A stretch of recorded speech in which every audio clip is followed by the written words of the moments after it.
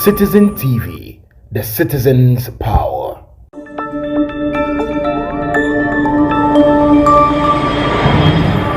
Kumasi kajetia phase 2 no a 8 years no onko kan ho asem say we dey na na do anya ade o say 8 years pa na ade we no dey achini asom anya mahama na ye phase 2 ano na na do na be ye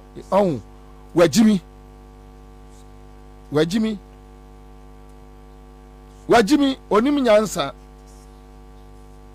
I don't want to say MBB ni ajimi ni wajimi nipa no wajimi o Ghana ni wajimi wonimi ya ana 8 years wati we ho 8 years enti utwa wani a wati bi ho a afumura no umusa say why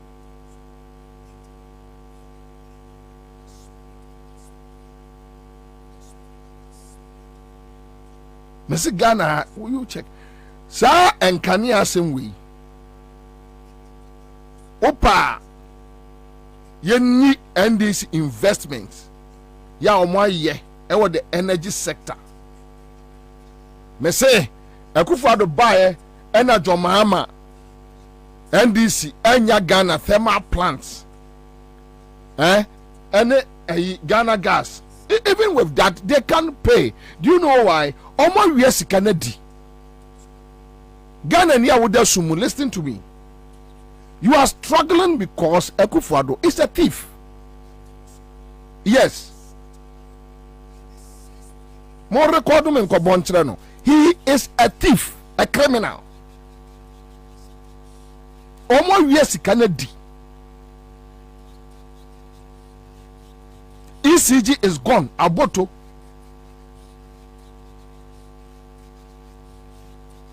Omo we are energy sector na adiskani nyina.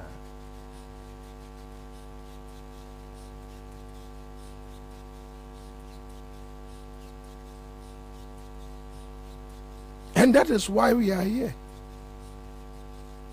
Matesi ya Japan mesa say finance minister raised $10 million. Ya omode kwa tuetua say is it WAPCO or whatever.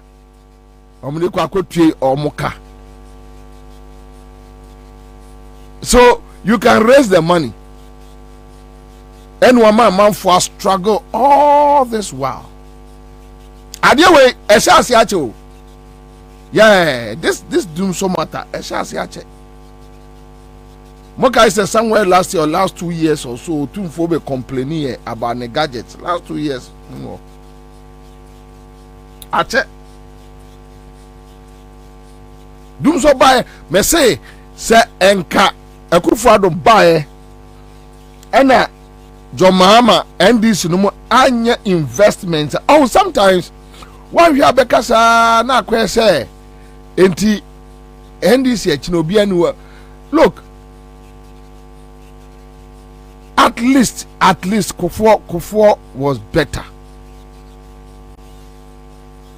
Yes, Kufo back Kufo kura yesu onim nyansa kura no. Kufo kura yesu onim nyansa kura no. Asofo do sisa omko akosombo. That is MPP for you. Kufo yesu onim nyansa che Akufo-Addo no. Kufo no yesu onim nyansa che Akufo-Addo no. Back critical no. Under MPP no.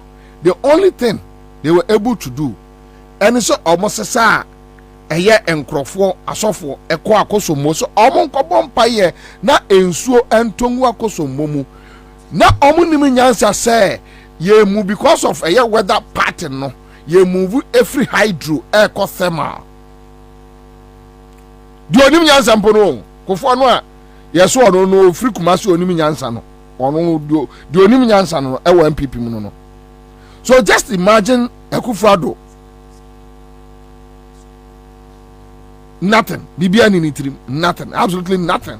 Bibia ye can nipa wadwene nothing. Bibia ni nitrim apart from bone. So obe di o mine bone, obe di nipa bone, obe say nkrofo business, obe destroy nipa, obe ma ho akere wo. That is the only thing.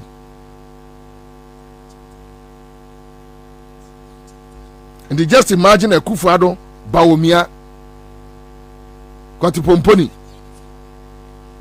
Boni triko sa sota down. Just imagine these two in governors will say good for nothing. Omu nim faso ma Ghana amemu bia to their families, yes, omu won faso. But to Ghana, omu nim faso bia. They are just a liability. Just imagine say any pay mienu.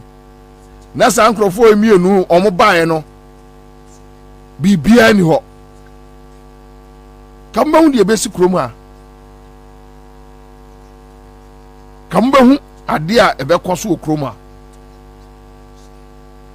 Even with that, say ne esika semo. Yes, esika. Miti ejapa mesa. This morning, esika enya bibia. Omuntu bi power.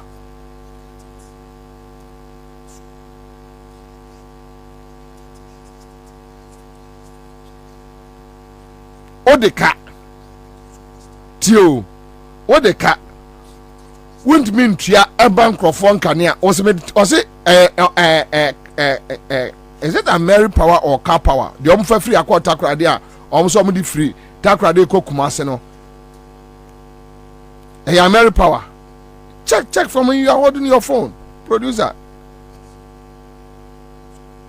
Almost say I say $30 million. Almost some book I say, movie at the end. Oh. Tembiano kwayo mbefa so awia oman no ene omo dwene ho. That is why I don't like Akufo-Addo.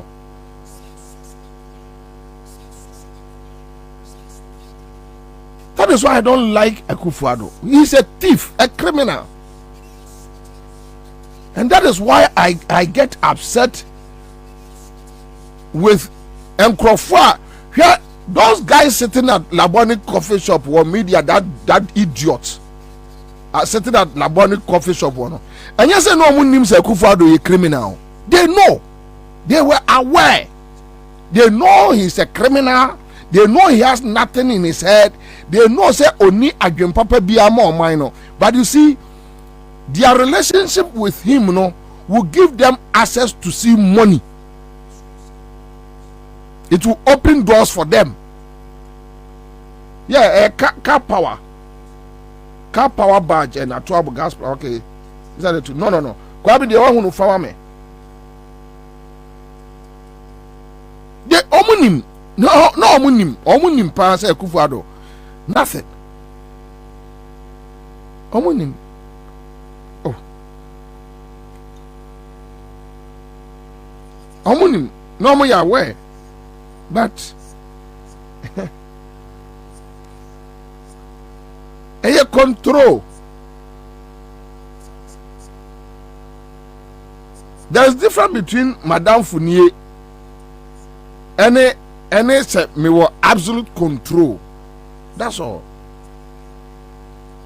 And this go and check the kind of things they complained under Rollins, they complained under Thanos, they complained under Jomama. Jomama cried some Madame Fournier. So na kakra. Go and check.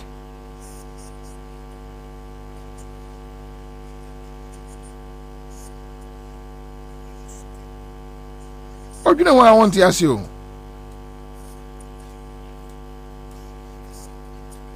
Want to ask you?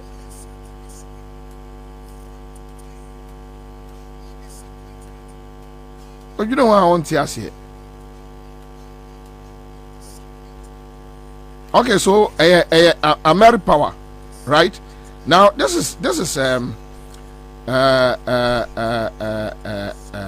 friend is saying relocation of American plant to Kumasi cost over bloated from 25 million to $35.6 million. ASAP. Report. Ghana ni bientio. The American plant every Takoradi to Kumasi. Almost say a cost Ghana $35.6 million.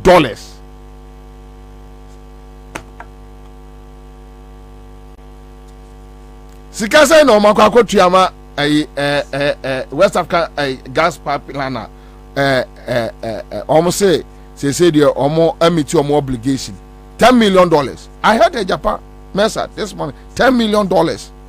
And a finance ministry are raising. Say almost kotua as weather class betu yakwa kotua eska omawia gu ba bi ni bio e no mo kofa de aba yeah eska no omawia gu ba bi ni bi no mo kofa de aba cause ni nguase ne so na de ode Ameri plant no kura free abanone edisi nsuo so bae no obo kasai tembia no oh men kase NDC akronfo ni mu at least tamana momo se NDC for we are no they were working, they were doing something, you can see it. So omo ye bibi mu de fala.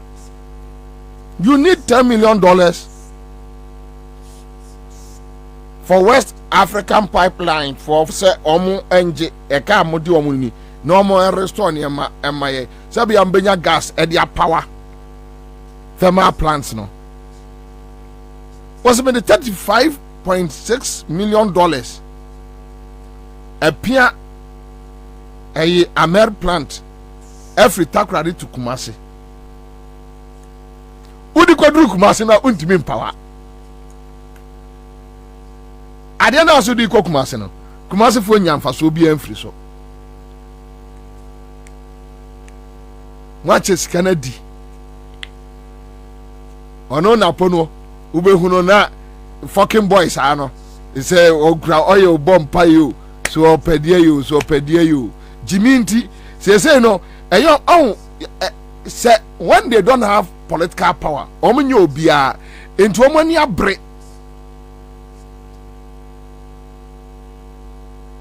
they won't grow far across the world that omunye political power but they are powerful.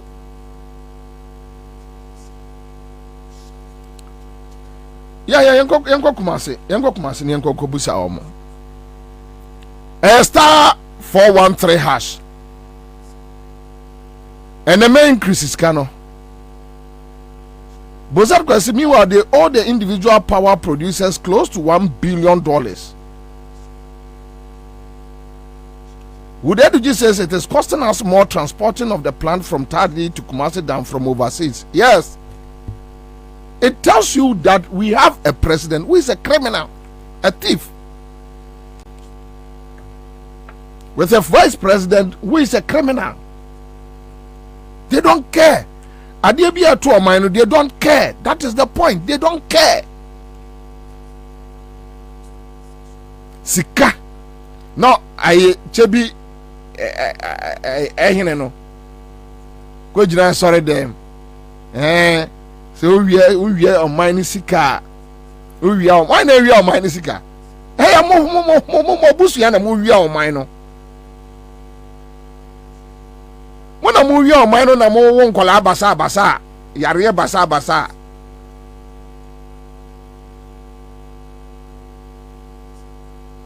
Now you just saw them more Bruniano. Me bo be a minute menyame. I'm what here. Would you saw them on our Bruniano? So one more sister of mine sika, mobrofo sika no, ombebreno. Why ne benyano? When I'm more won't call basa. Oh, once a monana no, a good father mano.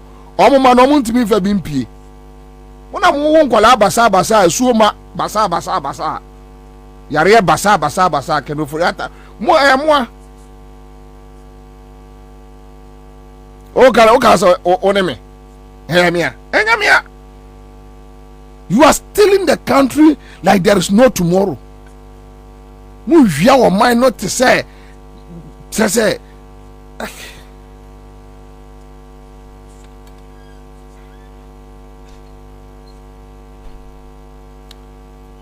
Nana Yako.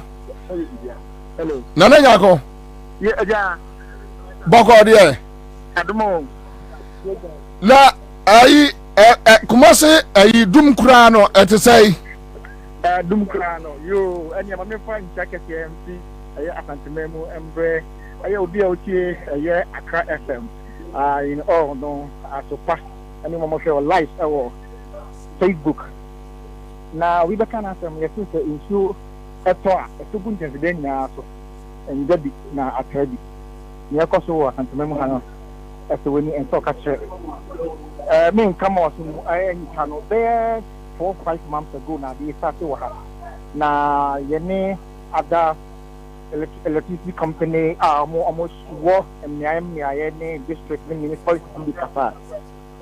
Assume to be say first of all me yes very specific because I broad as memo has na baby a ekoswa yetumi kokko stories for your fans some one here other part was Kafo, Mamponte, Kwabre, Eme, and Kikahono. Now, for an easy before Kasa, your first family meeting, I'm chair say, I'm going to test now every Thursday, you know, and now I'm going to do Kanyana, I'm going to me, I check it near Echo. A year, Nicket, Nimune, Transformers, every Thursday, they constant for more than 7 months, and the Kaipa, the so we did to move more yes. After that, boss, I'm a many MP, but for crack aside, I said, then go for media house the company, HSS. Yeah, Kosovo, a year, ECG, and Yamuntam, but a ceremony. Now, as my MP, the criminal HSS, it is beyond all the electricity companies' names, almost transferred a year. Power and my ever seen beyond them. They do maybe no. Omo used to prepaid not like not jamming. 3 days time now on people not like they do now to go to the sumo. Say usually a postpaid swap. They do can anyhow. They say and no pay and no pay and no pay come pay. They no kase mensia. Me pay aba mensia the year offensive hene ye swine no. Mata dia manto. It is say you do makania. And now some now okay. And now some now okay. And the German shall make us necessary. Maybe program mention my Tadium Sherman. Was it a Santa Regent and a Shasha base in 7 months? Oh, yeah, almost 7 months. Yeah, I shot a doom go for a friend Doom Kakana, Sokaka, and a Behudi Kaka to say a month or 2. After the 7 months ago, into the 5 months ago, now after I normalized Kaka, after the summer sumu, a Dumka, now so a Dum anyhow with no reason. No, and Domudum like more than 4 times. How is the feeling like? Ewo Kumasi Abonten, so a month for feeling it to say Ewo Kumasi, any other parts of Ashanti region. And yeah, as a man, any can because they bought proper, yeah. In terms of Kumasi, the other room, you 3 and no more Mutsun, offense, so you call baby the gray. I trail at the Tabe Moncasa, you're in Chafa, when track me, I get Yanamun, Hong Kong, yet track, you go get Takumasi, you're very maybe a Geronimo, I call for fast service, and the story is not pleasant. What kind of and not pleasant because light me pressure. I mean, it doesn't make any account pressure go crash. The call for my sister back on was pressure because people are going through pressure. Really? They can't even get drugs to buy and drugstore in your can make a time before God. Oh, yeah, sure. As one can, oh, yeah, sure. Me and I'm just because you should make transfer. Between the actual, me, yes, I'm connecting image any a cry for movement. I'm telling the truth. Okay, pressure drugs. Opa, let's put this as a news tomorrow. I'll go and have an invitation with the man, the drugstore person. No, I sure said pressure do Kuniswa because pressure is all over and they don't even get drugs to buy.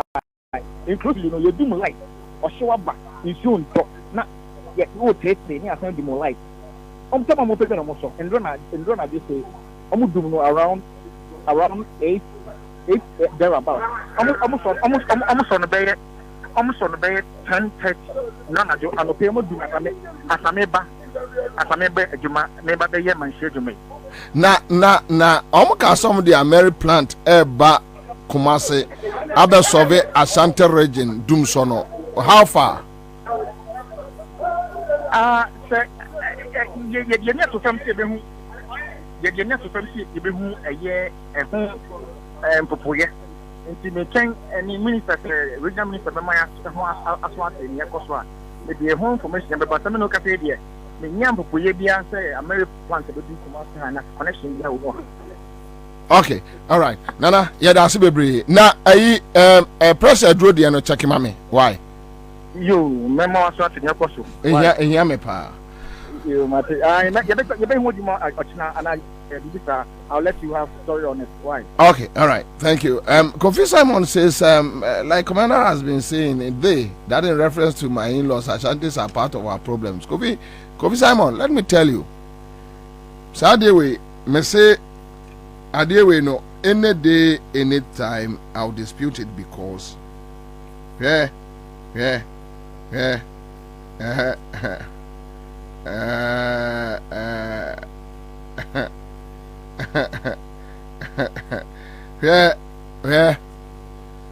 say awa wo no omuti Kumase no omo ha adwene omuti Ashanti region no omo ha adwene chai asandefo no ahụ you muni any idea anyway. Okay, so Mamenko for Kwame Apia could be Eastern Regional Reporter Ibrahim Abdul Karim Jabal says the light out goes with water. Bobie, what this guy is saying is true. I'm from Canada. Heat near too much. Okay, so Benjamin Neto says until this president and his elves come down from their high horses, they will not learn to be responsible. Hello, Kwame. Okay. Eastern region. I want to say.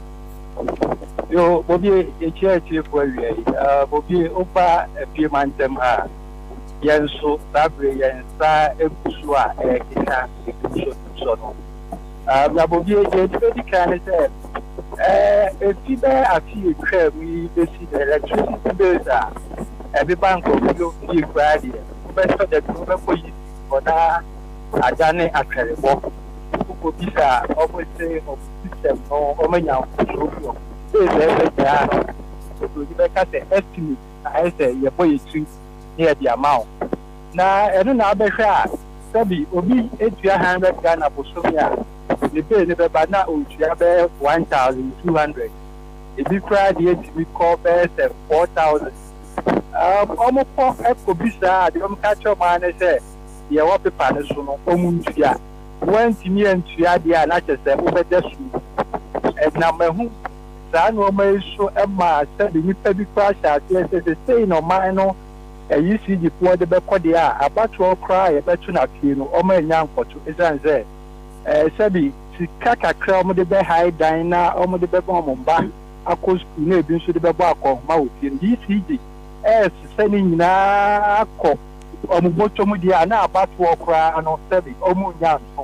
That way I catch that estimated bill, and that's so air possible.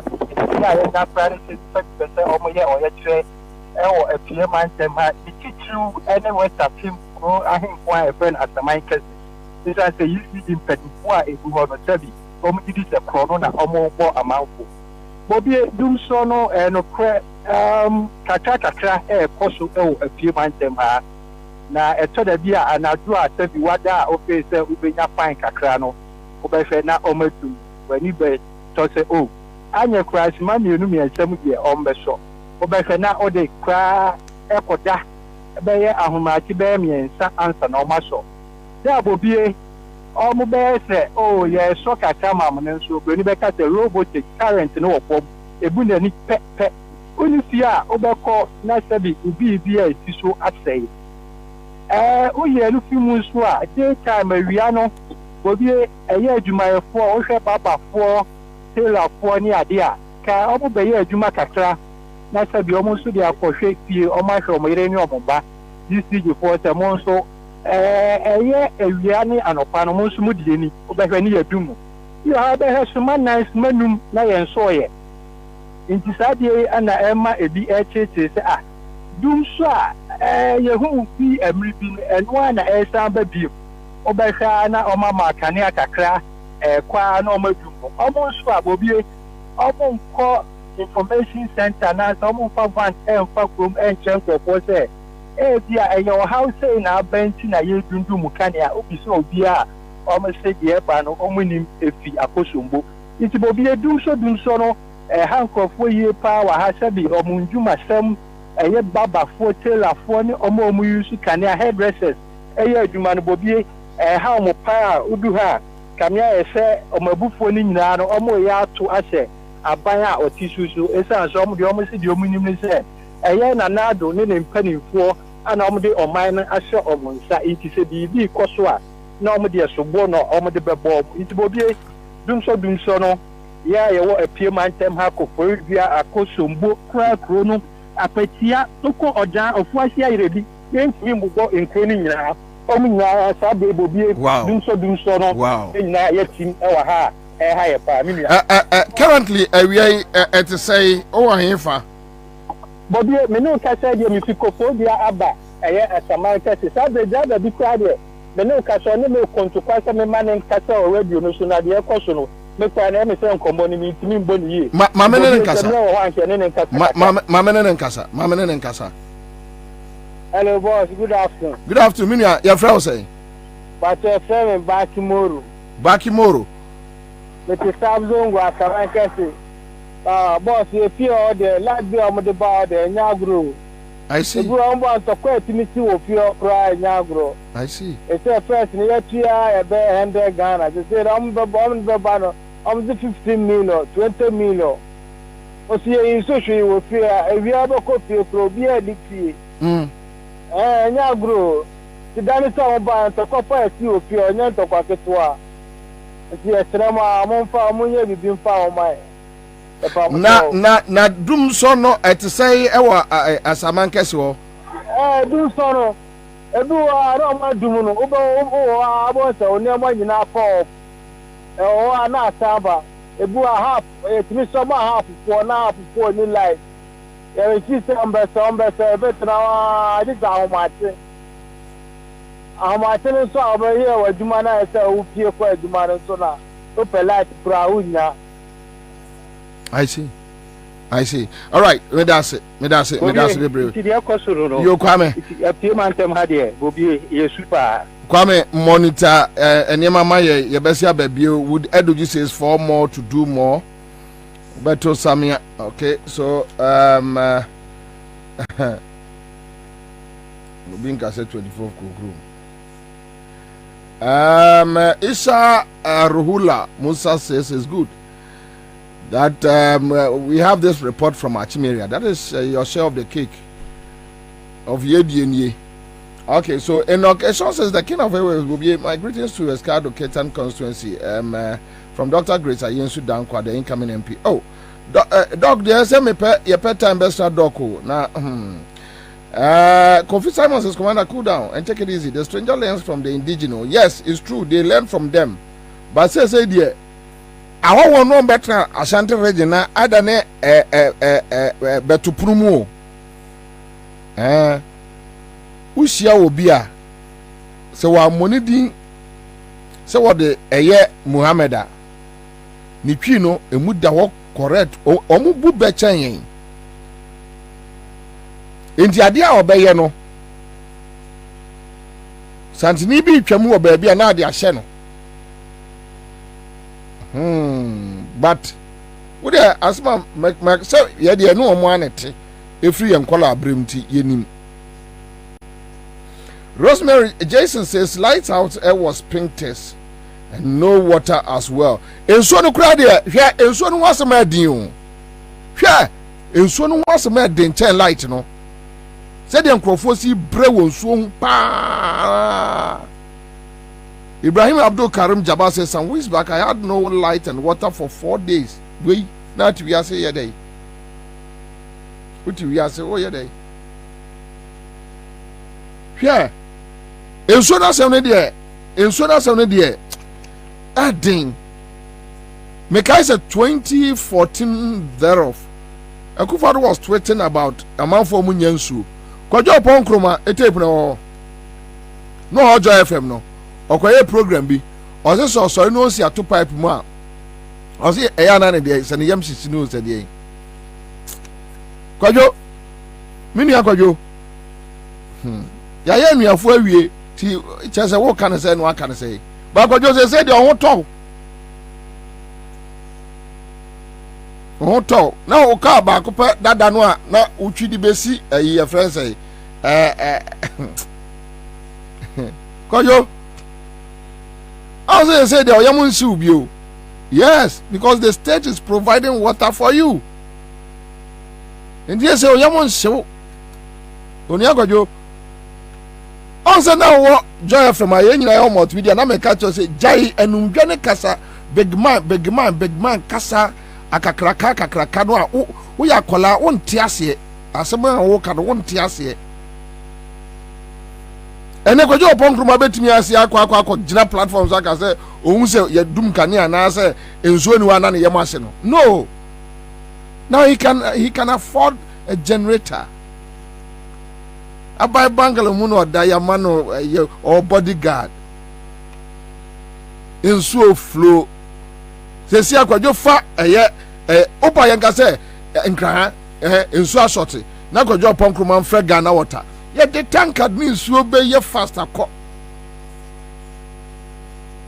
bawunim ojo no ana omu kasa no ne ya hoya o ne ya okujeto no muntia okujeto Felix Dr. Manebo Amanom ena they feel say ye age mates and omo koja ye nti yanka bibi me ye enkrofo hunu say a system na say today me catch rom that time say ya hoya nim pass na akufado ene mo ya hoya mo me hwe nya de papa bia na mo be ye ahoya Kwabena Badu Kwabena kachire Commander Boham. Enka Montre so to say boy enkomo.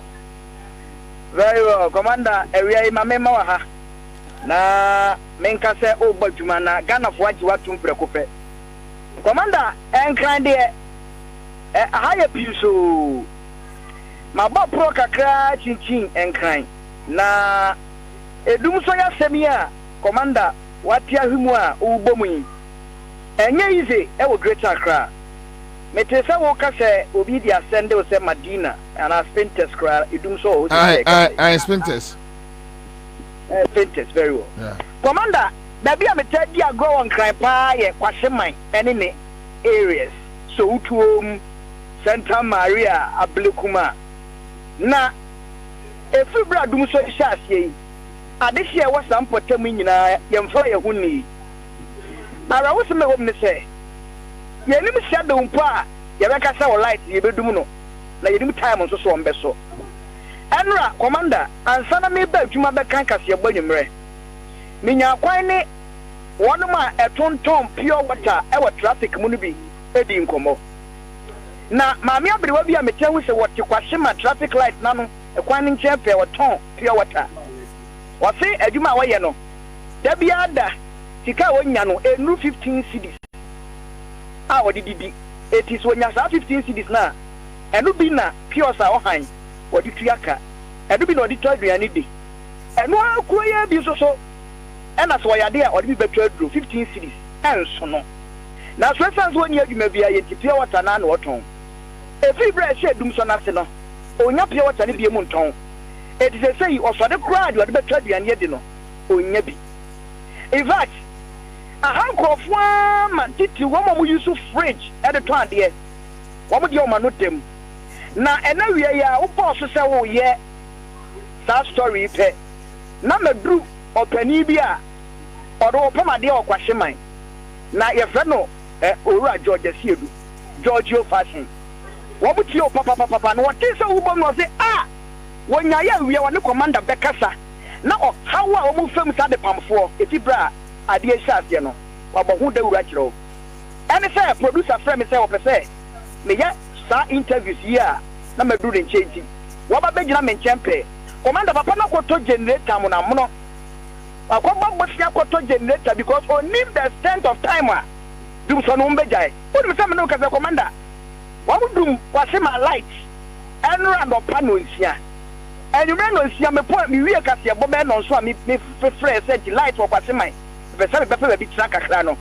wo mo say light na ma ye e kire kura nsa na light ne ba ye anopa no nsia ya wo ma sa dum light no wo mo dum no tan ye no wo dum no anopa no nsia no mo so na nwumre no nsia nti no na do one wa dia sai o me say bia ye nim schedule ni ntino on be so na nwumre no ntia o sha tie se wo bom ya wo dia ye no ma so kwase man light no anra so tum o mu dum light o honom enwumre no ntia ye se na do donko e na na nsa no ntia no o dum no o mo so na no na do donko etu obi nim time e be so enim time e be dum no eje yankopon na kasa ya nke net day mebadwuma nkamata de commitment to minto ama ne nwa ma me ni owura hyedu ni nkomo na mimusa no efi bra wo mo sha hyedu hyedu so yi ne wa famu opani ewiere mo akwa bakra fm sugem Kwabena Bobie Ansah ja kechi a hanso de yenso yenkura ne bone se omo share light of yasi omo ama obi amane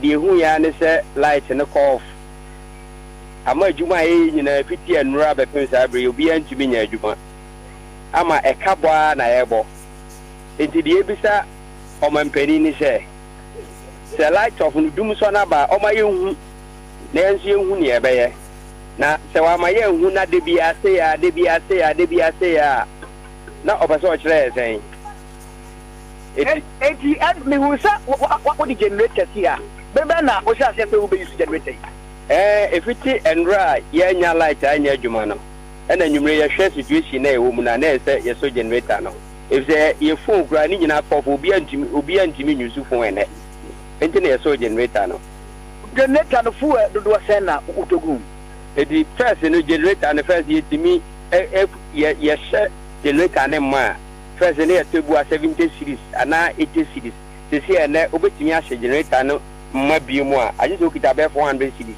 eti we si we anu a we so de yema uko fele 400 Ghana cedis kwa chwa asa sisi aka kakra bi na wom enti na wo ka se wo ha wo peso buso man pe se dum so na haban na wa wo ha te bia na ewom no enye dum so se o mo se dum sie enti se ye dum so a o mo ehu se dum so ne ye ma ni di dum so ne nya dum sie na ye ka no because ye dum sie a enra ye dum no ba ye ntimi ansiesie enanso ya san dum no enti se ye ntimi ye dum no ne ye ntimi ansiesie na dum so be ba de a ene wo nyi siesie ne bi o ne nya ni dum so abaya waba o se obetumi ahema light ye gina so na obo so bo so mampani do mahama ena de dum so baaye na beti sabre ekwo the latter part of the election ibedu na ya tiasi dum so mu no yeah ohu ne say obi o mo person break 8 na dum so koso no muntimi nso wi o mbede no ma break 8 no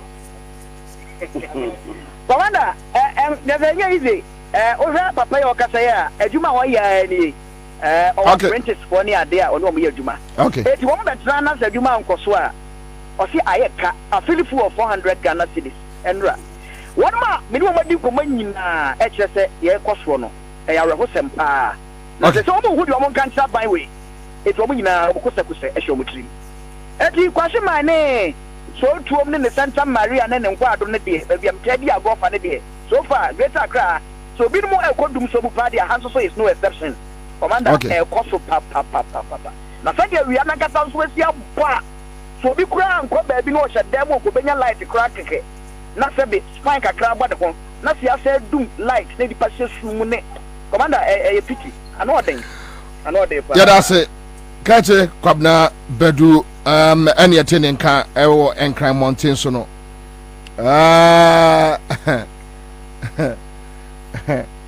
ade no ma ka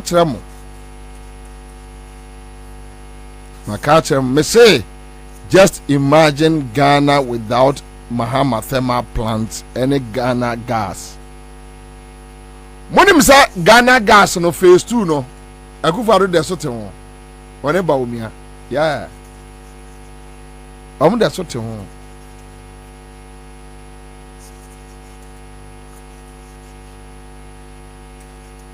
de so te ho se no de aba omo so ye manson jo mama na ye project we kura se nanado de be commission ye udi 8 years commission ti se jo mama anum ye anye bibia enke no ano no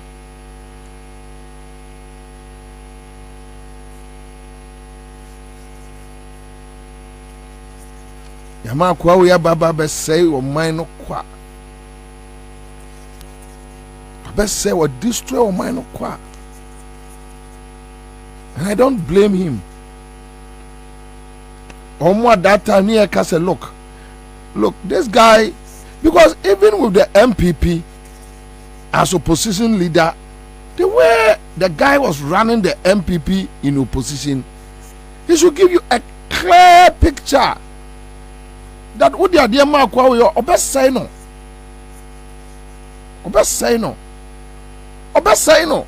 We kept on saying it. Obest say no, obest destroyed, no, obest say no.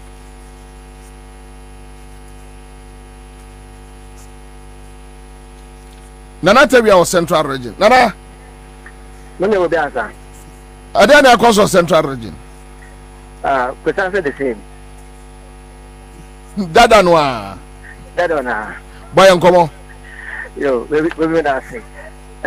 We think can enye yemi say we mo fin mantum ha. Munia I had in the market or your work but yet the pen if I said the business. Meya market say in 6 months ma see you or you can another lighter. If you are the show code to do shit and I was so called. Now all the maybe crap for light no okra or mark that. Neither I always will be occupying there. The whole region light go off the whole day over and Nigeria 11:30 na light no over. Now a shit if you say Kaswa and my light go off no. If you say which is near east and west there, if you are Yamama or Cruising, or see our identity, or concept Kaswa for now one light or someone. If you just go the same question the same light, first one would know all sides. And that's okay. If you are how Cruising no, even answer what Shasma, what I can send off into the this the Frank was the one young call in Fantiman. Mamma will feel that the annoying and other in Bopa. In Timmy, Mamma will feel an impact off on a day. Sister light no wasana. We're going to say you couldn't find no pada, Marketing and no cabata. At one party or yada, one from two from car, light no and a power what would you know? One side. Any argument there they be no good walk in this year. On about to force it beer, if you are this man, or did them do one now? Don't come out no. If you are a band of consider and district and look at no. No one like Kaka. Actually, also, all you do central in an animal Atacoyano. Parliament for one. Or could do for so no and you finano or be when you pass or you pay the message. If you are an adult, then I used to football mobile. Now it's not going in a seminal, one for like someone. Would be answer one put you could do and what's the other West and not today. Or you did that much now. I want to do no. Would you ask us and you do not like on my? It's the one region the quest come out of the near to Fantacuela, light me in New York. Actually, need that 11:30 light north south of region. You know about it and can pay or go to know that chair. And brown, yeah, police are from there, yeah, by them sorry. But when you were investor of Cape Coast, now time or some kind of letter about Quidon and the time I was not up inside. There, you watch there, if you are investing, no, or yeah, you know, what question on one light, what you do. Sister investing is the other or plans are there. What you do are there. And can you see the phone one with the phone? Now, why are you in there? Best students, Waba. Now, when you be the way that to know the and the light to wait to know. It's a one and a half Wasa and Koyada, the Christian, one of Papa. It's Oyada, or yet the whole region, you see, another the Greek said, yeah, whatever, no. Oyada, when you central region, after 6 months, one, and yet the when you're in you cry. Now, actually, I'm saying, what my day, and I had that, so you be doing come on today. This the now do what man I watch as a party. Say, oh yeah, the mom and a type. So I just do so. And what dear you more 2 years. But said them and you to follow. The me and bring you with it. One more down will tell you why the pa don't forget another kind. Don't get another day. Then last no kind of doing you got the Yamagana for. It's what did they gonna find? Do say what that you all year. It's a person smart to her. Baby, what more kind there? She says it. Why ya is a packet our abana. What's up? What the man of a present? Now I'm going to say to someone. I did a fruit soon. Head is a fruit soon. Babies of food will open it. No, what's an issue, and I don't say. And now, other drinks and so will today. The Nico Fart in Albanese with the South Point Central region. And to the answer, it be summer, Central region city. But for could be done after the on your way to cry.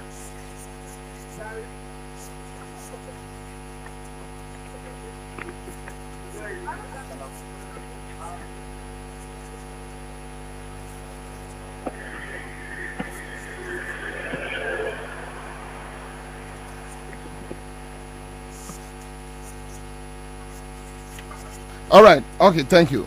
Sorry, but me distraction kakrebi. Okay. So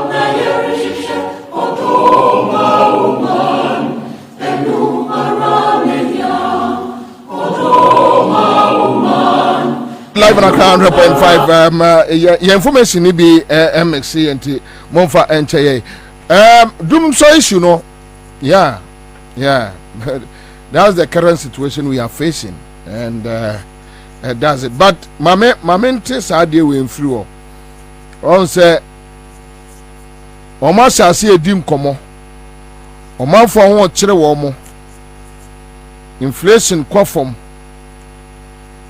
inflation afa inflation unya keno furata de no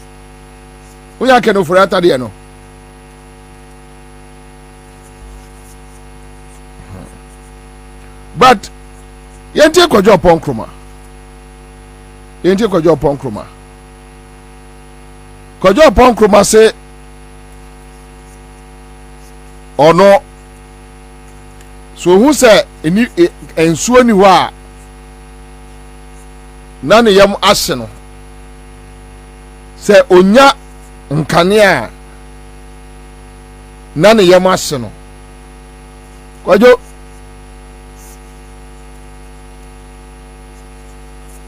ubetwe di san komo no ene san komo no ya na odi ya go to Tema ebia 3 weeks no water Dansuman bebu wa a whole month no water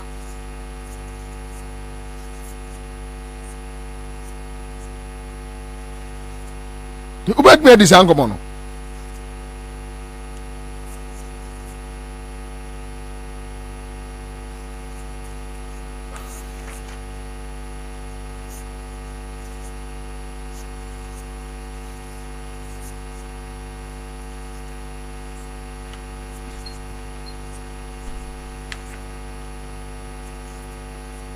say no bet me this ankomo no a over to him bro kwajo onse me catch am say enkomo no a na mu di first no na ya ho ya ena mo tse sami okuka boys abre na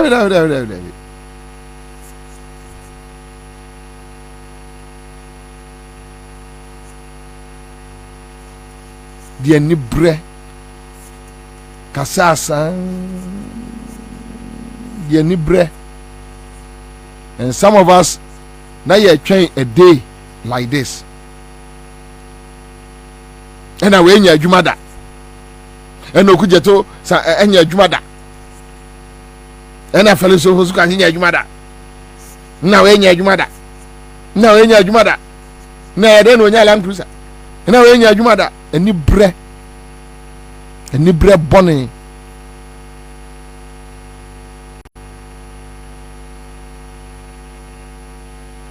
Jolam tell us Kwabena for a month and a week Budumburam Sun City no water Bosume and then now you have 5 weeks, no water.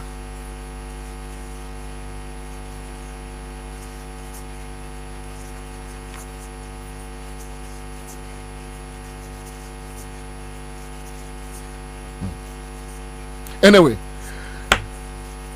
let me move on. Live Accra 100.5. It is what it is. And I'm in bedroom komobi. Inflation. The call for Munti. Bia koso kama.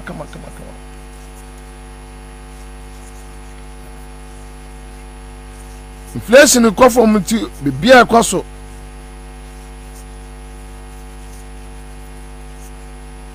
Bia watono.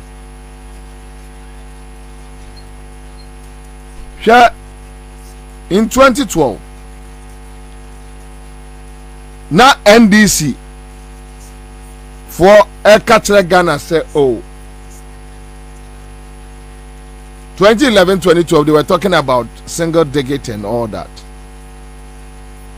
Me person would tie Baumia, asema Baumia catcher Ghana for satire. Tio, just listen. Oh, Baumia menya sure say ni parents entertain say on feria de eno de no wa bon crofo mo feria de ye crofo mo feria de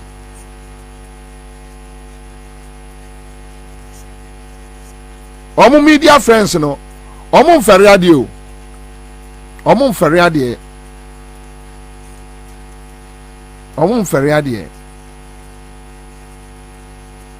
me were problem with the way Akufo-Addo approach politics. Into what ya means what means one koyehwe. Akufo-Addo woni pa bia nu a wo ya dia means one koyehwe. Me Bobie Ansah means one koyehwe. I don't need any of them. Me here omu one wo we ase. Me mfa na nya hwe. Omu so hia me, omu mfa me nya hwe. Because I feel like Sikana would where we are or mine. When I'm clearing my mind, then I should be able to take decisions. Among Ferriade in this anchor Baumia to mean country or Ghana had Dasi and Twabamano. Now listen to Baumia. Baumia we are. They are talking. Single digit inflation. Well, that is for everybody else to judge. My point. Do you doubt that they have achieved single digit? My point is that the single digit inflation that we are seeing is not consistent, in my opinion, humble opinion, that is not consistent with developments that we are seeing in the cost of living. The single digit inflation is supposed to be driven by food prices. So, ask every, woman, man who goes to the markets and ask about food prices between last year and this year and see how food prices have been increasing. My visits to the markets, whether it's in Malatar or Tamale or wherever, suggest that food prices are really going up. That is clear. In Bolga Market, for example, as I pointed out in my lecture, maize, a staple, maize, where we eat tozafi every day from maize, went up by 60% within just the last year, more than 100% in Accra. So the point is that when you look at the cost of living, the benefits of a single-digit inflation rate doesn't seem reflected in the cost of living. Has the government achieved single-digit inflation? Well, that is for everybody else to judge. My point. Do you doubt that they have achieved single-digit? My point is that the single-digit inflation that we are seeing is not consistent, in my opinion. Humble opinion. Baumia ne Paul Adomochire. Paul Adomochire is now the campaign manager for Baumia. Paul Adomochire in 2011 Obusa. Oh, you see. Onipa o ya dia obetumi aye dia sia one day na Jonesem Paul Adumotre until Akufo-Addo ba eye power yi no mo friend no neutral journalist Paul Adumotre we see our mo oh me Minister Dr. Spio Gabra me and him we dey sit we dey do this oh me and John Mama oh me and this person oh my wedding you know this how omunkwasi akomo no ya no mo take coffee shop omudi no we are friends from there and there we are that Jimmy Kikankwa Jimmy and that time na Paul Adumotre and I say obusa bawomia question to pin Atamels down because that time now NDC say inflation eba from World Bank aba Ghana Abe issue statement said Ghana recover from a economic crunch, world economic crunch shocks on Ghana is recovering. Okay, an interview Busan say it is single decade now NDC for come but we also single decade no and then a chance single decade say a bro buobeya for okoto tize to benyana for obobo nuanu ni dia baomia and now to Jane say auto tomato say this is the guy Osleusu. I say, let me just leave it. Then we are talking about taxes, cost of living. Was a single digit no in here, but cost of living. Okay, so fast forward. Within 1 week, they are telling us, talking about inflation ever from. Then we woke up this morning. I'm such a safe free now. Sunday. GPR2 telling us or more increase your friends a lot of face. Someone more I was one national deputy PRO Edema GPR2. Same Akwaba Yenya Boko there. Obika nya boko kra hwana ko. Efinsiapa. Afin enkomesa ye honko. Nemfa nshira mre ye. Ami. Mamema uni Kwaba some your friend Michael Kofi Osu, National President Okada Riders Association. Yeah. Michael, I say na mina domo adomi ahwe. Bibiada boko. Good. But some GPRTU more to tumana more better to mu. And there been an informal decision to increase lorry fares across Ghana. Yo Bobie medase maminchia watiefo nyina de di kankra maminchia ye national chairman nana ni makubresiama ene national vice chairman Dr. Ni Okanta Ankra the second ono ano san double Sunday ye Greater Accra regional chairman michia nyina mamemfa akonya iso emfa club bi kakra ewa ha de omu nyina ne se GPRTU ya choro krata se ye pese ye to cash into abuo mu ohamunchi chimadusia which is 60% transport fare increment na ye hu se ni number bi se ye say sa 60% ya ye pese ye tumu no ya twea san obi am se obi frame se menko kan say UTV on page so na menko hwe na mpa me ko hwe ni achro ye paste ni kese e wo mu page so UTV online Facebook you can equally check. I see. Ewo say GPRTU suspends 60% transport fare increment. So quickly when I saw that I say, hey, what is happening? Why they cost suspended here? So I started calling my my national chairman and all of them. I say, why they cost suspended here?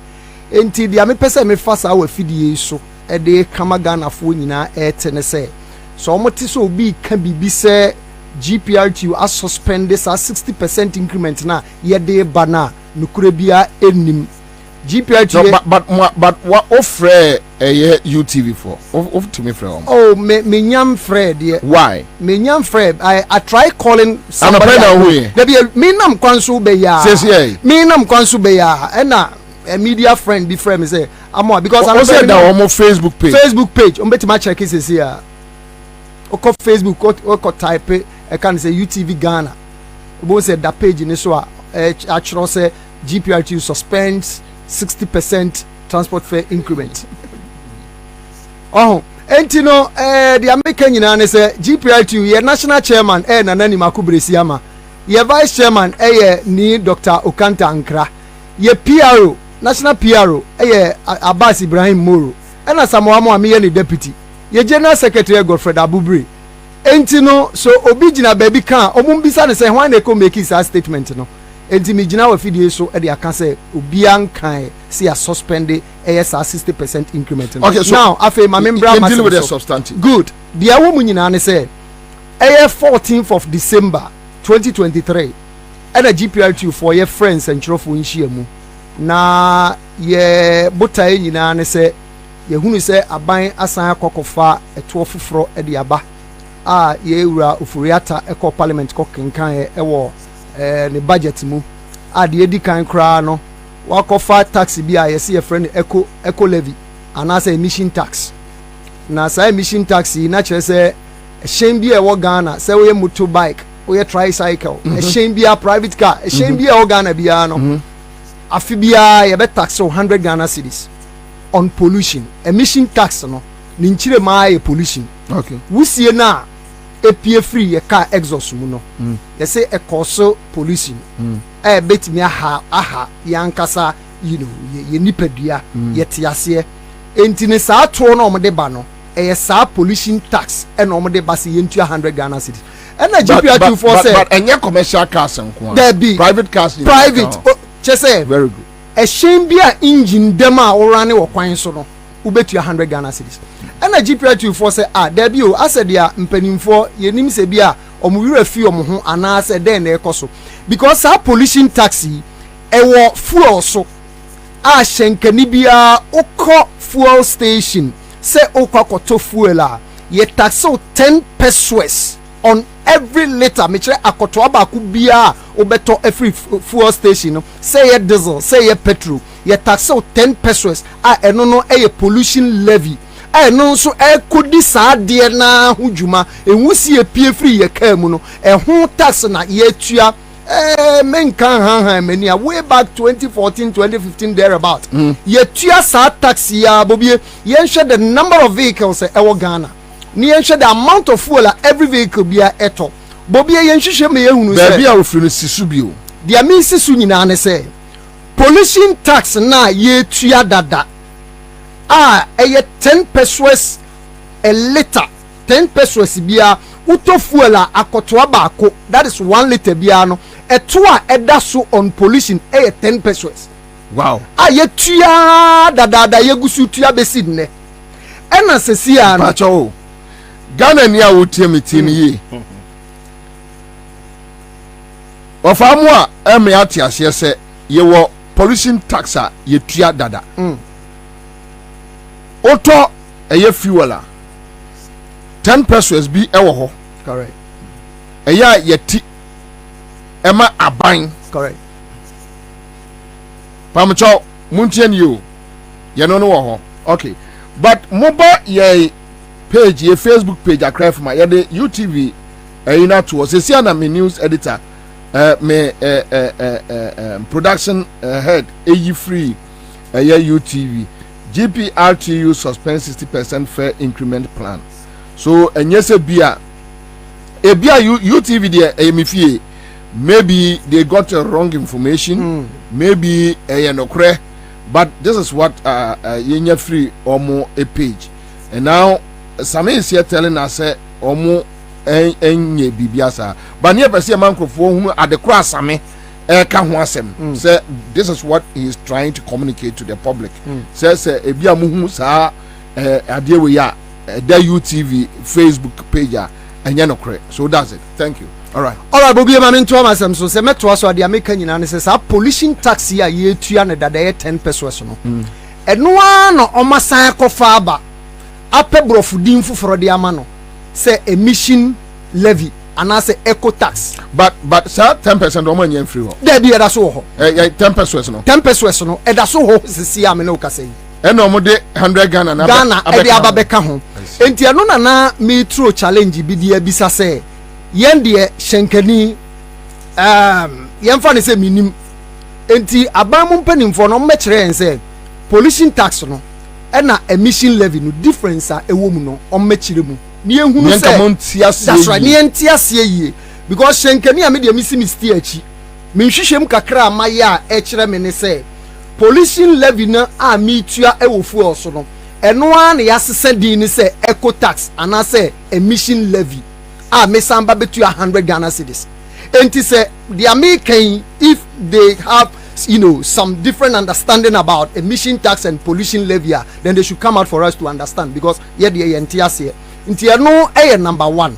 Number 2, yellow for yata sign by Bontin Bekan say almost send the VAT to non-life insurance policy. So non-life insurance policy no, naturally say apart from say Bobie ukwako insure wankasa unkwa anase wankasa ubody ewo insurance company no apart from sa insurance no insurance bia obeye bia no ya send the VAT assign ade aba beka ho say third party comprehensive fire and theft say Accra FM mu pese mu insure mu property ni nyina ya the VAT abeto so because the omo kire ne say non-life insurance policy. Apart from non-life insurance policy, no insurance be obey be no ye the VAT aba beto so.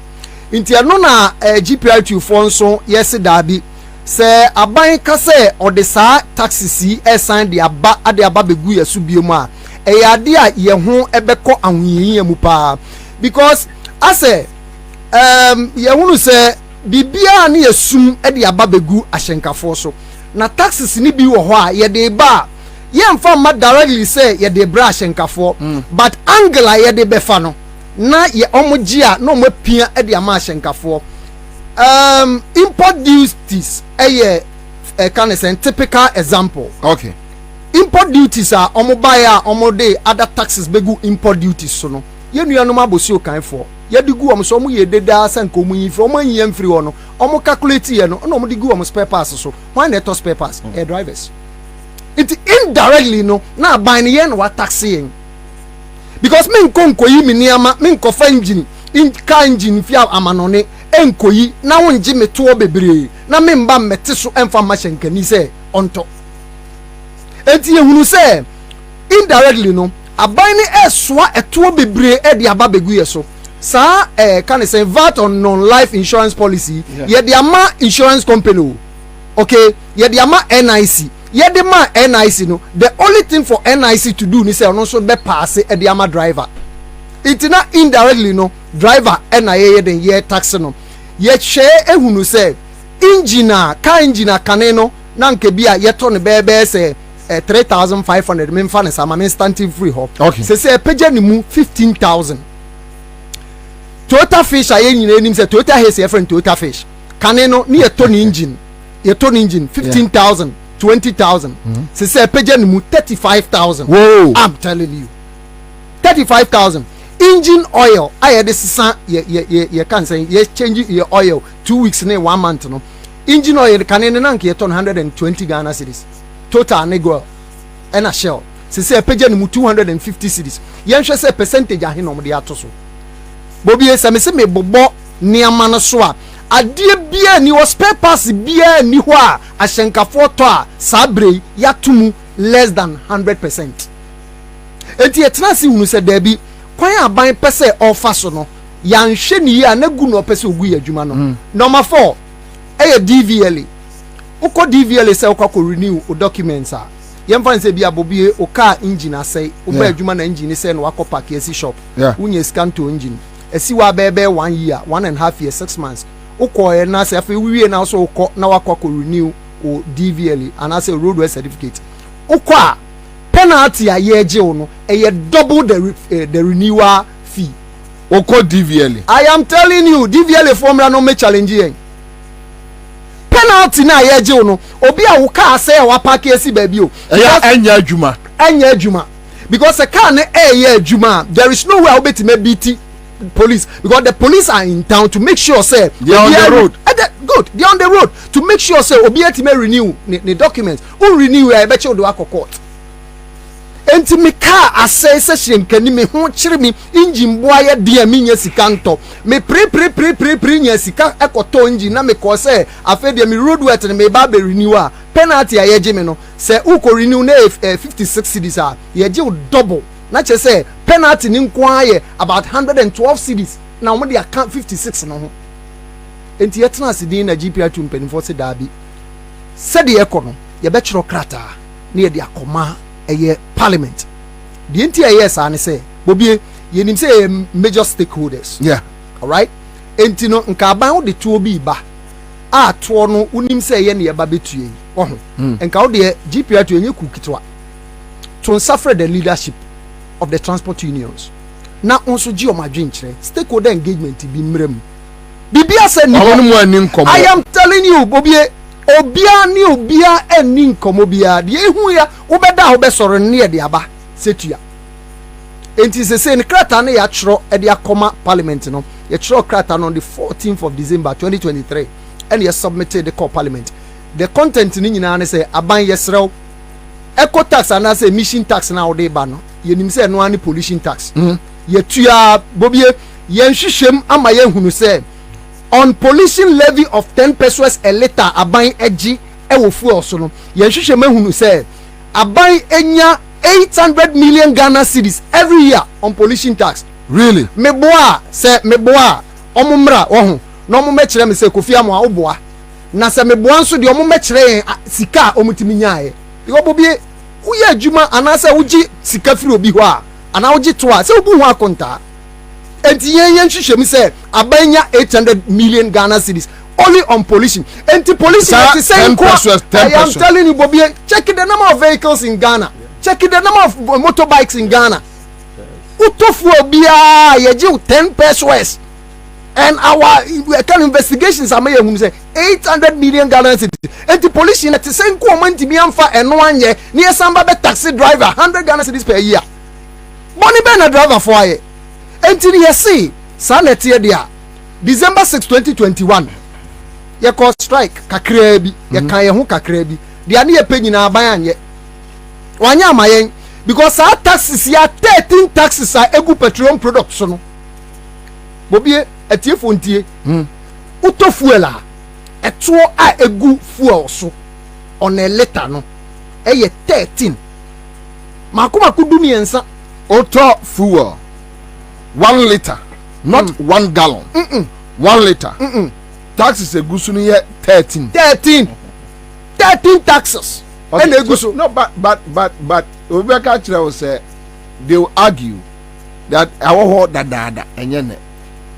Oh yeah, okay, our dada wo but ye de ne can say ye ade a epusu ye nsesi a say which ones the new taxes?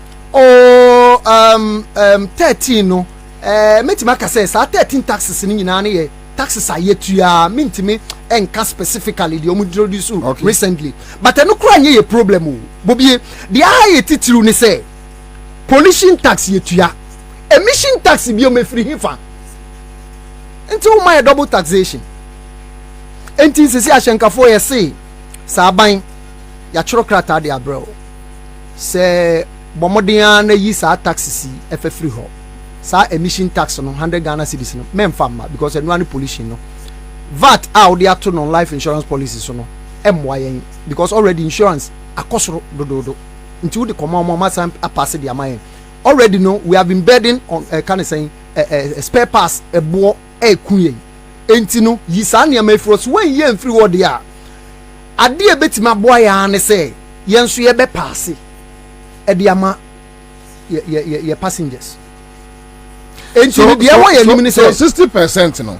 Young man say 60% no. Say as will be free circle to a shaman. Say a year 5 cedis 60% no a chance so bet you abebe 8 cedis. 5 cedis so bet you abebe 8 cedis. Hey, I'm telling you Bobby. Baby I kono no. But no you say yem penisa Bobby he Ghana fo nyina sorry. Private drivers and sorry. Okada riders and sorry obia sorry passengers nyina mbocho oboy ni enka nchira aban say aban pollution tax ni etua dada nti don't go change the name as a kobia woman din tilapia Aya de corona. It didn't know what said. Asandi Abre. I will come back to you, Sammy. But Michael. President. No. Okada for the Muslim tia. Yentia yenka ho kra. Me fa konya we so atia me executive national body ni nyina. Na masantia me penny bi pa ye fe ne something ni anu take. Ani me sare ki bia owo Asabaham ho. Me tia ne pa. Menua ye si yentia because I can see na omapenya na say abane de ba no ya say ponko ni nentua can see no pesa achichidie nsu nya den enko cancer akensi no o bo caterpillar edin ebo articulate edin ebo 4x4 na dade na ya yekita 2 ties o di ye ba be ka ho da bi ye de on forget e kwa onyi pragi enfrim no onya bobo ye enfrim no onyi okada enfrim ye nka sa tax no onyi enfrim ye ntua no but means na Same I don't know Same kasa no means na omo fa so amaye atua no it's in such a way that you can't avoid it. Ma me tell you enter me say omunye film. Ye motorbike no. Anya home use. Aya brand new motor ya ye kofa. Na we simtroni but one home motorbike a we see free every eti anase to order. Wo dey fa woni to for. Motorbike. Be sen. Ye motorbike man is how. Ye di eduma kakra. Be ba sa kwa me be after 10 years. Aya brand new na ye to. Ye nji home use ni o ma na se bibisa. Member thought that make really ye di tu ye di ano esi ente no mo increase your friend the spare parts ni no ma bebe ye di eduma mo increase bona koso to the extent that it's engine oil la ye turn 15 cedis 20 cedis and 40 50 70 80 obua jaisa mini woni be motorbike yes Yamaha yes any have gene other there engine oil yes engine oil na yempo no every week bia I was start oil no every week bia o di motor ye juma pa there aka every week bia o say wutisa menua have gene na ka ye 10,000 cedis sisi have gene o pese o to have gene na register o say o kita be over 12,000 cedis ni nyina ye taxes na egusu no e na ma price na akoso sa I see nti aban oji den o ye ho ya wo ye ho adie legalize ma ye wosi won legalize afa wo fa him fa ba beji to o ye nsema na service yes but some ye adwuma on yes ye adwuma adwuma ne de ye beye because me nua woni bibi na me minim sese kwa no anka ba me fe na ko aboy abaso because ye ya create adwuma eche national youth employment impo which are your members across the country now we are more than for buying for more national youth employment. Yes, I'm telling you, we have over 800,000 and still counting. Yes, and then what do we need to from? I heard they say better say obi akwa kwa obi phone, and now obi akwa kwa fa obi punch na there. A son is a boys na omanya bibi omoye den omoye enyenyenye kwa ukọ ade be sa no unsa me den unsa be kwa no. And then okada riders ware, and then okada riders to asase si da okada business now. Me ba thought that me ntin na esisi sa aba me so yasene aba be den oba be boy abas no apushi ye na wagi adwuma na atumu me ba thought ase enye etuo no eni de ye yesi onye afrim ko me sa aban adwu wan kwetire me ba thought that me kan say because say VAT 200 Ghana cedi caterpillar bulldozer we ko fa mu 1 second onu ahia wotia ana ye ni omu na aba be bom atua enye nka se on tisu on yesi onye afrim ye nka ho aban sisa na adwin emi say omo amoye search no edi ye ka ho no oma anya set na nkofom na me kan bibi ka ho nsin se binua kan ukoto fuela levi egusu no anya dikitwa eno no ye de yeden eno esu eno ana no omo de be maye o metua na my back ana asa abane fa koti kwambi so aye smart na de bia ye jisika free ni pound ade won fa mi me ka ho uso won fa policy be policy be maye ho ahare ana se bibisa de bia na omo je no omo de bo oman ya wo tim ni ho bra ama wo tim ya tena oman no mu yi minu na me ka ne se ya di kan aye tu bi anu ye de ye den ehin na oman ye di akodu me ba to ja se ye ni na ba me ka che se ye nya tu ayi levi pe ye ha onyina su betwa yes anything na ya yi to but no kwampo free on mu na afa de na ababiem ade ni yetu dada uto 1 liter bia sa levi ni ho dada na anu o me ye frisu na ya twende ho ye na ya 200 Ghana no ana se no be wo ho na wo nso aba be ye back door ajibia omo ye yi da bi omo nja ni omo ye no na bibi sa anso ni se na menu na ka wasa omo nye stakeholders meeting na omo ji adwin kire me ba to da meka na yes so far no mi kwa menim adwuma na se sika dodo omanya ni nyina no menim ade omo de aye sisi ampo metimi aka so ne ya ji bebrebe nyina no se na ne ya timi aye e da bedu ne mi hu ye me ba to da meka na but so na the only solution about one na say on task here on timi nya kwan fofo bia obe se ka no ahonde du ba bia e bia obe yi na fe system no mu no ama ni one aba ana obe ma yare aba ansa na me oji ho won ti ase but so mo ka so mo nyimu mfirimu a what so mo si o mo nyi mfirimu a je betu ye hunfo pa na on beti yen kan asema waka ne ti mama kan bebi to na me adoma from next month ekono ye be wusi ye hu for the first time e wo krom ha ti na ban pa ma ne nya yin e ma ne nya nya opese obeye no mo ba wo so oh ye be wusi ye hu on beti yen kan pa but ami say aye too early ye kan yen so enche ye nim say aban obeti no asempam na wa yi ya de afrisa agro mo ba wo so mo sese oh yeah oh menso edu ho a mo na mo be ba beti na wa koka cha aban nte edu ho a ye be ma so atipa but mo ya juma illegally ye pass e wo dia ba ho menua ye me nwanwa ye bibia wo da na gi ho a obisa ho se leaders be na ye wo sa me di motorbike ana me o moto na me fa me mpuna wo chiri na me ni kofia ne de enti amra bia me fa me mami ana me bra eko eyi ana ko ba bia ne de enti aga na mra but obi so hia me service amede ne ko na ono ama me kakra bi na me nsan koma no na matinya to petrol agu moto no ne de ya illegal mbato anya bia your company bia ya moto Ghana ha dabi anya amano no mo kra free ba ye de ye den ade na ba ma ho kwa ye de ba me ba to ti da me kana se aban na nkasa nim se adwuma we nya de a o metimi agu no because ye bo man ne chain aban dwuma o creating po na odi anu to nche ukọ Togo okada ho ukọ Benin okada ho ukọ Nigeria okada ukọ Ivory Coast I mean across all the countries around ni na motorbike ho amudi yedwuma ekronin si ekronin moye na Ghana nkwa ye de adi we ti so many years mu legalize mu ebedu campaign tampe ani dia omo de to nche ani dia omo nim be bi omo hu ye na adade omo nja sa de no mba so ja se illegal ne ani se wa ma mesika se me fa on free ankwa na illegal no ba se me de ya busia business ana me de ko afom ana me de ko adwuma mu de ani de nya illegal an ebreme na be illegal no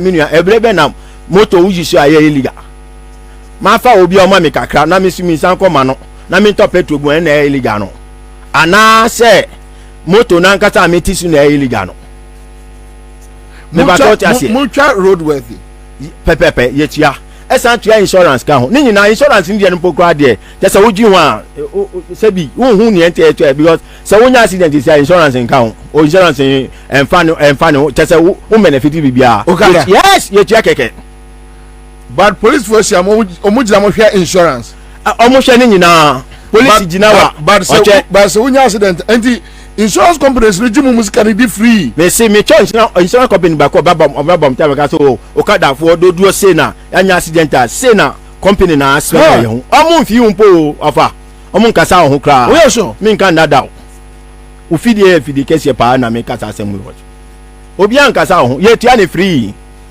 me ba church as na ye tia roadway de nsu sa pepepe whoa me ba first no o ko register motorbike it's about 120 and 150 cedi and then 700 Ghana cedis obua me part of Freddy VLA obua me ti ha Freddy VLA obua Michael Jackson me Freddy VLA me Michael Jackson me ni me see me wa ha Freddy VLA Jackson Freddy VLA oni o ma homa na from na check ni adwuma enintia oh 700 yes just try it and see motorbike yes registration 700 Ghana cedis if the value is 7 million if the value is the same yes now one fasade o nyina one time I say yentua deben levy yentua aban no onyi yen free mu moreover no baby odi akose kra no me kai say ase odi attitude e no pese ye ni konkoda da de nye ekomerika ye be dan kosa america no ye ni obi o kai asemaye me ba toti da meka na say me fa konya we su ada ya IGP ase enya IGP anka djuma we agu dadada Really? Me can that down. Afa uti na onsem na bi esi kaka ye na ekoso accident. Ana ye na ye say yes. Na onya dina traffic light ase pe na police aba no adu meja no aka say park moto no. Obe delay the whole day. 200 cities, 100 cities. You do call head, you do call center. There was some day in Ghana ha. Na me cha de da kro na papa ne kan say pese ehunu. Na enim so be bre ne ho asempo sa. Ye ko na Dr. Dampari ankasa pie. Ona oni ye sekonja. No ye ha oni say. E bobo na mane sa akote say da bi entete be kosa. Ani na man ne accident so ate. Because na wo gina traffic light as police ni bi ani wo be ben. Abekan so ope wo license na wo free hin na dey na parking na ye security say konfo ani say sa dey no eso aye yi it is our sa ban no kwapo hu say o sa ban no fa kwamisu na ka onji ye tumu prekupe na ye fa nyoma sisi akwamo e betimi a training ye nkrofo no very well na say na be ya sa accident na betimi aba fon kra but any dey ka mo dadwe no enka omo plans now wa ye o free hin o ye ne dey o ba ya o say o di lady bi betu yesu da bi yentua onyi yen firim mamemra back to uncle Same 60%. But before that no Michael say GPRT for to move 60% no why ready some better to modium oh yeah but you nyoma bebre pese be but na make answer is too early say nia ye pese ye no ye di betu dwa me ba to the make na those days me ba to one boxer some motorbike no e ba na do 5,000 and a boxer ye 15,000 boxer o na some moto boxer enu sukaka che hauje no e ba so no nanka en said anyeske bia 5,000 6,000 betimi anya ene ye 15,000 hauje nanka ye motorbike nanka zakata ene ye 16,000 na registration mayo answer na wako royal mpoko na 1,500 na 1,200 ene ko che royal na 8,000 7,000 ni na ye levy bebebe ene ma eto no aye den a register me ba so ti da mekanas aban ko non sambra obesa na chiaba na onyi okada fo onyi 3 type fo onyi abobo ya fo mfrim onyi yen mfrim na ko di na go top so but 60%. Yeah. Is it not too much for the ordinary Ghanaian? Let's have this conversation. Unim say yesha from where I stand. Na say yesi a to lorry fame 60% ah. Ubia beka say oh GPRT for say 60% de e wosoro. Na e wosoro no ye misa say kwan ben so e no monam enti a omo come up to that 60%. Uze bobi adwuma bia wo ya wo ho. We are Jumana, we share income ni expenditure. Na odi a check na wa share send ya wonso ubetimi run business na siafa. Me bobo ni ama bebre so say e shaase e di free spare parts so component a ye de run your business. Eye petroleum product. U free wa na ba spare parts. E ba lubricant. Na fe aba taxes. Taxes no emu na DVL ewo, emu na insurance wo. Eno na emu nso na assembly taxes ewo nti sa na ma nyina na ye kabom not forgetting the cost of the vehicle itself enti no shenkani ansa oba beye wadwuma opese wo run business no sa na ma nyina bam ansa dwumadie no atimi akoso ya na nkrofo bi ka se o na se petrol de yentu petrol mu na mo ka se mo pese motu ahyentu abo mu na de keka ka ho na ya na ye wura fi se tafra chompani monim petrol nkwa entimi emuvu ka tafrache ka no tais shasia odi petrol guma enko shock absorber shasia petrol guma enko enti saa niama nkitinkiti nyina ka ho bi ansa ehyen no abeye mmua na akokwan so se mekoye adwuma akopesika aba ne yetena se ayeye nkonta na yehunu se baby spare parts akọ 150% increment, 100% increment, a big crowd to 200% spare parts nkwa. Ansa fe yaba taxes. Bobie, maminchi obibi. Insurance policy wo ho. Omovat ne kra enya mmae no. Ye starting the 1st January. 1st January ya na insurance companies SED e kan say increment buy. Se VAT no esam be ka ho dia na ne ye kon be ya every 1st January ya ho yemfa ne say commercial vehicle 15 passengers last year ni yemfa say LT no o de yemfa say LT ana say Toyota Fish obi a nim say Toyota Fish ana ovan kane no last year ni etua 658 cedis registration no insurance a year police can say premium na sa na ete say epeja ni mu aba 772 cedis adinje besi 1st January make say ya ena increment in the bank. 1st January you did 31st yeah. I am telling you private car no wow akane no na year ukocha third party 423 cedis no say epeja ni mu 400 and let me check for you 482 cedis. Can you imagine?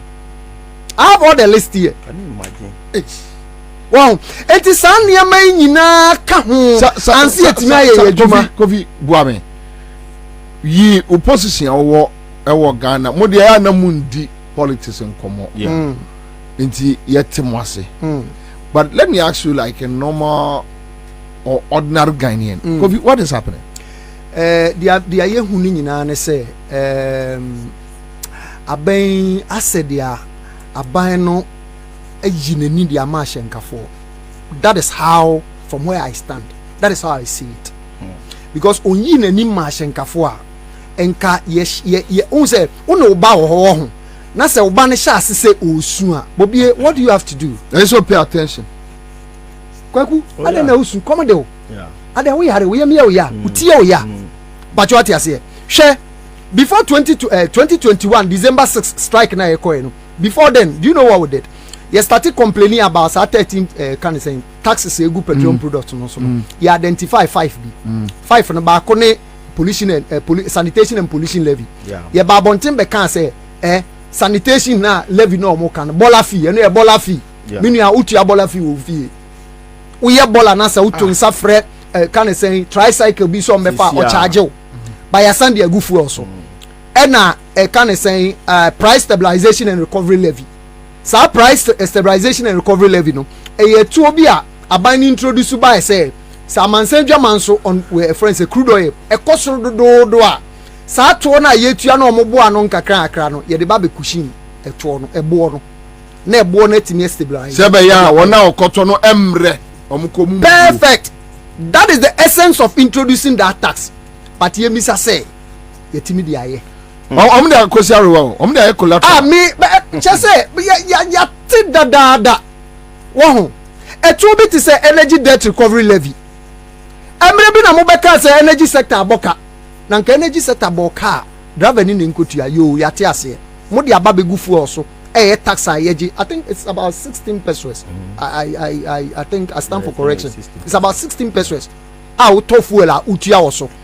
Yetua sa debt recovery levy ya fitina nanom reso se kan yetua sempoa aka ma wotwe obi antimi meka nkyere eno ansi yetua ko ye bobo sa to nyina so ne ye de koto aban anim se aban yi sa 5 taxes no emfam free ho se de ebe ya fuel price no ebe ba fom ne yenso ye mpese ye koto ye cash ntuabo mu minua wo 2022 May Day ena His Excellency Nana do danko Ekufuado ebe mountain stage ednika workers kasa he say sa to ne de oyi free ho a enye yinde na yi echi se me boa Ghana for emra medi adanse eno ehu se da bi enya ade apapa no ase yesu na yesu no watimi etie enti no ya calculate sa ne ma nyina ehu se ye kase ye ko striker emfo bia ho upatna bontin susa emfo bia ho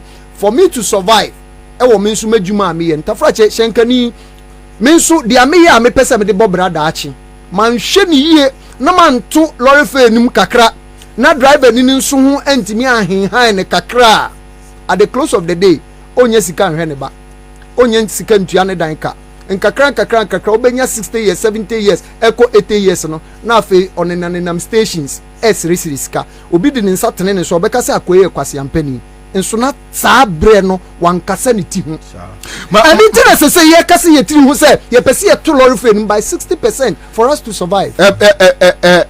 Give and take ye mon komra say no me two way wo kasa nyina no me imagine sika me di ko efi asante mampon say me mama me 10 cities say me start say you know say me the 5 cities be can ho. That's correct. Cause obefro car e di emre be na mo be chance age.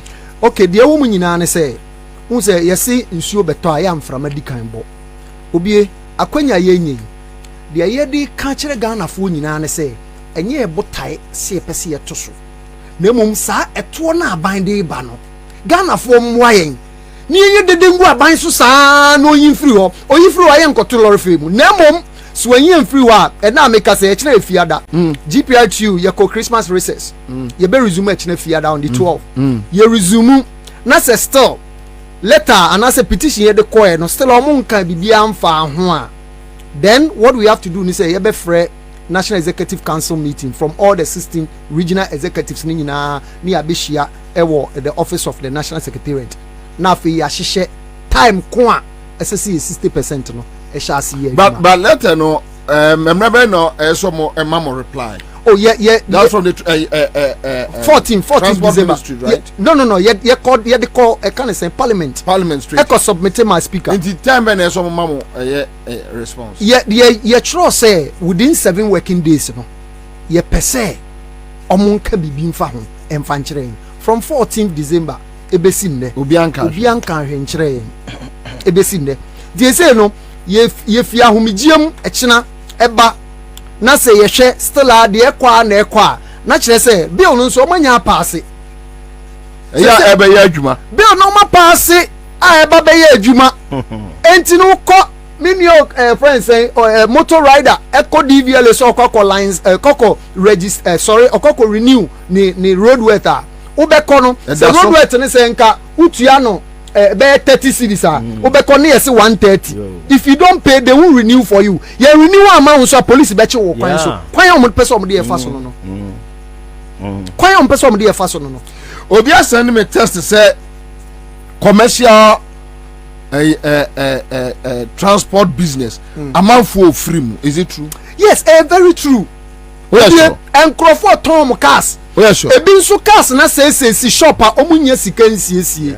Minia say ahyenkadwuma eya yeroho. Nti say ya na misuma omo hyase a tafrache ebia ne papa bi ni sika ode beto car ni bi ama no o kuto obi car e be din so betima service car no no so abeka una. But work and pay oh minia sa work and pay na say all these expenses e wo ho a uye dempo ni wetimetuaka. I am telling you nyina work and pay agibi me say sometimes week so na say ukwakotua bank car oh na aye din so which means those people they are struggling everybody is struggling me just say ashenkadwuma before no it's not ashenkadwuma today and they say muntimi fast of 1.3 akrantie Bobie say me no ka say on shenkani bitimi adwuma obo na ne kokko ne nkate egu ne nchen okono no kan kokko no wasankate kaka egu. I am telling you Bobie kanina ye kochoba ampedu betu nyum driver ni ana me wano dia say the obo we are rough yiri bejaw. I am telling me a branch secretary e wa Shama traffic light branch sometimes ubehu na obi yire eba kikina nkwala di nachi I am telling you then sika ma driver for only be the stations e bia done spare tires they don't even have money on the bed to renew on rent baby shenkadwuma na e kwa kodu no all because of etuo bebrebe ban e ba indirectly or the tuo ne ba as if some farmer drivers like this import duty issue that I was just telling you. Ebe so the ama importers. Omoji and one of the man. Ya pass the ama driver. Yes, ma can insurance police insurance companies. Ya mom VAT. Omoji no the ama driver. Michael. What is the way forward now? I'm say work seminar me no anya dwen. Yo, o si ye dey politics yampa. But baby edun dey be politics. any say yahu different government taa be be a be a make us say money car for no money politics they say yeah Okada Uber yeah LT over na ya adwuma ko Accra Central ni anti dede o gbe fra ye nhwe se wo ye ndis ni na se wo ye MP sa pepepe enti mo de mo mfa ho nipa mo serve no mo mfa me na metimi me person ndis ni na from a car na se MP ni na from the left yeah I have that but mo no nya na me person me chemu ni se abena ye ni nkofo na enam me ba to ase emire du se ye be nyina ye be kan bom wow na ya pia na do amamu ati bibi asi bibi because emwa mi sa na me ma ho ade no se emwa se Okada for the mu David ye be go straight because uni bibi 2014 2015 na ya form group bi e wona na do ho ni fi ho ni ma dance ho no ye di aboa because that was the time our former president na wa den that some na okay that was the time our former president bani Okada riding me ba to ase na omo se ye nkuna se ye bo se omo ba omo jaye na ya yedwuma no me ba that time no na Okada dwuma no na se da anya bebre sa na Accra post office na ye wo pa me ba to ase ye boa ye emua be na boa ye na ye fa nipa ne ko dwuma o me ba ye nam no na ye kan sa aban ne nye me ba to ase na ye ya na mo ba ye me ba to da me kan ase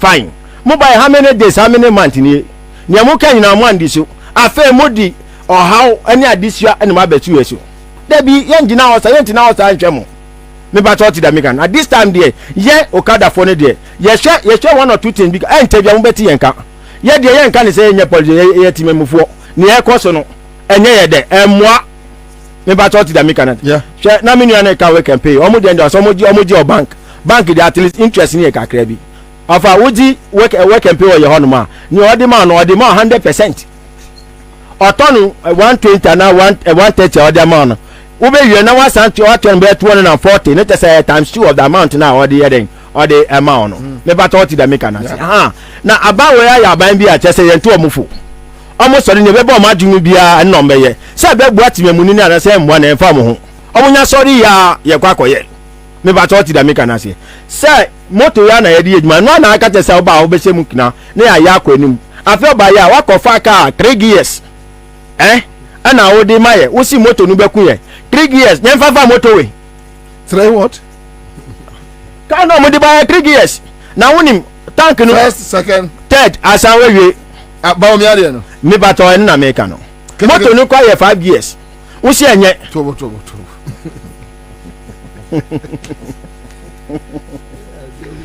ba o ya ka no yes 3 years eyi first second third eno ane no we ma church ase o si 5 years ni kwa beku ye kwa fa de bra na ye che woni anti na wo anti wo akonja na se anju wan kwa bebi ama ne se wo se we ma ye ka omo de ma mo de ai wo hifa en na ye ti hu ni me ba church ase ye omo we ye na man kasa mo form another association within the party no ana omo pia ya sin because e kwa ye sisi se omo fa na omo nya de na ye hu to ye no omo nya ready to me fa sa kwa no so ana ma form another team a ye ba bonche na wa ba be kanta ye ba bonche na wa ba be kanta ye ba bonche na wa be na aban nia aban ka ti say ye die che wonte se o ma ba bonche hu wonte na me twa ye nia samia oku emre ni so minim se o be ba bonche be fa ye biem na ye twa no se do loto ni kwapo na ye bomodia na etwa ye ndi biem ya twa onu kwa ko ono si abre ono so ho ma Okada fo abre nya abre na no fefe ene yente ninka fiti tama ye ni ko sia o se kebesi ene yente ninka biem o twen se December besu no wasa freye na ya ba ye de ye besimu ntem ye simu ntem papa na Ghana fo ahun se aban we wa maso be boaye aban ni kita adwin fufro aban ni oni suade hunu bia enye timemfo no ehun ayi bia bat eyo mo kasa omo na omo dwin ne be ma omo hu beto omo ene na omo ye live on Accra 100.5 Citizen Show on Benya FM in Elimina, Dagban FM in Tamale and other affiliate stations, platforms, social media platforms.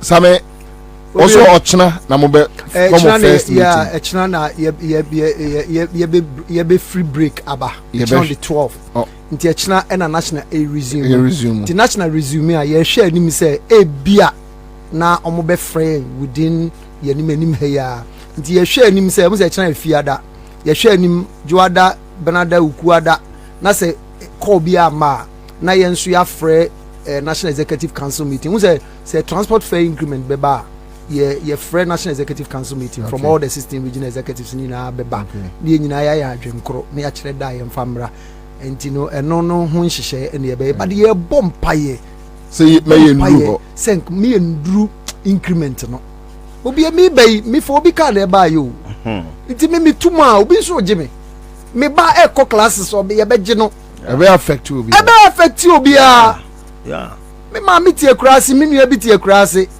me ba boy otwa kwan eko eka ne sen telecom university abrebia ye beje no nti de nti na me pepre me ho se me de se me nkoto lor fam da bi ba se de ade ne ko no e be ha dwen nti abanti yesu frɛ kakra onia okada o say more actions be bring enche bia nti ye ma mo be say o mo ma ye be ye up to the end of this month nti ye wo mene ye ma mo ye sa afi na ya ba bonta beka na omo sori prekupa enye ye show mo up to the end of the month no ye be ba ha e de ya dwumpo anase ye nsusuye abetu mu nimo ha Perifo edam ase na wi yo nyame nsem be afisia pa so be bre I mean live on Accra 100.5 Citizen Show, let's do it.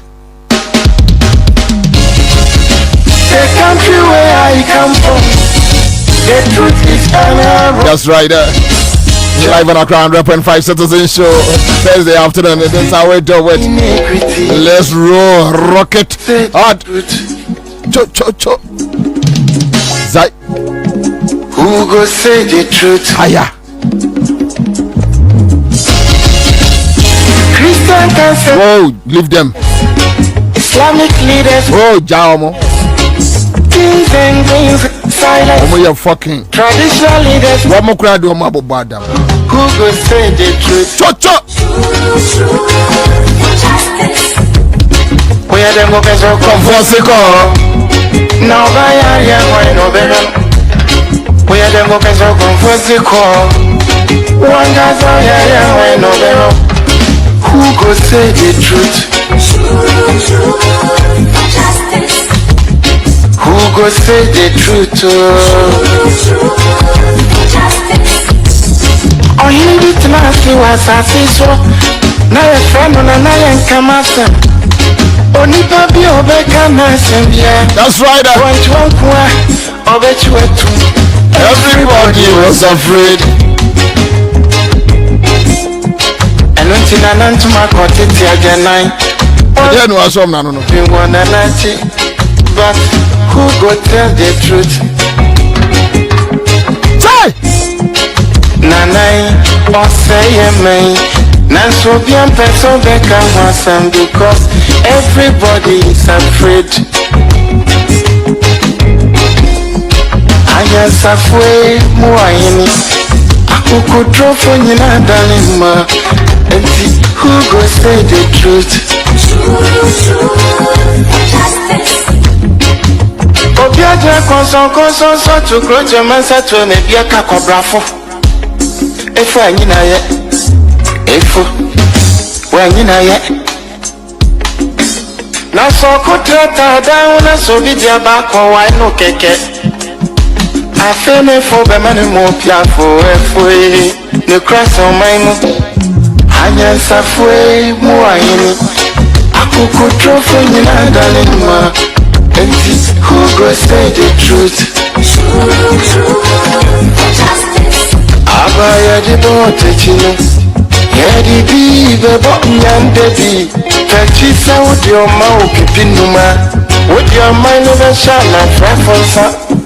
But who go tell the truth? TUC silence. Even journalists silence. So then who go say the truth? Right is right, wrong is wrong. No no matter how you justify. You say you wanna get rid of corruption. Someone want to help you. Now the person become your target. Jobless, no they mean senseless. Poverty, no they mean useless. One day, they go resist. All right, so that's it live on Accra 100.5 Citizen Show Thursday afternoon. Mame, just me first winner. My first winner. Me pacho wa winning a yesika chade ne ye frɛ number 90 pick Emma ye ne hu se sika na abegu phone so. Star 413 hash. Star 413 hash. CMG sketch chade. Awia me 1,000 Ghana cedis each. 1,000 Ghana cedis each. 5 Ghana cedis. Tio 5 Ghana cedis. Na o say o enter process no star 413 hash no. E do be call stage 2, stage 3. Na de wo call panyanyan na dem 1,000 Ghana krom. O na o kro no. Udem funyan. We obi adi. Wato adi. Wato adi.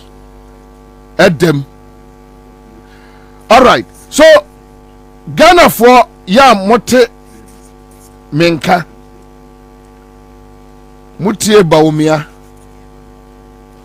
We are talking about inflation. Ecofom. Baumia in 2012 katre say inflation a reflective wo aduane mu any taxes mu inflation hunu ene mutie okada for mutie GPRTU ya barima nom kra enya ma wo sorry, and that is the reality. Ahokyere Ghana for wa ahokyere mu Ghana for ewa ahokyere mu Ghana for ewa ahokyere mu. And that is what we are pushing this year. Ghana for ahokyere, and the reason why they should vote and vote wisely. May ya jube we be try say honto say elections or consequences. Yes, that's the point. Na ahokyere wom ne fatu aba ye no na ye drama ne den this year. Listen about the currency. Open your Kwaba. Yeah, new Kwaba. Ajanto Akwaba. Yeah, aja. Official also. Listen the afi Asia was studio so ona me no enhia e was studio. Na bibi aboko there. Ade aka ne de wa hai. Ana nyame kwa kan na mi dai. Na fojo. Ayira Banka ayira I didn't say ayira akade ayira o besanka baza ayira enso sisi 2023 de na ya fio hey na ya and politicians in Kwana corrupt until end twaso corrupt na nkasa easy me ye ka nkrofo me ye corrupt power we asia. Yes, politicians corrupt, but I'm number one. It can be possible. Yeah. No. Say politician etimide ni sika ni influence eto bia or no near the or belonging to the moral society. So wo de wo hwe na de ekoye ni de enkoye no wa ba ka kire Ghana for. Na okoje amanyoni ni sika now be detro de kire nipa kro na wo ne sa politician wa na corrupt. Oh, yeah, corrupt. Because corrupt politician or corrupt wo pen or bribe wo. Corrupt the masses no but who are worse than that politician. One woman in lean way to steal the people. Steal to whoever be the linkage. One anchor the voice for the voiceless no, and then what be the voice for the corrupt politician. And to serve as a linkage, a conduit for that one particular person to bribe the masses through you. And who are more corrupt than or no corrupted one.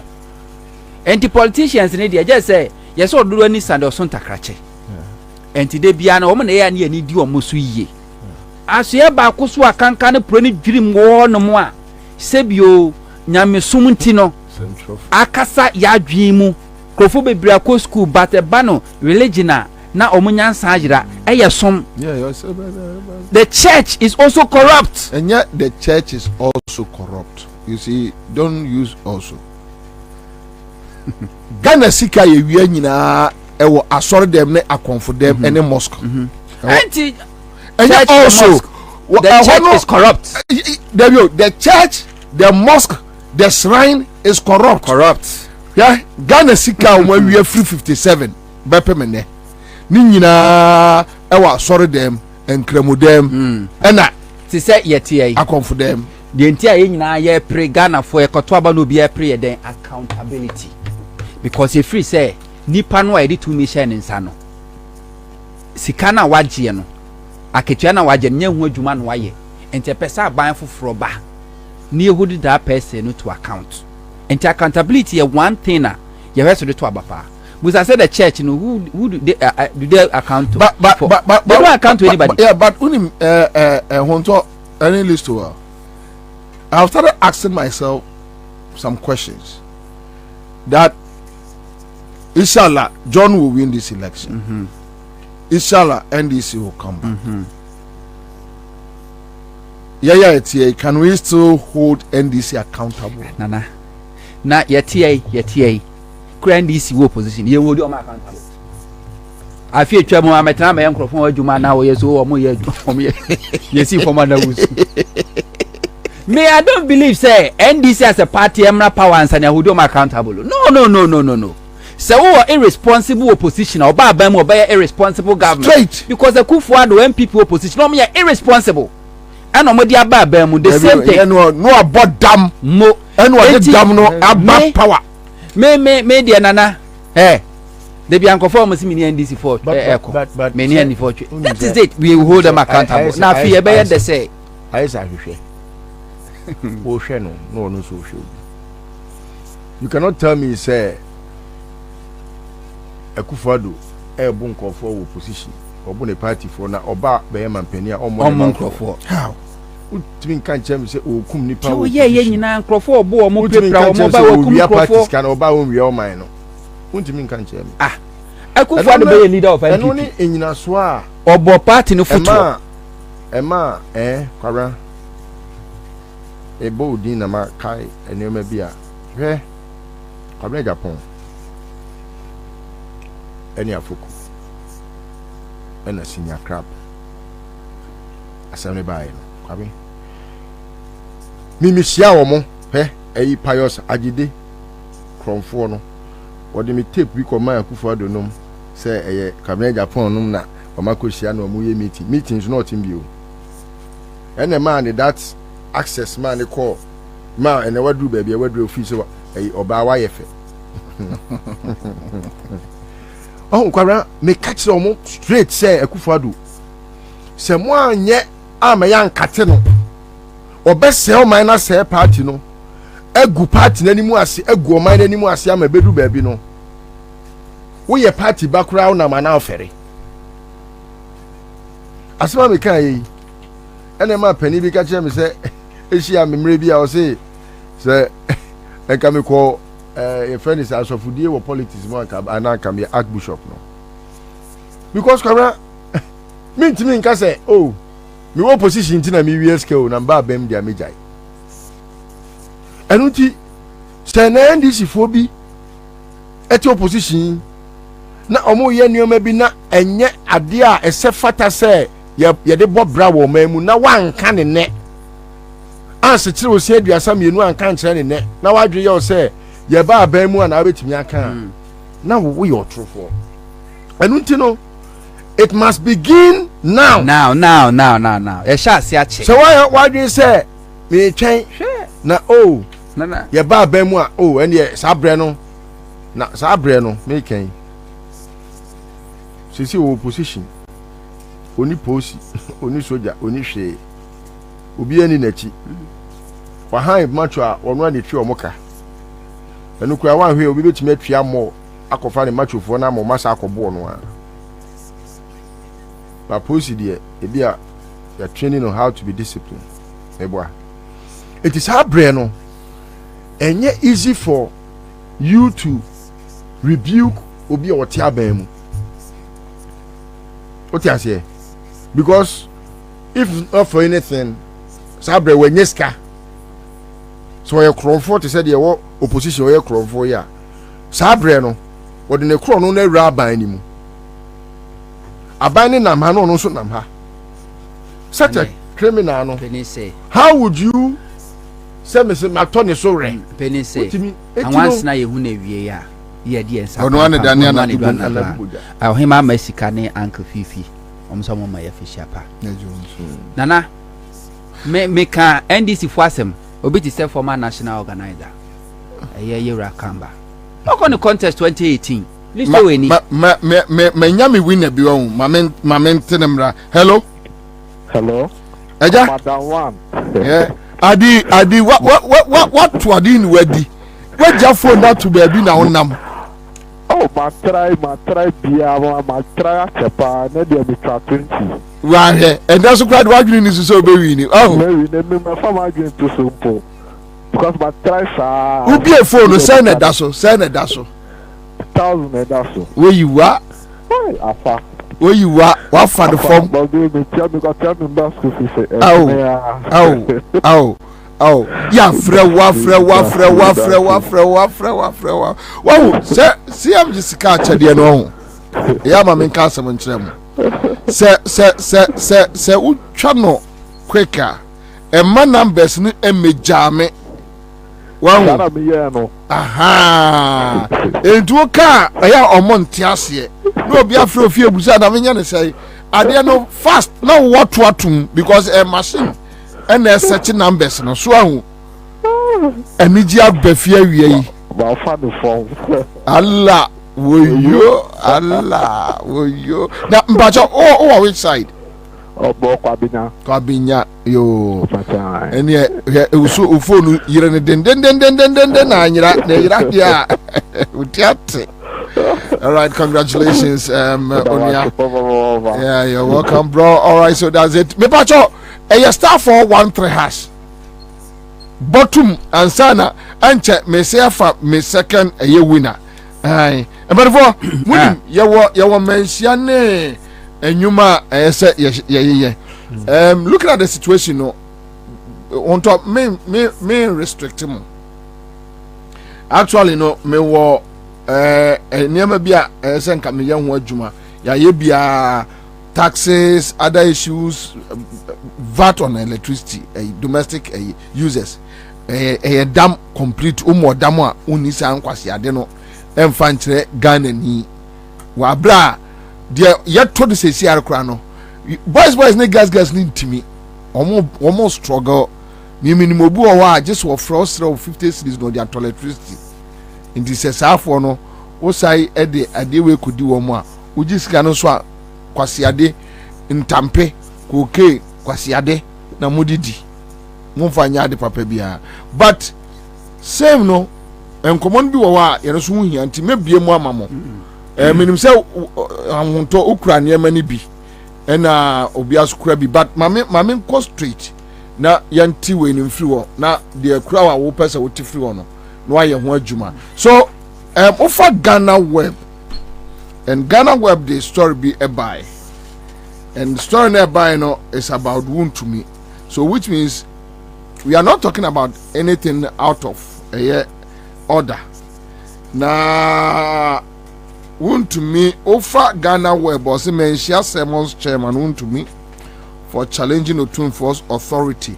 But was a ne flyer no wound to me the fato a page in the sumame. Obi say bawumia and ashanse pushing want to me to do that. Well, yeah, so Ofa Ghanaian Web, Ghana Web, say the Mencha Police has reportedly issued a summons to the New Patriotic Party MPP Ashanti Regional Chairman Bernard Enchibuesiakon, area chairman Wontumi, for allegedly challenging the authority of the Asantehene Otumfuo Osei-Tutu II. According to a report by MoniaOnline.com, Wontumi, during a sitting of the MPP Parliamentary Primaries Vetting Committee last week, challenged the authority of the Asantehene. The report said the party chairman, without provocation, stated that he has established his own kingdom and will not hesitate to challenge the Asantehene if he disagrees on an issue with him. And quote, I have built my own kingdom, I have my own police and my military, and I'll speak my mind to Otumfuo if I disagree on an issue with him. That is in reference to Otumfuo, unquote. The report quoted Wontumi as stating. So it goes on and on and on. So the report noted the MPP national organizer Henry Nana Boakye, who is the chairman of the vetting committee during the said incident. Kokosohene Nana Kwabena, who was also present during the incident, is said to have taken an exception to Wontumi's utterances. Now, quick one, there is this tape here. This tape, no, you say you Wontumi voice claiming say wankasa. Any voice. Okay, all right. So young go tie Wontumi. Enye de so kan no muntemi yi. When ye tape a why say yeso de mo bi say wankasa. Explaining himself. Say am ne o ka say o say oni kumase, o mu hunu o kumase. And menshia ehwe nanim to appear. Ewo empanimfo ani, but you say also oni kumase. But why tape ediaba. But before that, Kwabena, could you they tried going to mention one be breaking it down to come bo we no then ka meja ye no amount. So yenko tie the said denial tip from Wontumi. Yo, Chairman Wontumi ne wakwa Chairman Wontumi ne na mesum yewura Asantehene. Masum skadwa na masum MPP ne Asante Kotoko. Me obi a wasante mamu bia ne useme kasa me dubu ni anidie na me de mayewura ansa na makasa Asante man nyina bedi madanse omo a ivi omo mpamasem kura bedi madanse se Wontumi ebu a wasame de masikadwa na se yewura da bia me de ma na no day be ye vetting enye bibia ne see ye national organizer wo ho ana ye woman organizer so ewo ho ye nasala ewo ho ana ye lawyer ba ko Fred Idi ono so wo ho MMDC is fu nyina din wo ho ana manhia south for ade amanfo bi a mo wo ho so ewo ho enye bibia manokra nkant bibia entia eye tapo na ba vet no na meka se adwom mpo na me ye chairman na bi national organizer na ye chairman enti o ye say me kai interview na po to duro ho nam so minister me say o ye nam se da chehene we die ye wa ketia mompo ba ye ya musa de bibia enti wo die pempese ebebusa obibia enti vetting wa pass eneko ti say ya na mekaye manka bibia mana amroso anna the chairman of committee ya na da bi aka say chairman Mr. busa de bibi anna meka say satisadia da check nanka bempese bebusa obibia o ohene ba ka bempese bebusa obibia naso the chairman of the committee ne kase chinchina memusa obibi dia ene me madia me pese bibusa de say after 2024 ye we ne 2025 dia ana Ghana for expect say na Ghana bisi asɛm baako pɛ ɛna mebusae asɛm baako pɛ ɛna mebusaa no ɛna ɔhyɛ ase firi Kwame Nkrumah time ɛna ɔkaa deɛ wɔ so ɔka biara ɛwɔ vetting n'ase ɛna ɔde bɛduru baabi a wɔ so ɔduru ɛno deɛ mempɛ sɛ mede bɛtu dwa owieyɛ ɛna ɛyɛ Nana B national organizer se medeɛ mebɛdi wo ho adanseɛ ɛna ɔhyɛ ase sɛ ɔdi adanseɛ ne nyinaa so ka ho ne nyinaa yɛ nti ɔdi wieyɛ ɛyɛ woman organizer so bɛdi ne ho adanseɛ obi a wɔwɔ biara di ne ho adanseɛ nti ɔmo wieyɛ no ɛna ɔsɔreeɛ ɛna yɛkyea no ɛna ɔkɔɔe kwansini ɛna manhyia south ɔmo organizer buba ɛbaeɛ ɔbaeɛ wontumi wanyadeɛ ne sɛ bobɔ hɔ ɔde ne sɛ bobɔ table no so wanyadeɛ bi deɛ mɛka kyerɛ wo obiara ntimi nka nkyerɛ wo nam sɛ ɛna obiara teatea no nam sɛ munya na menti ade koraa ɔpɛ sɛ ɔka kyerɛ me no ɔyɛ no sɛ ade nti no wani da po ho adanseɛ ade nti no wani da po ho adanseɛ ɛnam so wo sɛ me na medi nka kasaeɛ na me koraa no na mempɛ sɛ mebusa no biribiaa na me sɛ ɔnkɔ ɛti me na di kasaeɛ no wanyadeɛ ɔde ne sɛ bobɔ hɔ ɛhɔ na me soso meyɛɛ sɛ nokora mentwa ntorɔ because obiara wɔ hɔ ɛnam sɛ abuba medeɛ woyɛ a mabuwo MPP veti ase ne ɛwɔ Aminima Kingdom free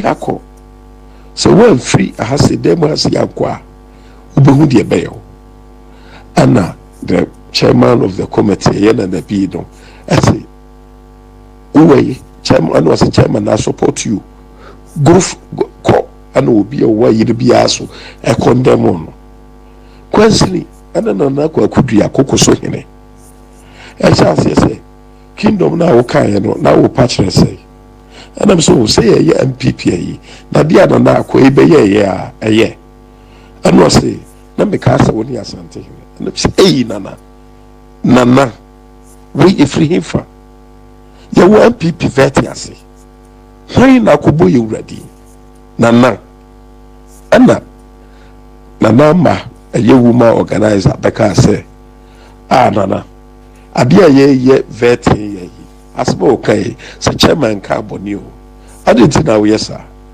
ɛna nana bi ɛtuu na no gu nana kwakudua so sɛ nana woyɛ saa yɛyɛ bɛma wafiri ha sei ɛna nana kwakudua time ɛpaa makyɛw ɛnam sɛ ɛnya hwee wonim bu a mede wɔ ma yɛwura but my aspect is even probable the day my aspect is BBC na beba na on say ade a yi no so ye no na me dia bufuo so na ekasa na meka kire say on free hase nko enu ani na opa amacho ya to aso aye vet na mana ye successful enti se na kwakudua adwen se o twa ntora de o hya kire bia no opese o twa ntoro no enkosi hwio because baby de me wo bu soronko ade ma asanteman ade ma asantemawura ene ye hene otekokɔ so me wo bu bebre de ma de chama wontu me wo bebre de ma no afei aya asanteman kura no obi adonim okonkrata mu kwa bakɔsɛ mu yaya menka busua no ho ana woka busua no ho kura so a onye obi a sɛbe wobɛti bakɔ sɛ wokɔkɔti bi ɛnti no wɛsrɛ obi bia a woyɛ yi sɛ ɛnyɛ nokorɛ koraa ɛnyɛ nokorɛ mentumi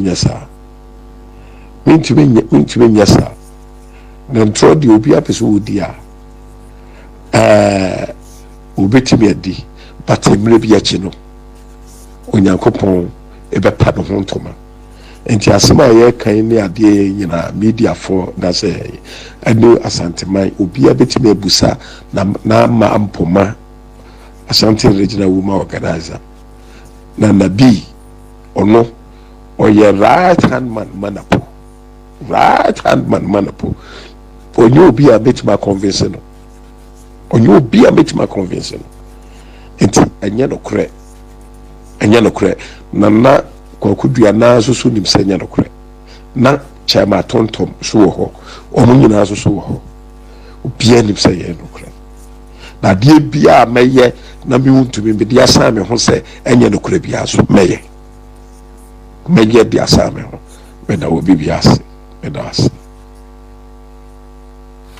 All right, so let's go on this one. My main chat here for main chair.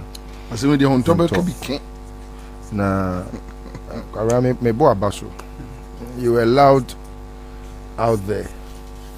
I say me ba hanra me be ra na what dem ka krenti. Na ma me ho dodo me. Na my a bit slow. Tie from fanche me say me ne wo forma. Kwara asem we si na no bukwada eye bukwada etwam yi enura ne na wotwe. Ewo Kwasi Buadu nana Kwasi Buadu ne dan na eye Bawumia office no ewo Askwa. Baby asem we si ene ye Bawumia a personal office enye MPP office. Really? Bawumia office ewo Askwa. Se unim baby a nana Kwasi Buadu si dan bi na dan no si eye adwira gunti aha saa dan ne nchen hwa osa wo dan bi wo ho na saa dan ni mu na asem ni sie omo ano mo ye present no ebi ne wabobo omudin no there are others omo so wa mo omudin but we can leave it at that. Kwa asem ni sie ya na obi ebo mama ne sese na wontumi aye enti se wo hwe nana kokoso hene ne confrontation with wontumi a asem no nenka eni kwan senka bi kura po a enka ekọ akire but sene odi akakabe nsem gina so asi ne bo se ono no waye ne kingdom awaye na den otufo kra ka na adwen kire no no so be ka na adwen akire no nti say ensi ho emua na yete se eye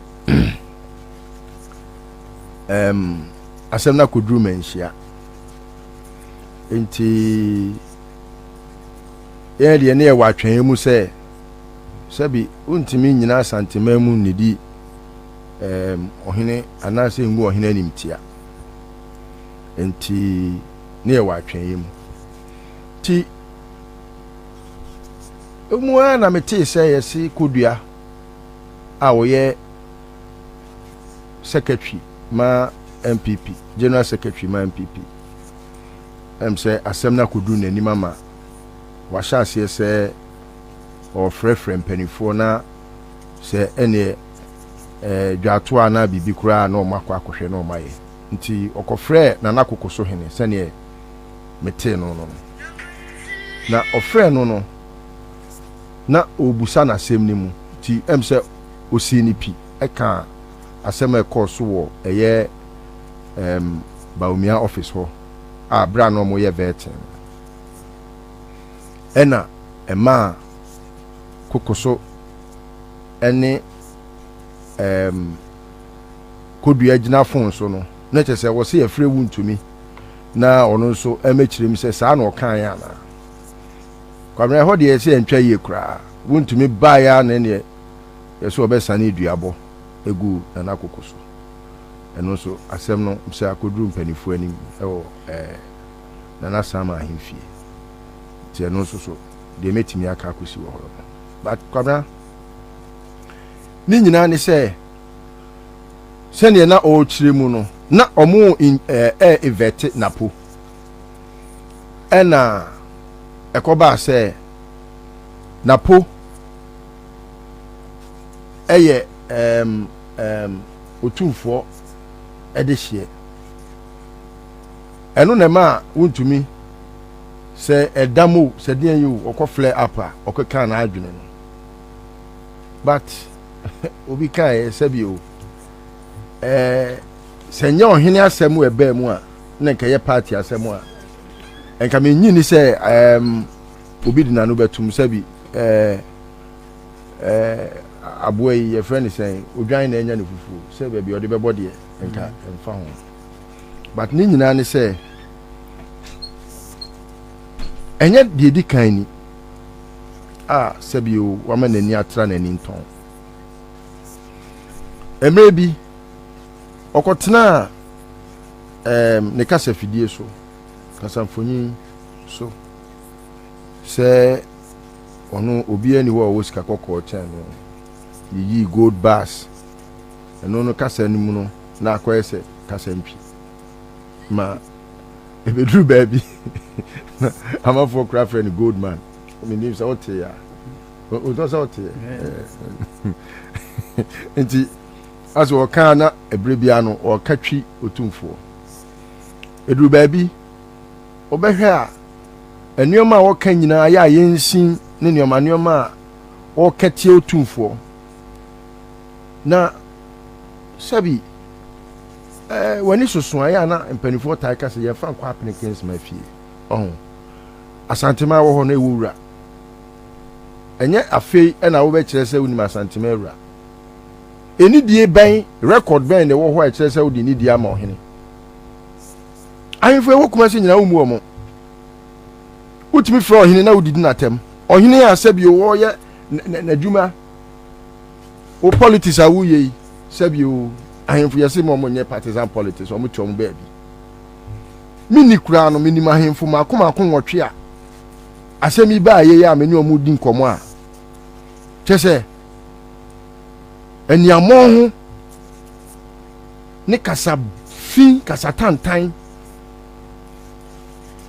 omo sori omo kotena radio so ye omo di otumfo atem ni nyina wo ne ba omo pa sheda mungu ahina ni mu ase munko kase ni nyina fare ba emre bi asem a esi 2012 oni kene Japan ene ka omutiri pam ho se yekoto abana atuguba okay ema ruling bi no se what the was some about we see you and I were not there was some na Supreme Court na ma ruling what the fani sa we say sa some o mo kan say atuguba na you two for na akoma atuguba bribe e no no wuntumi jimbi for sa no ono ne kene Japan na no so na no sini no omo ti kumase na ne omo nto mane ohene na aden di ohene terms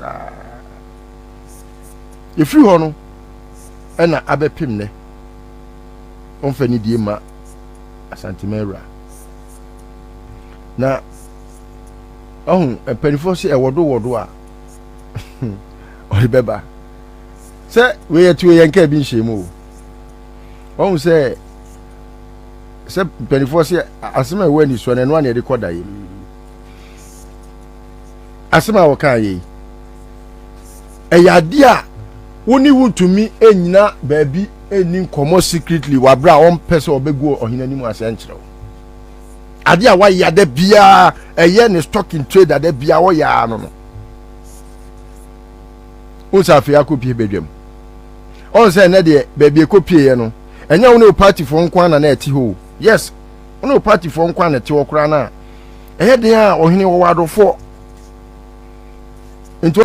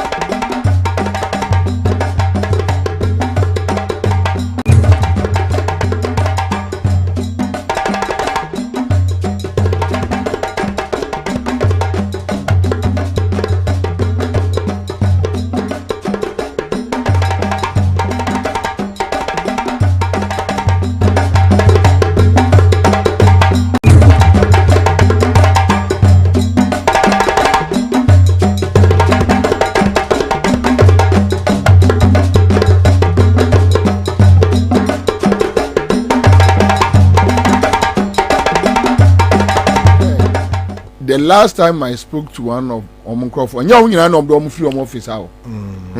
Sa office no, omu ye MPP mucho. Hey, Kwabena. Kwabena, mami, list of mami we out 2 minutes. Kwabena, some list of car general reason, you know. Na unse untimi reach Ghana for nyina individually, but technical will be share abatu num. Obia was spy to be a supervisor, election officer, polling agent, Emma NDC no. Near course wa assembly elections na CI no eshemu se samu admit all materials polling station na moto about ho na samu receive and samu start abato. Kwabena, this education, let me repeat it. You want a particular form, a CI and minimum diom form at this time. And no, and now enter every in Kebaba polling station, more enter. Ballot papers, no, a be 100.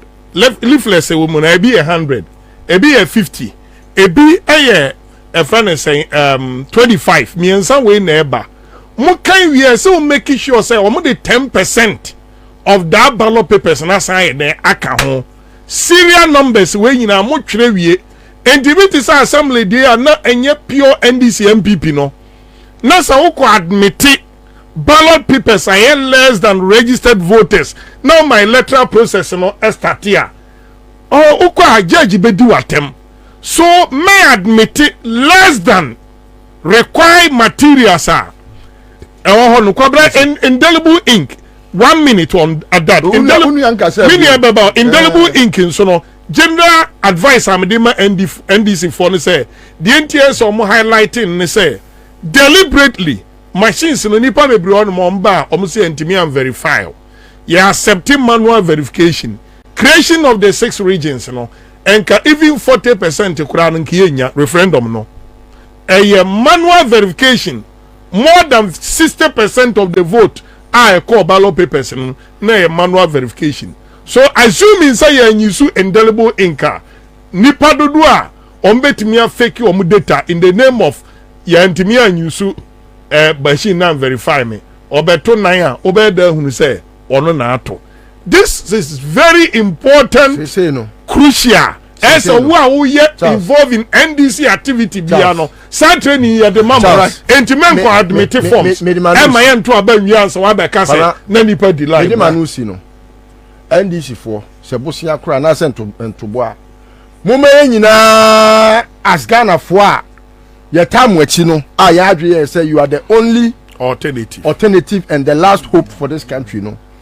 Yenya indelible ink enya dia eden osiska na eni ho yenya yebekwa kotobia ma police station tia say we o yebetobia ko police station bia mama James say police station na on person dey indelible ink be kon eyesika eni akran fa mo mi creative fan yebetimi agege toboa ye to indelible ink akọ every police station eno ye my last point and say Kwabena afa small kind no very important say was ye dey adwen koso. What Chemu say, there cannot be an election when there is no candidate, no candidate, and there cannot be election when we have no electorates. So, candidates and electorates and a election ever. Now, we cannot also have an election without a referee. Neither can we have elections that is characterized by a Nyoma Bonia. James and Moyen.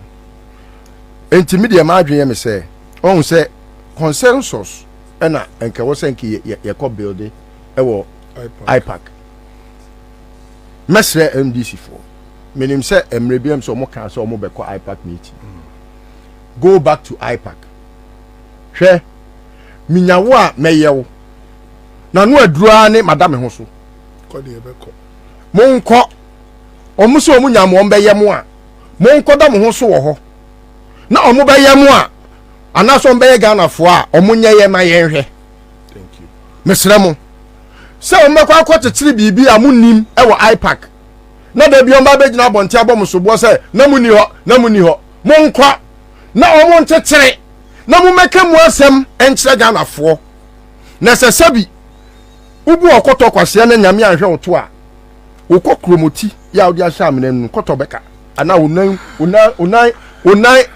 ukoto duanim ene bewro enti mesre mo monko ipac meeting no. All right, quick one. Me bacha fa Kion to mame. Ma honya se. Imbus eba mesha. Was here boost to immune system no. Police ni edru no. Onu mo no na esiesie ni pedua no manipedua ni gira no so ekutia yare ahodo. Ahwefo amoso ye across the world. Say a loud silence and your YouTube page and other platforms, your Facebook page. This gentleman here is Ernest Adomako. And listen, and Kion birthday. I don't have a very good voice to sing happy birthday for him. But unim. Mami Okaikwe South, right? Okaikwe South, NDC parliamentary candidate, and then a birthday. And maybe I'm wishing happy birthday. No, my congratulating you in advance. Yeah, that seat is gone. It's gone. Free MPP It's gone. Nothing can bring it with back. CMG, Accra FM, friends. You say happy birthday to you. Kwabena say me kasa a bit tintin, but me try tia akache ni say the only birthday presenter me de be mano and he say me de me ho bebo for free ene ekopim da obe emerge victorious inshallah constituency no inshallah bibi bia o ye bia no inshallah misoya yade senye pompo boni a abom ya mintimi nantia inshallah let's say yeti payen kwa dia meba na ma we para amen edikio da bia ati e kabia ne happy birthday brother, happy birthday bro, happy birthday, we love you.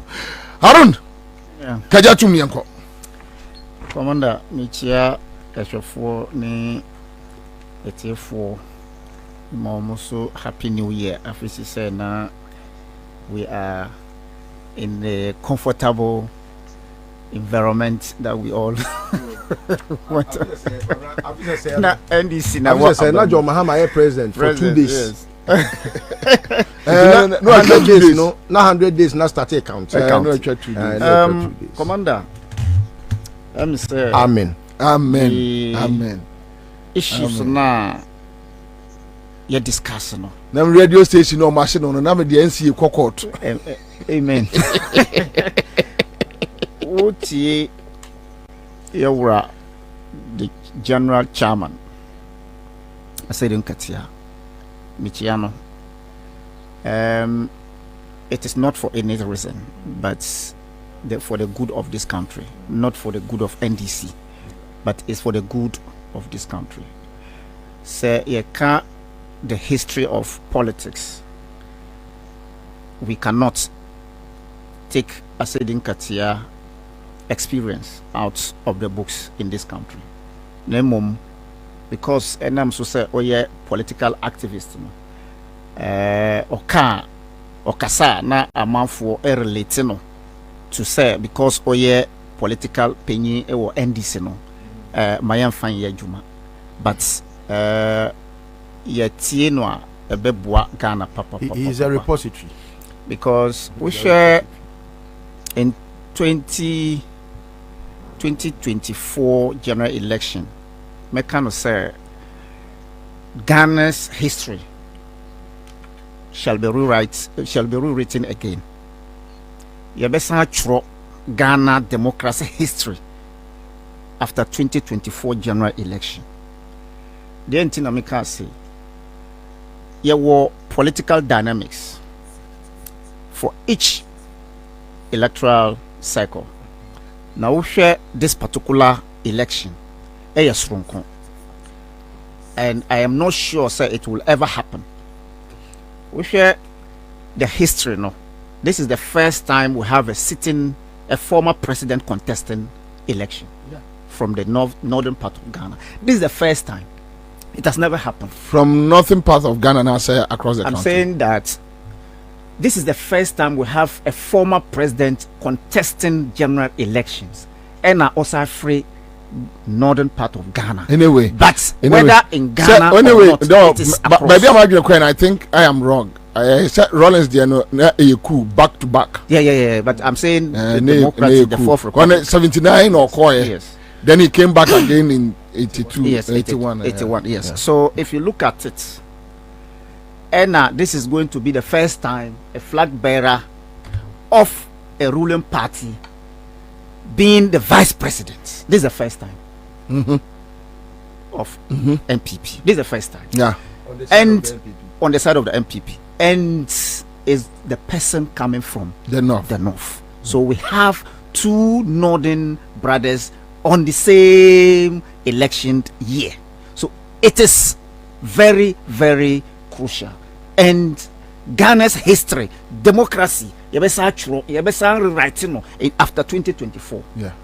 Whether say you young military regime and now you also as democratic country after 2024 general election. Say you call back and now you call. I am saying this based on near Ekosu, the Ghana's independent body called EC, because the book called Constitution, Emma, the EC, that independence. But Alaji, sorry, almost say a year Accra tema, quite no so choky. That's a someone free Accra tema. Accra tema, not tema to Accra. Okay. Accra tema. Into your best a domo muti across the country. Accra city. Titru ya omo power mo kofa eye moto we no so no. Yes, some any other way I'm bit media, especially more amoko Dawenya, Afienya, any committee 25 need those areas no. More committee 9 the area wo mutimi fanungwa. Tesi no more musa ako. But ekwano so ayedini pa. Wow. Okay, Pacho. Now if you were such an important institution such as EC being manipulated by a certain political party to a near their own benefits. Nature say the country called Ghana, no, there's nothing like democracy. You need democracy. We share the ideas of Jean Mensa in opposition, and then Jean Mensa in opposition.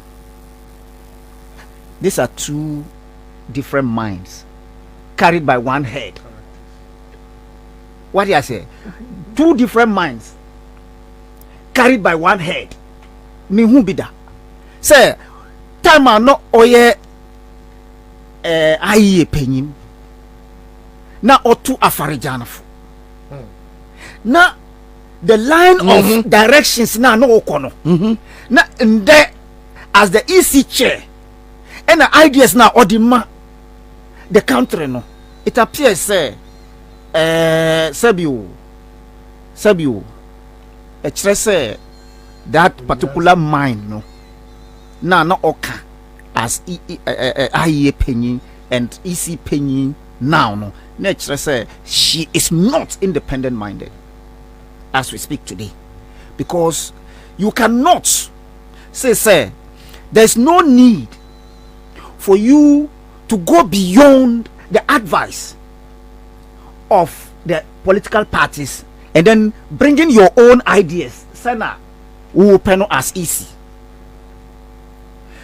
And then today, you are telling the same commission and the same political parties, say, the CI 91 is irrelevant. Because that particular CI, you know, is to build, it was created to bring on board the political parties for consensus building. So today, if you were championing that consensus building, and today you feel say it is irrelevant, therefore it is something that is worrisome. It is something that we must all against. Say a po and po. If you say we don't want to go back into a military regime, that means to me Yenja elections, because these people have done and demonstrated to the extent say ye po and po ombe weaban.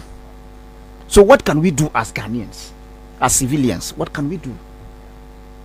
Nemom, His Excellency John Dramani Mahama, Asunje Hini, now or inherited from Asunje Hini, the late Prof, the former president.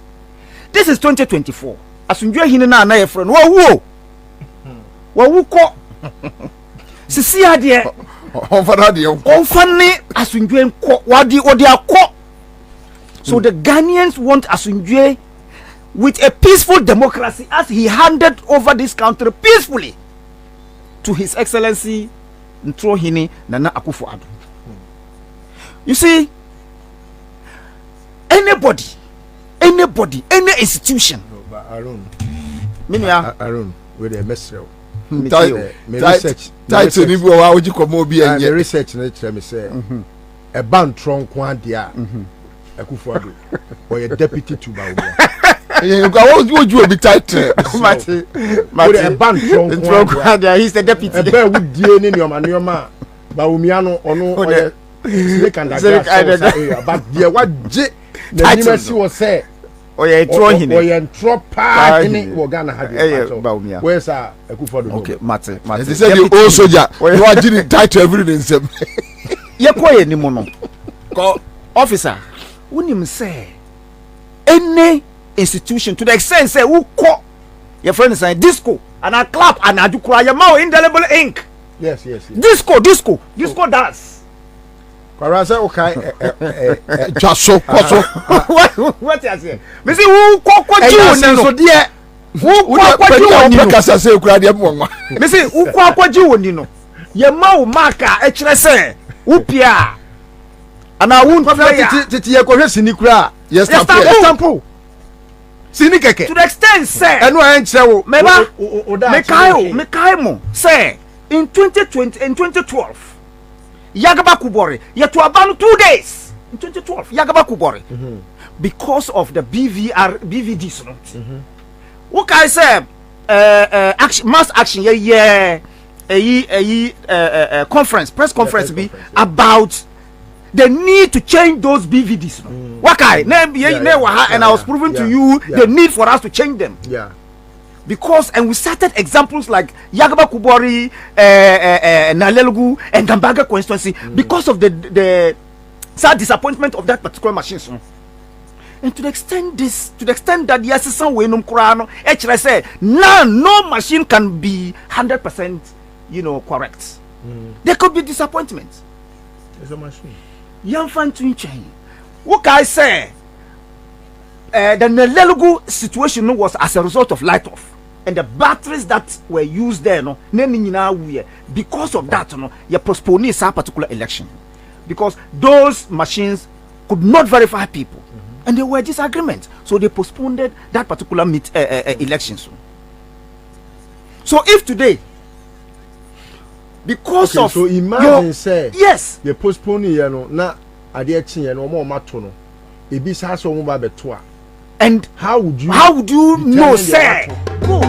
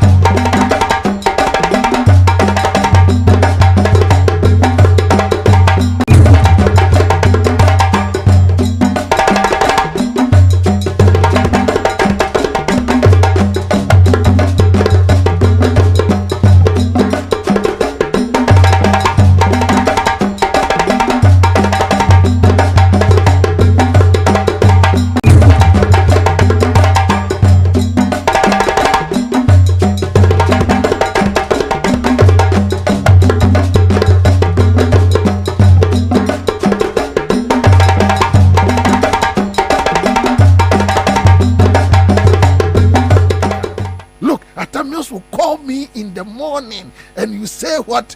That is foolishness. We are talking about open matters that builds a country. We are not talking about who calls who.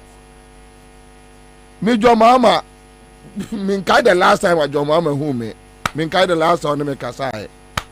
I don't need John Mama to see me, to call me, And so I will do the right thing as a citizen. I don't need it. All that I demand from John Mahama is good governance. Give me good governance. You give me good governance, I know how to create wealth. Create an enabling environment. Reduce the taxes. Stop chasing people with national security operatives, intimidating people, murdering innocent Ghanaians.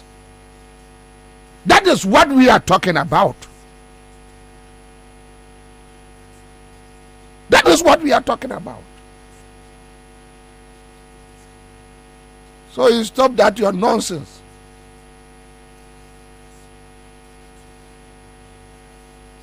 Do I care who is a friend to who?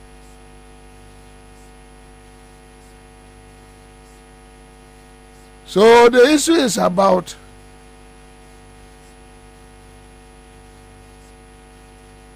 how they are linked up with power, control. They shield criminals to run the system. They call them our friends. They go to white parties, pool parties, night parties, naked parties. The criminals will pat them. Mo de mu buade o. Sa na mo de ayo, Dominic no me enkwala no mo multimedia ne other places no. Wo de o buade o. Simply because you have seen something and they don't want you to talk about it. They have been able to suppress you. They have been able to intimidate you. They tell you, if you talk about it, we will come after you. You are afraid to lose your job. We are not afraid to lose our job. We have been here before. We have a tough skin. We can survive anywhere, any day, any time. We are tough. We believe in our principles. And that is the reality. That nobody, and I say it again, nobody,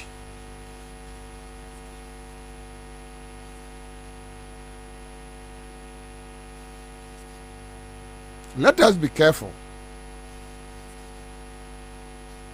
The way we are going, we are just breeding criminals to take over this country. We are just breeding drug lords, scammers, fraudsters. The senior fraudster is now the president. A Kufuor is a fraudster, a scam, a thief, a criminal. We won't back down. And we are not ready to retreat. We are very confident in our conviction that today, if I fall and die, I know it is for a good cause.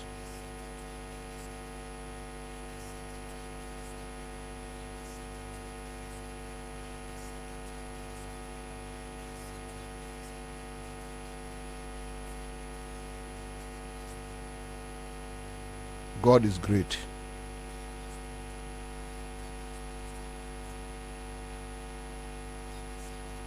We believe in Him.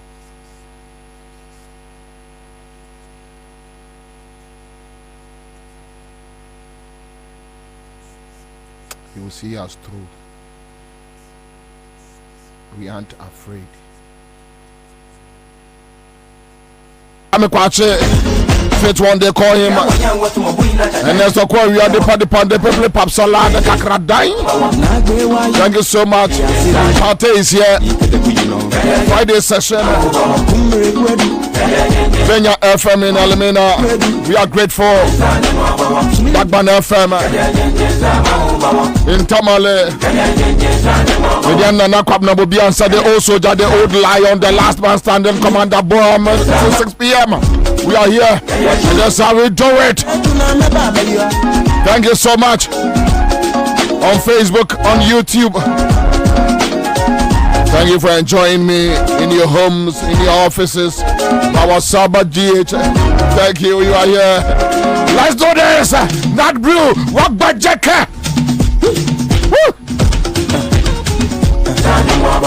This is my job. I love radio.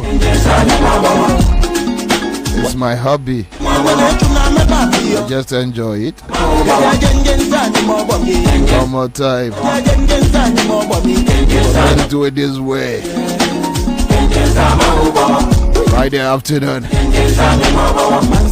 Super. Don't mind them, right? Okay, so mama so anyama two pebi na ya mesre na I'll just deal with it na me nkonkoye me my other juma biaka. And me check 2,000 Ghana cedis. CMG sikache there. Me check 2,000 Ghana cedis. My first 5 winners 2,000. One can remember 1,000. And then when nipa be 10, ya me check omo sika. Obinya 2,000 and me can't tell say na we nya 2,000 ade obinya 1,000. That is why ya chance enu anu awuramuntem. Star 413 hash. Star 413 hash. Ube follow process. Ucha 5 CDs in that way. Look, let me tell you this. Just spend even 50 CDs. Then you chop the 2,000. Kwabena, why they did 50,000? Obi the dear. Ghana. Over Swedro. And we did 50,000. Oh, maybe a copy a dear. Unwash it. Unwash it.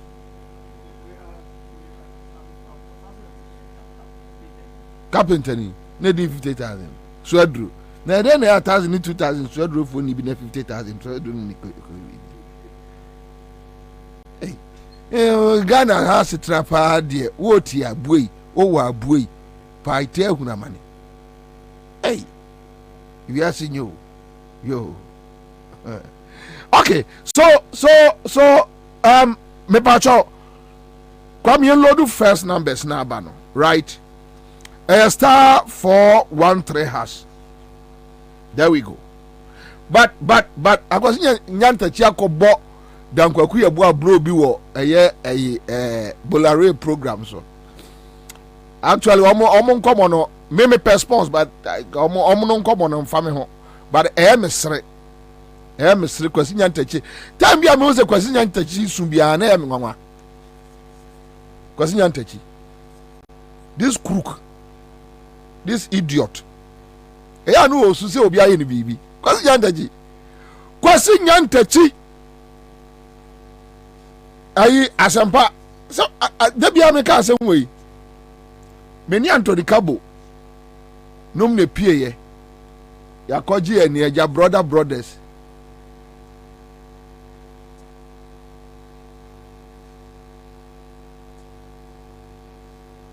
Akwasi chum say hopsi adoye say wa hu se me kura etuo 18 bullets na me say me ma yituo se me bo mutuo ne dwombo adu tuo wo eye studio. The person couldn't provide any evidence. Oh, na Kwasi Nyantachi atiesim say ata na o support Akufo-Addo ono Kwasi Nyantachi no ono na o ma Kabo no ma execute adwuma no. Yeah, on the way say abrabo twa Kwasi Nyantachi ni hosian do achi. No mo ya mesre. Na munni ma de amode won sai ka no. You have no clue. Ade na ndo won sai ka no. Unni ma de kro. Na do won sai ka. Bobie no adon say ka no woni ma de kro wo don say ka de e be ba be hantu forever be hantu ma ade no adon say ka no woni ma de kro wo si adoye ne Kwasi Nyantachi. You see how they are struggling. Yeah. Kwasi Nyantachi onwie o okazo we onwie ye nwie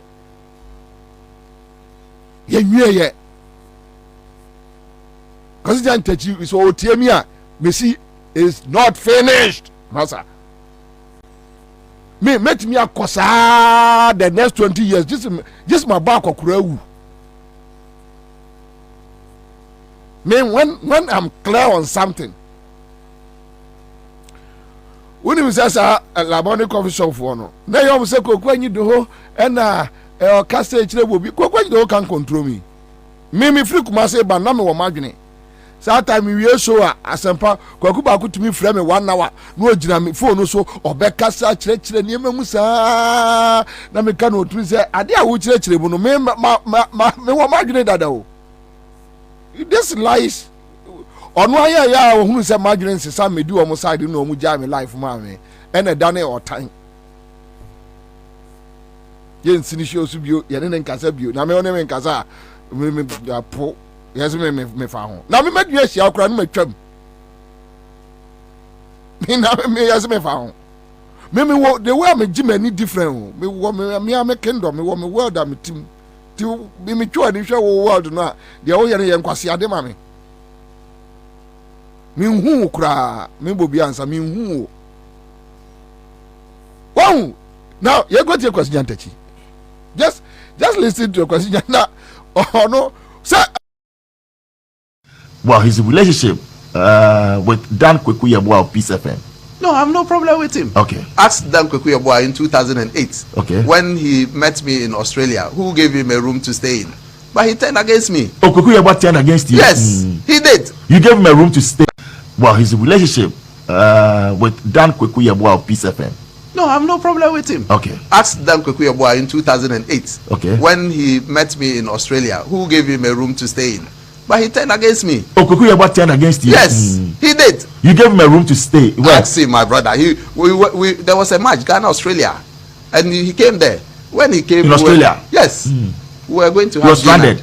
I would not say he was stranded. He didn't have a room to stay at the time, or if he had a room, he didn't have a room at the time. Time we met him, and we were going for dinner. The man said, "Oh, he won't go." That he brought food. He opened his bag. It was what? Gary and Chito. I said, "My brother, go and throw that thing away and let's go for dinner." Really? Ask him. Ali Maradona is my witness. Ask Ali Maradona. He was there. You know, I bear nobody a grudge. Well, his relationship with Dan Kwabena of Peace FM. No, I have no problem with him. Okay. Ask Dan Kwabena in 2008. Okay. When he met me in Australia, who gave him a room to stay in? But he turned against me. Oh, Kwabena turned against you? Yes, he did. You gave him a room. You bear nobody a grudge. Oh, go back on one bo.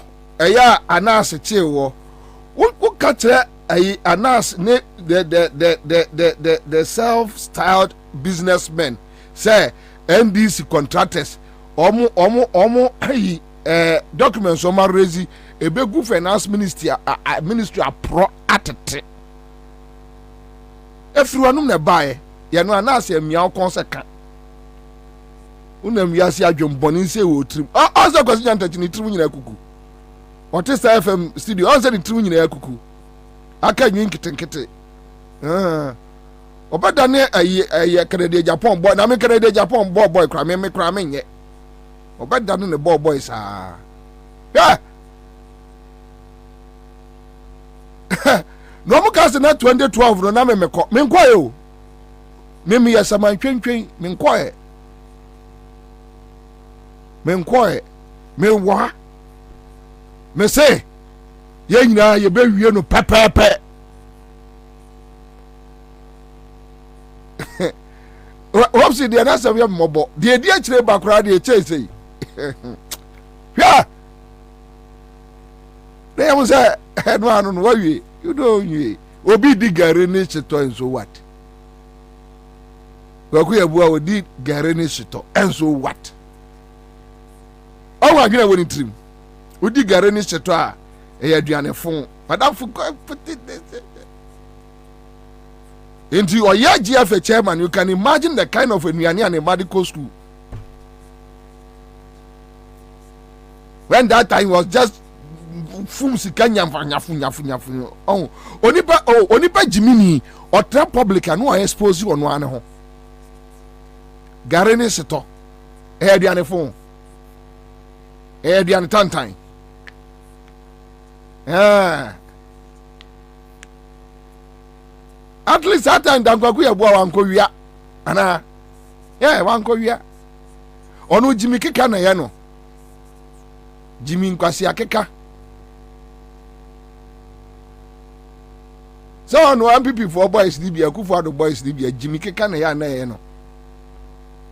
But at least one we are. Garini si to the one no. Ana yeah. The one no.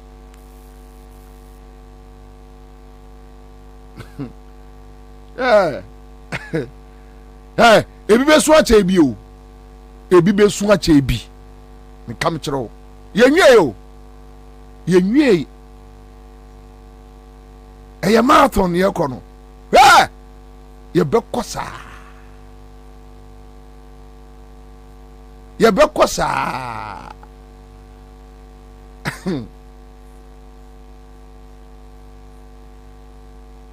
Me mabusu amu kwa obi ani Bobie o. Me kwa na mdi Bobie. Eya ko busa de ntia mdi Bobie.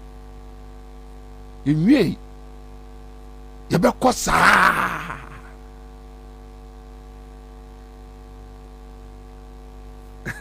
Obviously, let him say it. The Kwabena boy is not different from Yantachi. To be honest, on one group, no, I don't care about them. But yeah, Pobia Manako Srekwakuya, Dan Kwabena boy, and yet that.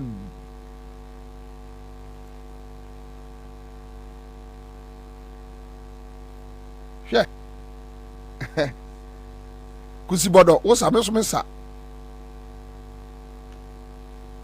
Yantachi. Ye nyina ebe kyerɛkyerɛ ya asɛm a kɔpem asamado ne ye kyerɛkyerɛm so na ayɛ we go see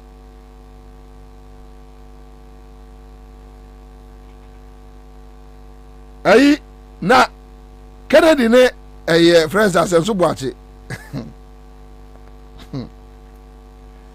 mesi wo mo abeto omo to wo mo awo ma me fa we ntwam mankrofo na me nkɔ hwɛ bi winner yeah, Bantama there.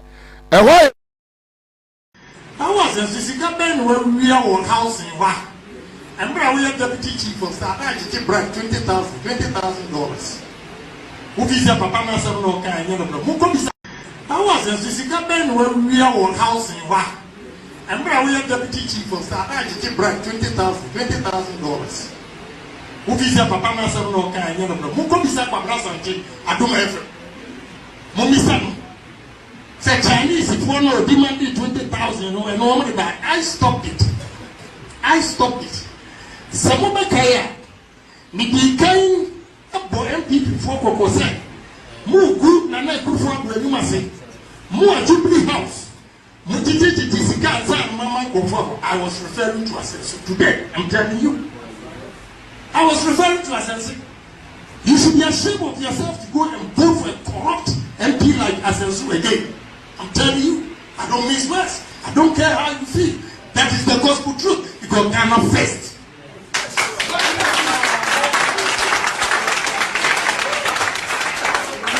Now they get to me, cousin, and can I Japan the young couples? Who? We didn't know where you want, not new work. What's a pavilion? The pavilion. Mimi African market. I want to do Mabeja. But in the Mabeja and what custom. And what quiet, you know what else. And then, as a society, they are here. Wow. Moya mistake. Now, 2 months. Who regulations of the paper? Yes, I'm telling you, it's a condition. If you don't want me to talk, vote against him. If you want me to talk, vote for him. And I challenge all of you because your mama said Ghana. You need baby apple. We are not, and I'm telling you, we will not go to any corrupt level. We are also all challenging in the heart. Say, make a report against them for a hunting. Make a trauma sense from the winning. Put your way in what you have.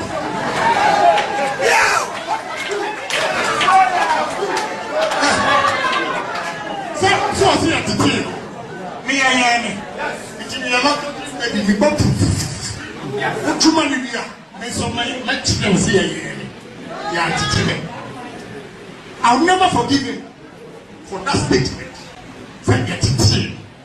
I am who are me talking. I was a Sisica Ben when we are on house in Va. And we are deputy chief of staff. I just brought $20,000. Who is a papa myself no kind of who could be said I do my. Okay, so you see, sometimes at here for more offices. Aya Monty Bobie Ansah kakra. Sir, Dampari Tiemia, Dampari Betimia Aqua arrested a year Canadian Japan. Obey me. Sir, almost say, oh yeah, allegations and a cry. A police code mu. A police abecho. Nyako prosecute too. A criminal offense. Anna.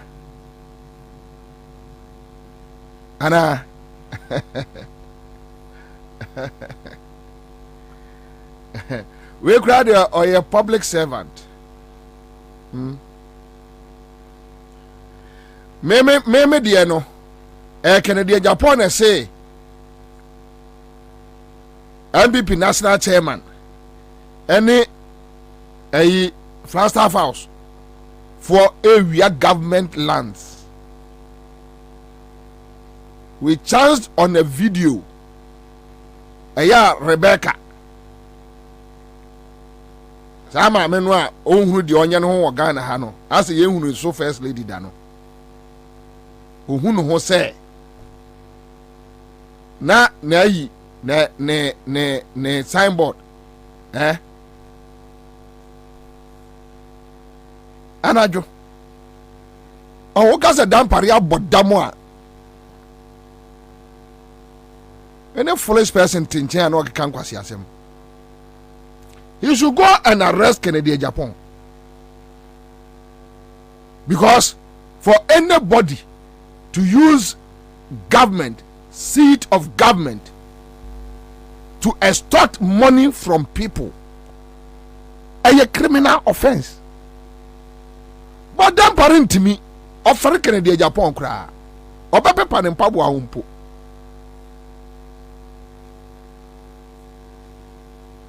I know it's a Pentecost, I sorry them. The criminals need criminals, neighbor. Somebody send me his video and when I'm blocking the background because I don't listen to criminals, foolish people. I don't listen to them.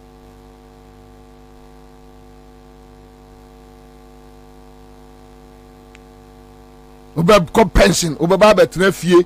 Ye nyina ibehia wo street de so Dampare obekọ pension o kosoro ba fom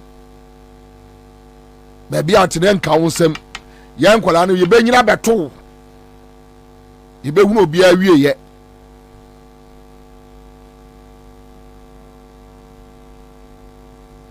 and I'm telling Dampare Uncle Kennedy Japan on the same allegations against us and so watch it.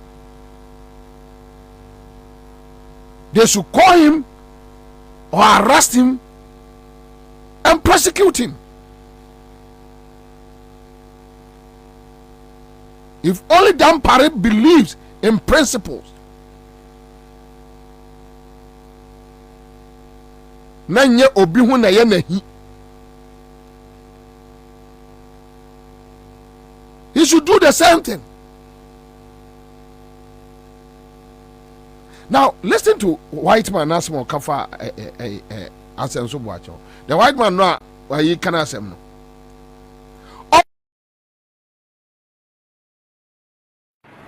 I recounted my own visit to Flagstaff House on December 26, 2017. I recounted my own visit to Flagstaff House on December 26, 2017, in which the president's nephew or cousin, Asansu, who is one of 2 deputy chiefs of staff, solicited a $20,000 bribe in order to either gain access to the president or for further favorable action on the appeal which I was delivering on behalf of the company, which was a guarantee for a loan by the Exim Bank of Ghana for a one district, one factory loan from a Ghanaian bank. The companies that I work with are Yendi's nominee under one district, one factory. The circumstances of this solicitation of a bribe were that the first chairman of the New Patriotic Party in the northern region, Alhaji Sunday, had taken me to Flagstaff House, and he had prepared me by having the same conversation about 3 or 4 times, informing me basically what would happen, that we would probably meet with Assansu, we wouldn't meet with the president himself, and that Assansu had the power even to override the president's favor if he indicated, and we did meet with the president, that he was willing to support our getting this bank loan guarantee from the Ghana Exim Bank. Alhaji Sunday made it clear that Assansu's word was final. When I met with him briefly, he demanded to know what we wanted right away, which I appreciated his directness. And then as we were leaving the office where we had met, Assansu, first Vice Chairman Alhaji Sunday of the NPP in the northern region, and myself, the other two went off on their own for a few minutes, and then Alhaji Sunday returned with a note for us to go to the Ministry of Trade and Industry, and the note said that that ministry should hear what we had to say and then respond to him, Assansu, before further action. And Alhaji Sunday then conveyed to me the demand for the $20,000. I had already told him we would not pay any bribe, and as a result of this, I'm sure the Ministry for Trade reported back to Assansu that result, and there was no further action on our plea for a bank guarantee loan, a loan guarantee of the Exim Bank. That result, and there was no further action on our plea for. And down, but winner ba. And someone share it. And one of load on I just offer.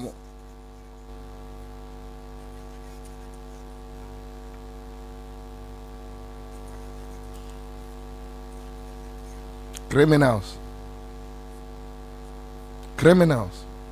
Akronfo.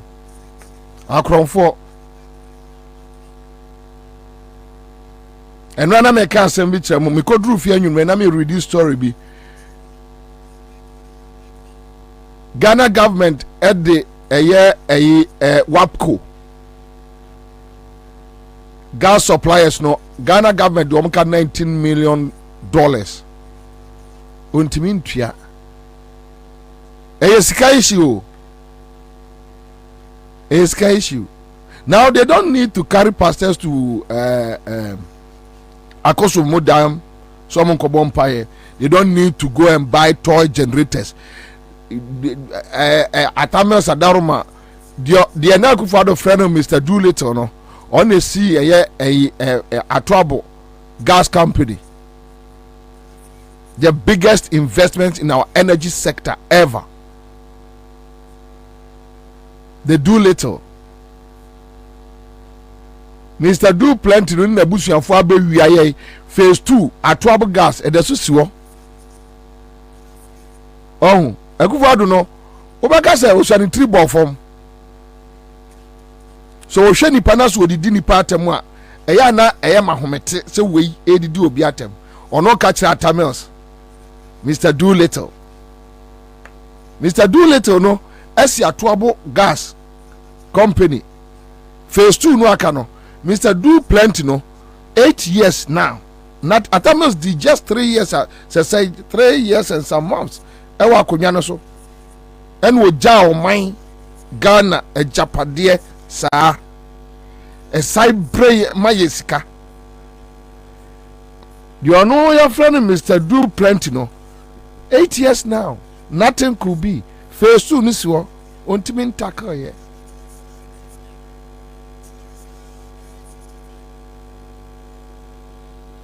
The annual Bush almost sent it insults be on Atanos. No, what was it? Unimutrim say Nipano, Adia and won't mean yebi. You are just insulting him.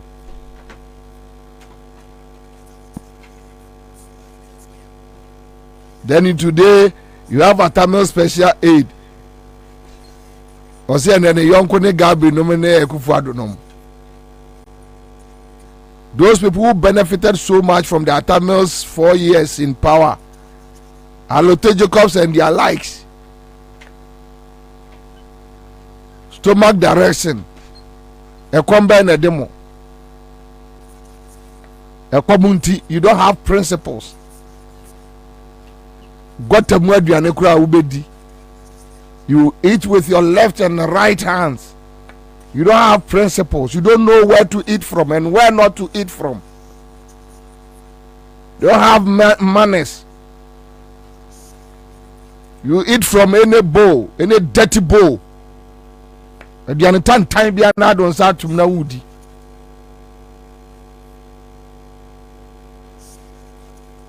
have limits.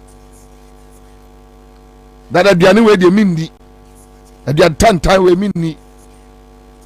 Look, me about me team say I don't need anything from you. When I close that chapter in my life, I've closed it forever.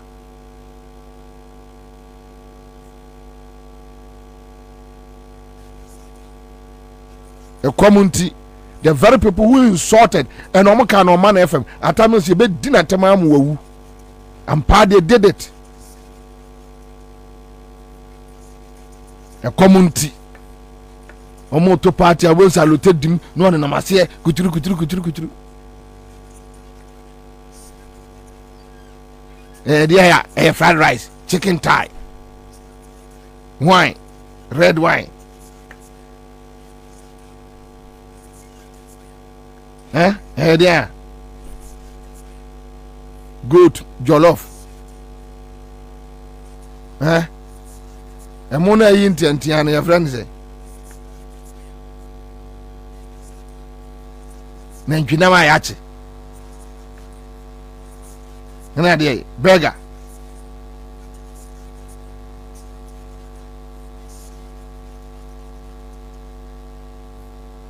Kabitie di ube fine. Ka konkonte di and keep your principles. Neja Jimino.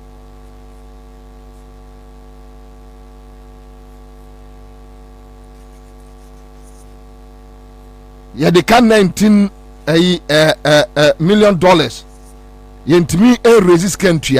Na abai way led by Kufado Baumia at me enya sika $35.6 million. At the relocate a Mary plant from Takrade to Kumasi. Sianokra Kodru, Senkodru you, Soma yo, Somunya you, Obiantimi hu. Yan the Omanya hu sika. And they execute at the time, but they don't have money. $19 million. You only bet you wap coca. Ama omo ama your gas near their power your thermals near their day. Then can you no edge na so. You see when you talk about Ekufado, so the depend on them. Who the depend on them? Adia penny abeji or minor penny or yan and young kwasiasem. Hey dear, and young kwasiasem dear. Even with that, except any other institutions, including the minority, are challenging the $35.6 million budget. No, somebody relocate Ameri near the free outside the bank. Joma Motria say.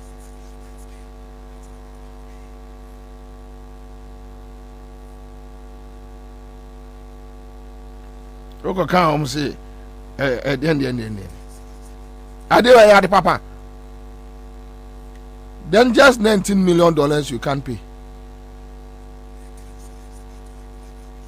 The crisis are you come with all the investments, political shade talk. I don't go back to them, so it's the thing for the past. Knowing that you have added nothing. Ubuse Kufadu says, I said, then what added to your fight against the energy crisis? Only Bibiaka. Common sika so betwea me anya gas their power and near my dear jail no a ya do so won't me na we nipa ba ya ho fa so pa mo man we any say ho fa so any say useless person.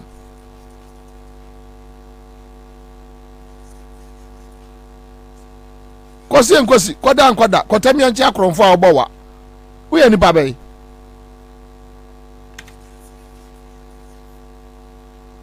thank you I'm done for Friday afternoon star 413 hash meche 2000 Ghana cedis meche 2000 Ghana cedis CMG sika chede promotion Fridays omo ato ya from Monday Tuesday, Wednesday.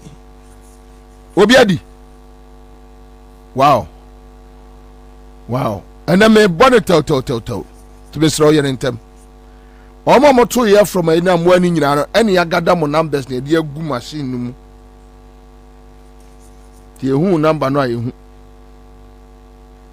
When ni be Monday, Tuesday, Wednesday, Thursday. Today is Friday.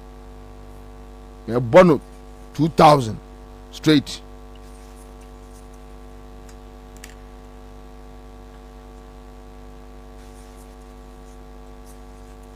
Maybe both tape be na mabusa asem ketu abi. Chaze akwaba. Kana video so. Boko de.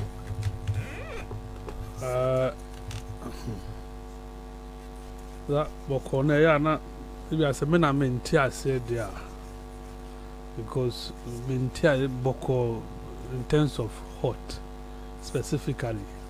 Tebi out to me bisa say boko wo hard na boko hard there meet me. Abrabom ye boko. David. Pacho pese otia de mame. The first day na me tie mami Mensa press conference no. Ena me conclude yeso corruption be kungana but mami we be kungana as a corruption kungana. Jane, yes. Oh, Charlie. That day I wrote on my Facebook that before corruption will kill Ghana, Mensa Accra FM. Obeto Bombo Ghana. Or your man boy for. Oh, that is what she is. What? Who she before now she Mensa for up. No, Mensa. I haven't had that. Sir, Beye ni mami we ni ase. Obe criticize ni Juma, but this person. And Juma can say Beye. It's not personal. Also, she's working like a witch. What you tell? But you didn't say. You didn't say she's working like a witch. You say it's a call na so she anwa. You Beye no huma na. How do you say Obi Beye ni Juma? Oh, question. Bobby, I think this is unfair. But how would I know you are editor? Is it not because of your work? Because I'm the editor of the custodian. Exactly, because she's in charge of witches. She's in charge of witches? Ago. Amen. Ago. Amen. Kai. What for the form? What for the form? Unya say. Say. Hello. Unya say. Minya 1,000 Ghana cedis. Unim and you 2,000, 8,000, and you depending on how, but Uber Biasiako for 2,000. Oh, okay. Uber Biasiako because your 2,000 numbers need that wine machine wine sa to bet me a call. But even our west side of Accra now. Me what Tessie. And you may do Yajuma. Dobe Yajuba 10 million. Pressure. Anyway, congrats.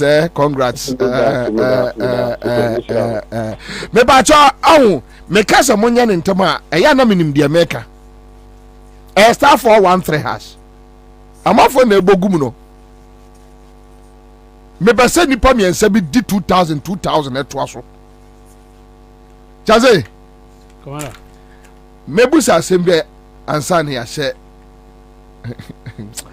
Share nipa ya fucking. That will be a message of the aba. Inipa na odi sika chede no. Ne voice ese Martin Pebu. Nonsense. Nonsense. Raouf Tahiru, what you fucking boy? Say Martin, the voice say Martin Pebu. Ah! Cancer cry.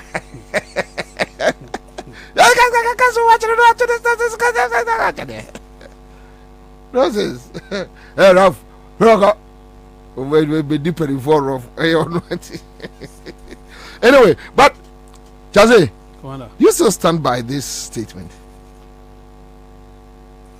What has changed? No, has something changed? No, you should be giving me bags of cement. Me from Kuchabo. We go to be swabo as into that cement and the bags bremia. We are Kuchabo. That's a new bony. Nothing has changed. And I think, sir, as time goes on, those who insulted me then for this position I may take here in the early days on Jane Mensah, no, they feel say I am vindicated because I did change the senior na many years no. He's vindicating me. Whatever she has done since a man appointment to Lene, a vindication. Say, Tissa, you be telling me, say, she came to do opposite what I've said. Under Mensah, the district, year registration now, this is a district office. Yeah. A bin see that. Under Mensah, many will say, law, emra, indelible ink, no. Emrao. It is in the CI. And amended. But on where or the press statement, what can she not do? Nia own Timinian does not exist. What the Mensah cannot do does not exist. Obi Busasa Osha wa graduate and answer the so to be you. As I said, the Yaman soldier for some more.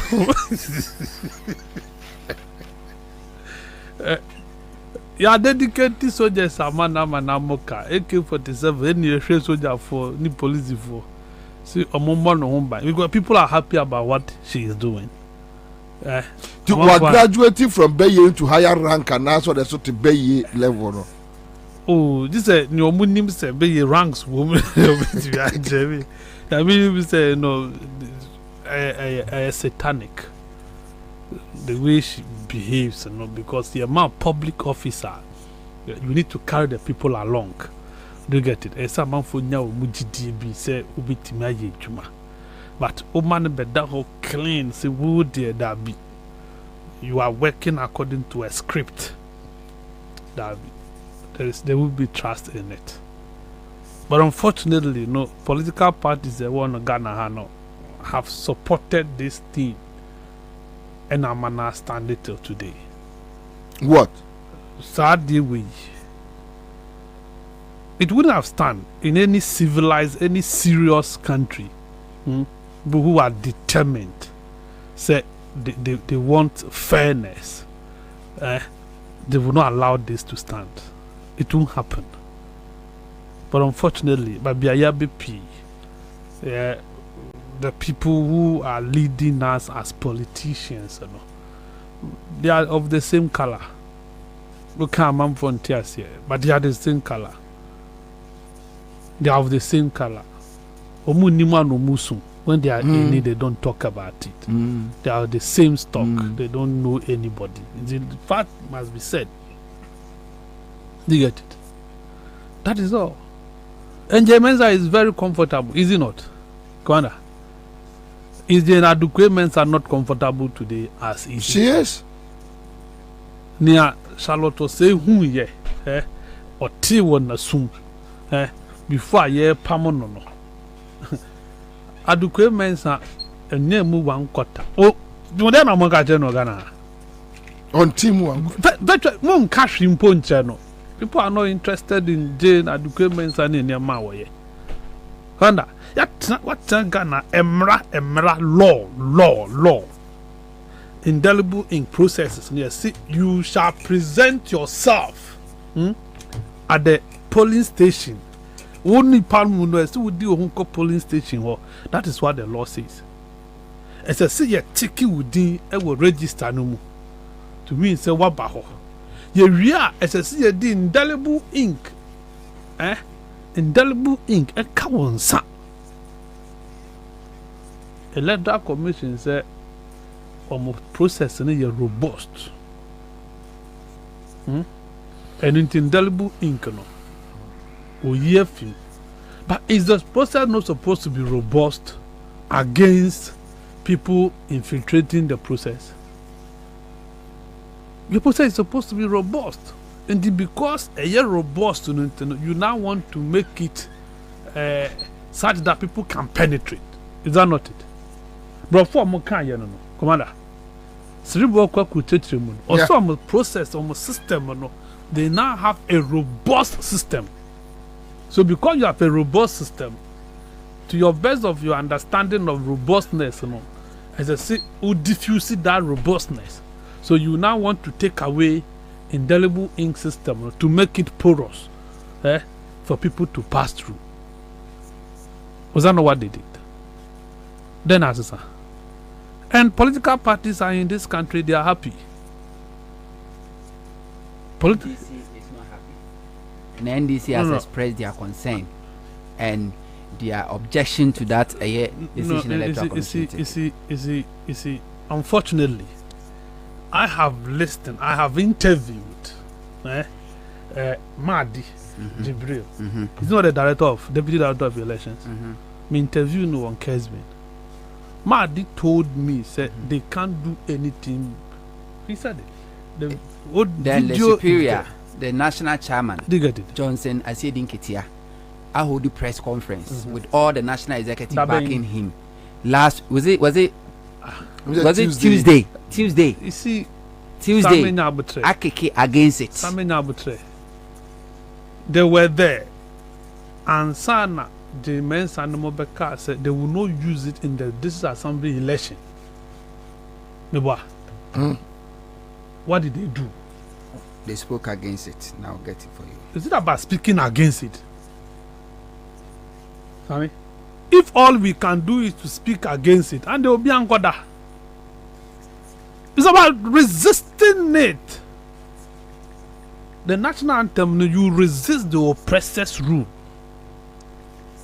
Who fired 1992 constitution now? You see, when you are standing for the constitution, the law is on your side.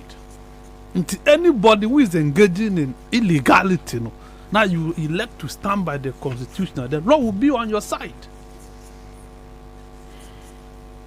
Yet, need to me, we don't even have following. Kwanda, to say they make mobilizing people into the street of Accra. We don't.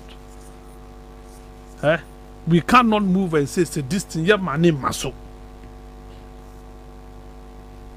You see, if there is not confusion, there will never be negotiation. Sure. If there is no confusion, negotiation will be maybe until there is confusion. The whole country needs a reset. We need to format this country. Near factory setting, near Shas, if we rob you. But the way near my corner. Anna Emra Wadino. You couldn't even go to court with all your lawyers, your team of lawyers, opposition party, more lawyers be free. But don't you think that the NDC is just tired with this judiciary antics? You cannot be tired of the judiciary. Your elections, the presidents.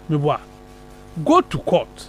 Let the court tells you say, with that CI nullify indelible ink, the Electoral Commission can still go ahead and do whatever they want to do. Then you have it on record. There's a court ruling, now they are to you archive it. It is for you. For instance, you know, you say, and Ghana ha birth set, you find your bibia, me Anna, a Supreme Court decision. So you have that down. Into your Tinabi will be banner of a car birth set as a you can refer the person to a decision of a court. All right, I'll come back to you. I think so. We have started on the premise. Fine, but me so bibi wo Kwabena North. Na abesi asem no. Ebenezer Banhill says this. McCarthy is just playing controversial ball here. I'm asking if NDC goes out to the streets, will he come to support? Okay, so Vivian Upon says, but the Akufo-Addo government has compromised the Ghana judiciary. And Wisdom says, good afternoon, Commander. Charles is very right. NDC looks too comfortable in opposition. Is it all about speaking against it? As Sami is saying, NDC.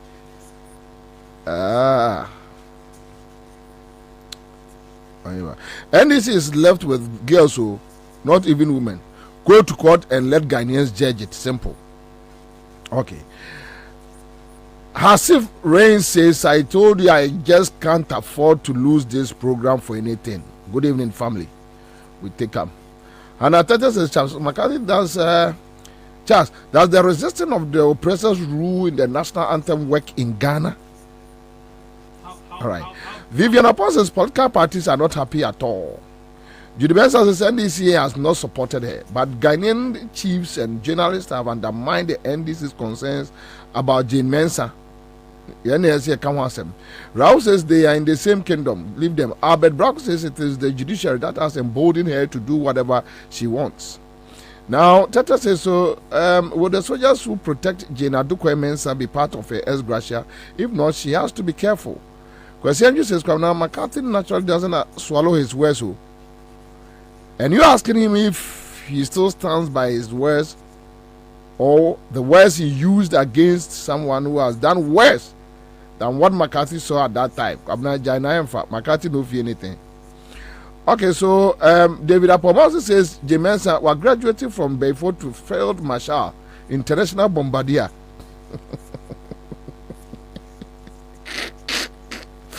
Bless God says, I think McCarthy is saying something. So NDC should listen to him. NDC is getting weaker and weaker by day. All right, so Accra Van Dam says, Charles McCarthy is a prophet too. Whatever he says comes to pass. All right, so Maria says, McCarthy, what is the part we the citizens are playing apart from the opposition parties? We need to rise up as a country. All right, so my main share Vivian says only the MPP are in support of the removal of the indelible ink issue. So these are some of the few issues, but then let me link it to all these ones. There's one question: the role of the citizens. Yeah, the citizens need to be rallied. Citizens, they need to be given a cause. They must believe in the cause before they can come out and support you. They don't have the machinery. Yeah. You have the machinery. When are we a political party? You see, opposition. To add, if you give the citizens the cause, you see, to believe, say you are for them. Yeah, to add to join you in the what street. You are saying, send this for be dim komo here. I am confused, kakra. In 79, Amoka say NDC free revolution, mono. Yeah. And your citizens then they're sorry about Rollins. Sorry, video about you. The Rollins no you found that no ma NDC a year revolutionary party no. Or no sorry and citizens who say cause no any pan air chat no a good cause for the country. And for that matter, we must follow him and crush the bad elements. Exactly. And they followed Rollins. Yeah. Momo beje NDC party no niya kwakase sorry no obi ni wachi as there be. Oh sorry na me if Rollins just decided to sit back, it wouldn't help. And that time claim so me a soldier ni even me a junior rank cram in salary kakra. Ti me ni me ma me agbotu ye de beto aduane adi. Nti I don't care. Yeah. Citizens no should rise. They won't. And you will never have AFRCP NDC history today to tell and claim that NDC is a revolutionary party. But when the people realize that Obi sorry. And send the pakrono course now or chatting. The rightful cause. They joined in. And they join you. So if you have that history as a political party, then you must learn from your founder that at any point in time you have an obligation to rise. And also, the citizens will follow you. That is it. Anyway. It's a simple thing. That indelible ink Kwanda. No reasonable judge in this country. For that one, I disagree. Do we have reasonable judges in this country? There are reasonable judges. In this country? What studio here and NDC will be say court on demonstration. And a judge and said that was the injection that Piatu or more. And almost decided so they won't go to court. They won't do demonstration. Studio here. Judge did deliberately. Anyway, and no jam mom tactics. Yeah, it's the same. But mammy, so we win janked it. Mammy, so be a see a war. A tear for for those on Facebook and on your YouTube page, Citizen TV Ghana. Metremo a cropon almost ye. This assembly no sir. The Omuja natural friends. Also, there are some areas of more pop. Yeah, more pop no. So last week, no, I said or more total. A coupon the was on Tuesday, and BBC were coupon. Me person be actually video we. A crap macro, sorry, a crap macro point. Yeah, me person be actually video we. All right, so MPP have the monopoly of the judiciary. This is where the obstacle lies. Ebenezer Ben Ellis. Okay, all right. So, Mepacho, Mebo, yes, Obia the 2,000 Ghana is here. Obia the 2,000 Ghana is here. Start for. Irregularities, agent for the month now, so now fairness, nothing, the camp of fairness, and come on, the better time. The vote party, she could have moved. She wants to na number two. Wrong code. I don't want to number two. We say wrong code. When there is stamp, I don't want to number two.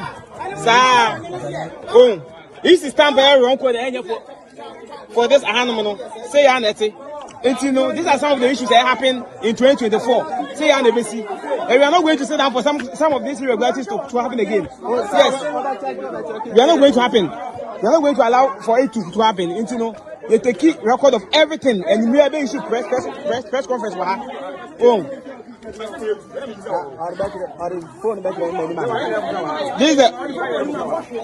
the original vote. This is the original code. This is the original code. Yes. Irregularities, agent for the month now, so now fairness, nothing, the camp of fairness, and come on, the better time. The vote party, she could have moved. She wants to na number two. Wrong code. I don't want to number two. We say wrong code. When there is stamp, I don't want to number two. Sir, oh, this is stamp wrong code. For this animal, say Aneti. And you know, these are some of the issues that happen in 2024. Say NBC. And we are not going to sit down for some of these irregularities to happen again. Yes, we are not going to happen. We are not going to allow for it to happen. And you know, they take a record of everything, and we are going to press conference for her. Oh. This is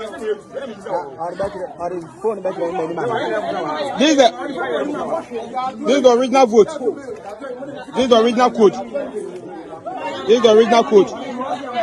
code. Yes.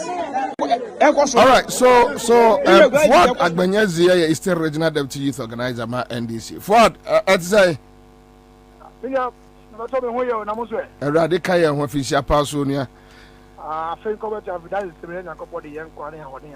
mean, now, one issue statement on this Kwabena incident, right? Maybe I'll tell you. What is the issue? Pinya, Medasene, Akonya, woman, and share with you for you now. You know, him say elections be echoed so recently. assembly elections na Kwabena North so ekasa election no a ekoso na one of the electoral areas from Nakwata Kwaso electoral area our Kwabena North no aba no epae ewo ho candidate back where friend say Ofori and now back where friend say Robert woman now ma by epae eti electoral commission say 1 2 sa aba ne biem friend say Tuesday atwemi na nyina ye ko hwe ade ne ko boa etuma ho e say candidate back owo mu friend Ofori no odom yamanyoku friend NDC even though say elections na nye partisan no yemu bi yes e be ko akokoboa ahwese ne na koso ana eyi na aba no enkoko wie no enwumre na eso wokan aba no now share candidate back one e friend say MPP for sponsor no ye friend Robert no ye population back say ye kan aba ye hwe na aba no ye kan wie no na total vote amase no akapta no eye 102 ina uka aba be candidate ni nyina nya so a wo de bomu a unya 117 enunti Mr. Ofori agent a friend bawo Aminu Sumaila also here communication officer am Kwabena North constituency the same as ono election director am Kwabena North no raise alarm say other na say abana machine captain is 102 na total votes na omukura have 117 na 19 no okole say omunye ballot ni mu audit and it you share na dimina of the EC for na dey o how share na dey omode korati bawa insist say sa audit no wo so omoye and it audit ni mu na copy say wo share ballot no bi etiri a stamp na esi ho no the question say the juma way no the one you be very smart there's no way you can identify this because stamp is all right electoral commission for stamp the mom who shall see your number a war stamp nimuna any all shall ballot bears 15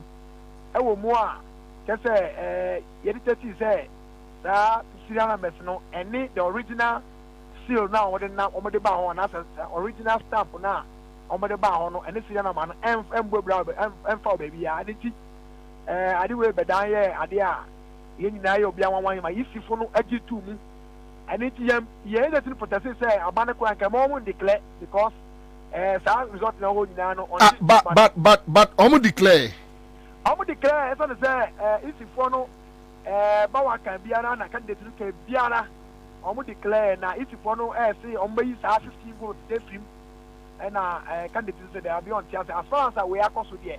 And it's quickly no candidate Ofori no free other 3 polling centers and say they should do the same audit our honor the plan say every county we concern no one of the police say friend say Okotomu no omo yes omo sack agent no because na ye hu sade akoso there e wo say nya obi a obetina scrutinize ade we no if for na afraid that say one at a friend is saying agent no and I face no before that information the banana so I can abandon we colleague be say community audit for all the ballots no if you follow happening several attempts obiaya bia no if you say they will want to declare the result emma declare results no nti and some course na Fuad na assembly members about to NDC Famumbe. NDC and fire home, but it's an interested party. Okay, electoral process or Ghana. NDC stakeholder and also to me NDC, MPP and team. And it is a process we are Koswa, yes, so your boy in Yakohoma and make sure say your echo share the echo so near monitor the echo so. And it is Usha press release by any press conference Airbus Regional. You free say MPP for any issue for year can na bia 2024 elections they are trying to rehearse some of these things that was assembly elections monti ya de kokoneyebo electoral commission say aba Airbus 2024 no you may make sure say aba no be free and fair na we will do everything within our power to ensure say and we be and consider we did say Ghana for abemebu e MPP mu only 2 million ma his social John Dramani Mahama. Na yet tenasi Emma easy, emphasis and dying, emphasis and dying 9. and it will say they want to more. Ye Cassetia, near Tibi, easy for say. Says Suban way, no more 24 there. And ye even match you on boot for boot our brand, our police station.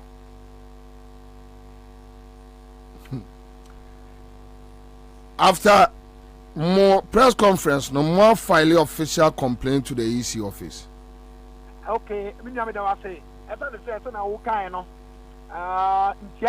say candidates now, almost every other no. On any lawyers, Akasa, Meno can say documentation be a once away be a no more police for or macro police for or more deputations about electoral commission. That means the back ya woman say, a price you see ya a year returning officer or police stations way. This will buy no Yama, a friend is saying this will direct no associate. A friend solo Solomon Agaga. And the Queen says, Obabe do center ho. Now, when to the non grand cook be an incident in this plan shed the apostle. Several attempts are wait, Mount 4 years say. Uncle no stop with that declaration that they know. When you do one more anchor station on your kind and say, Omundi Kaleriana, Omuria, a ban officer, he will handle the issue. You know, official complaint, any lawyers able to advise the candidate now, Omuriana, on the steps to be taken. Okay, all right. Minia, yeah, that's me, area in Sonia Casa. Minia will be able to be the one in Aquina, my na, yesterday I didn't want near Kosovo, my That's all right. So live on Accra 100.5 Citizen Show. Let me come back to the studio. And Chaze, so a Cropon incident. I hope the video no follow video no. There are other areas crown where you say omo ede ballot papers na eba no na ya tam printed dada. Ena omo de aba. And these are some of the issues. But meaning say all larger concerns with electoral issues. And I don't mind it, but not some person of them because of any maybe I know raising. Sami Akwaba. Akra, mejo so. Boko de menu. Na me adum na so. Yanka jantum and there more time. Me the video be my producer. Okay. Yeah, Mpacho bo. Oh, I am ready. I am ready. I am the pass. And when I say me yes, me ko easy na pa. Utwa me. No, no time. I am ready. Yeah, let's go. Yanja Jemensa any boss manasari or medu my assignment or my maka Jemensa can never organize any credible election in this country. I'm telling you, it's not the case. Idea that now records in a chile. Okay, they be am seeing critical thinking because me read your way in ra. Now me read your way in na. Making me predicted obey uchina. Jemensa can never organize any credible election. See, I don't know what they care for. Class or mobile be preferred. Jemensa wanaza. Jemensa can never organize any credible election. As far as Jemensa, it remains the Electoral Commission owned to me. Because woman are born, there's a problem with the woman. But Ghana there will be a timmy camera for now addressing nice. Then a tria about me be cananoa. Yes, so no more fentino. But when you are there, but Nyan Sanko and I'm officer. I dream about him. Mess. And this is not the first time referendum mess, limited registration mess. I was also gone mess. This registration mess, and 2020 December 7 election will be mess. Wow. Because this electoral commission, when you not so best yansa, when you yansa, I know makwa yansa for tunufo. And in when you mistake in one air corner also tenacity. Now all correcting the mistakes. No corner anymore. Was he in Ethiopia? Now on the mistakes in this way, as a committee, another mistakes are a year dangerous than the one committee. We shall say a referendum, with the choir was west of God, with the limited registration. Now nationwide, now we have 74 days to go. And now some mistakes here see. For ne ahefo. Yeah. And now one a year officer from police headquarters. Yera of fair. Or see what you do, my dear pa. And I said, "No, we all be that so now see." Police headquarters for me don't be any. Hey, Bobie, I want Chammy Bobie. And then an alcohol. Me don't be any ho. Maybe to be come crow. Uncho. Now me could it easier to hold my jadi. If you saw my chairman, my jadi, me call. Nana mami Michelle Semfio be na Charles Makati about yes NDC like any other opposition party omu nyina ayoma said say enye only the Electoral Commission anything na fa abandu medie hu bi anko yia they will draw the attention of the government. But they, like always say you have as opposition you have your say, but the majority will have it way. But the state institution are mandated to check the ills of the Electoral Commission, a court and parliament. Court they like just obey the court, but parliament and na said say Electoral Commission etu tiaga namra na so ko tiaga namra obetwe no eda bigina emranim because CI no Electoral Commission ne propose here and our parliament no who approve here without the parliamentary approval there's no CI and in last year March Electoral Commission in the CI call for 2024 election parliament rejected and ebesi no CI enti yamfa asudie no koto parliament so nemo mnye NDC the NDC by no eno maye no they will draw your attention say utieti amra no so you can't just do it. NDC as opposition party betimi atro ensunsuan so bone a ebetimi dia ba awe ya batu mu and they have done that. Now it's up to parliament to call Jemensa. Now parliament when for na Jemensa can say district level election or abandon indelible ink. Now parliament way. What did they do? NDC cannot summon a electoral commissioner to appear before NDC our headquarters for questioning. But parliament can do that because it's within the mandate of parliament to do that. And intina our parliament no assemble electoral commission come and explain this. Bebe cheche say muno oko. We are accountable to parliament but we are not accountable to NDC. And you can only say it. So we are hoping say nano meti say honorable Roxin Dafia Makpo a register issue of parliament. And I'm hoping say parliament to take it on. Na yam feje mensa. Na o ma mechrim.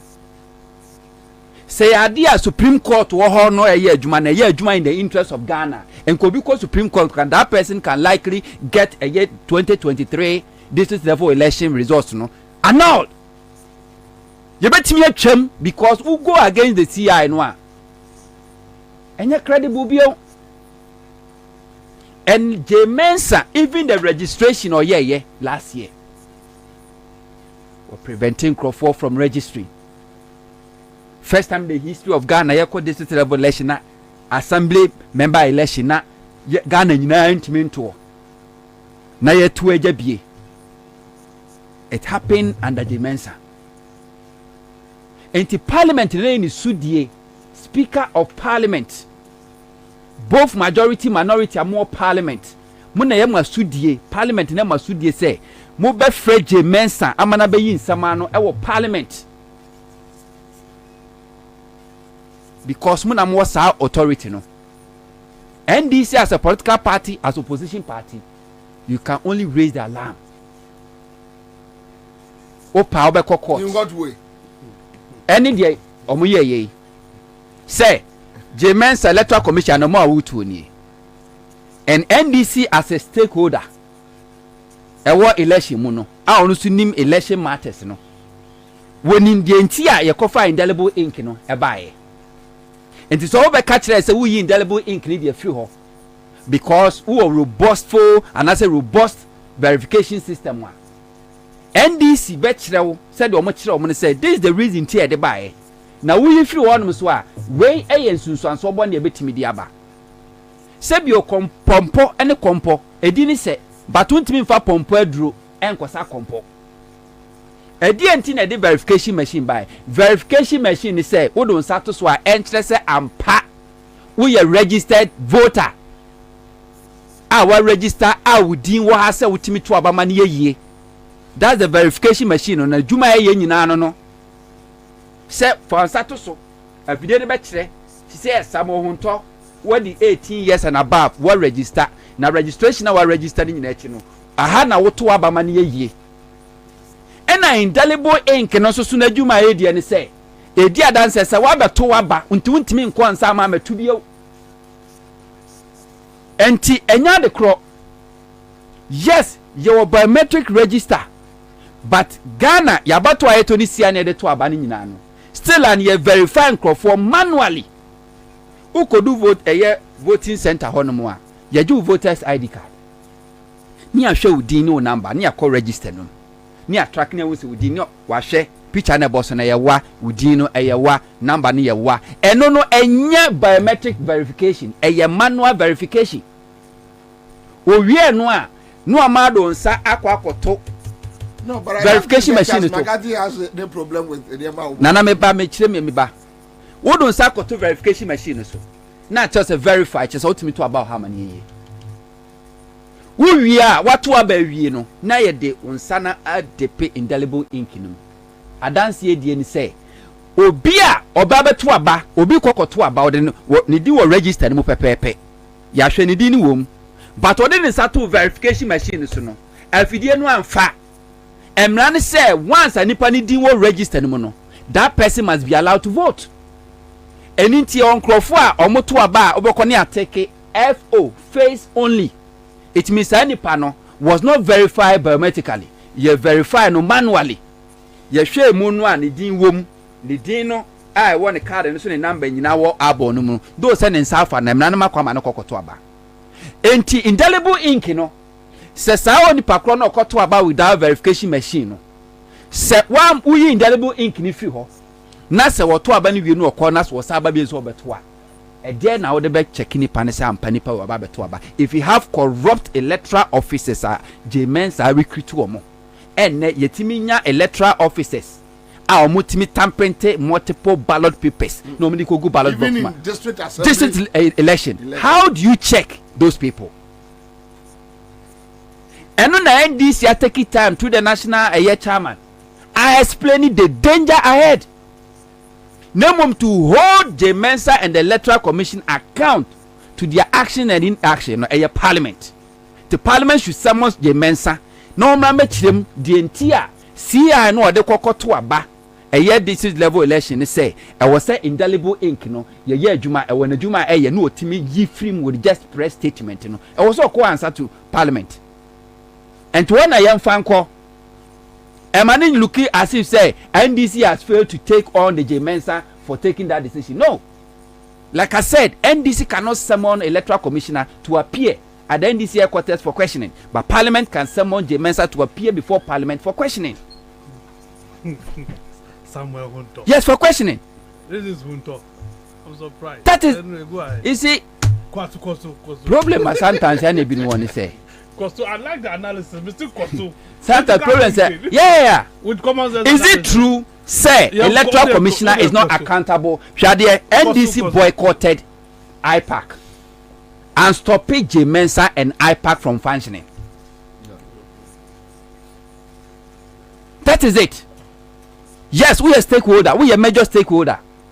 But we say we will boycott IPAC meeting. No, it will not stop J-Mensa or IPAC meeting. Say enkoso. You can have your say, but they have their way. But Parliament can put a stop to every nonsense. J-Mensa, a committee as electoral commissioner. When I said ye, say a corporation blamed the command NDC say. Electoral commissioner succeeded. So acquired district level election without indelible ink. So we should be held, NDC should be held accountable. Naija parliamentar. One misfire. One misfire. Because a parliament nana said the parliament now approve CI and NDC.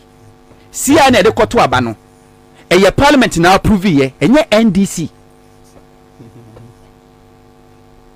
Yes, you were NDC MPs in Parliament, but Parliament is a government institution. NDC is a government institution. NDC is a political party. NDC na government institution, a political party. And the Electoral Commission is answerable to Parliament and not NDC. And to me and China, you fire no fan ko NDC. Nemum a Parliament and your master dear say, Ombedi said you medina, and was so mudino. Okay, I will come back to your point anyway. Listen to Akwaba. Yes, you, my man Akwaba, now man for who say, listen to around. But a friend say, Mancha, Kevin Taylor. Also, I kind of Kelvin. Kevin. That's how I'm going to go Kelvin. Sam George. No, they just have. Oh, they just last week or last 2 weeks. The stress anyway. So,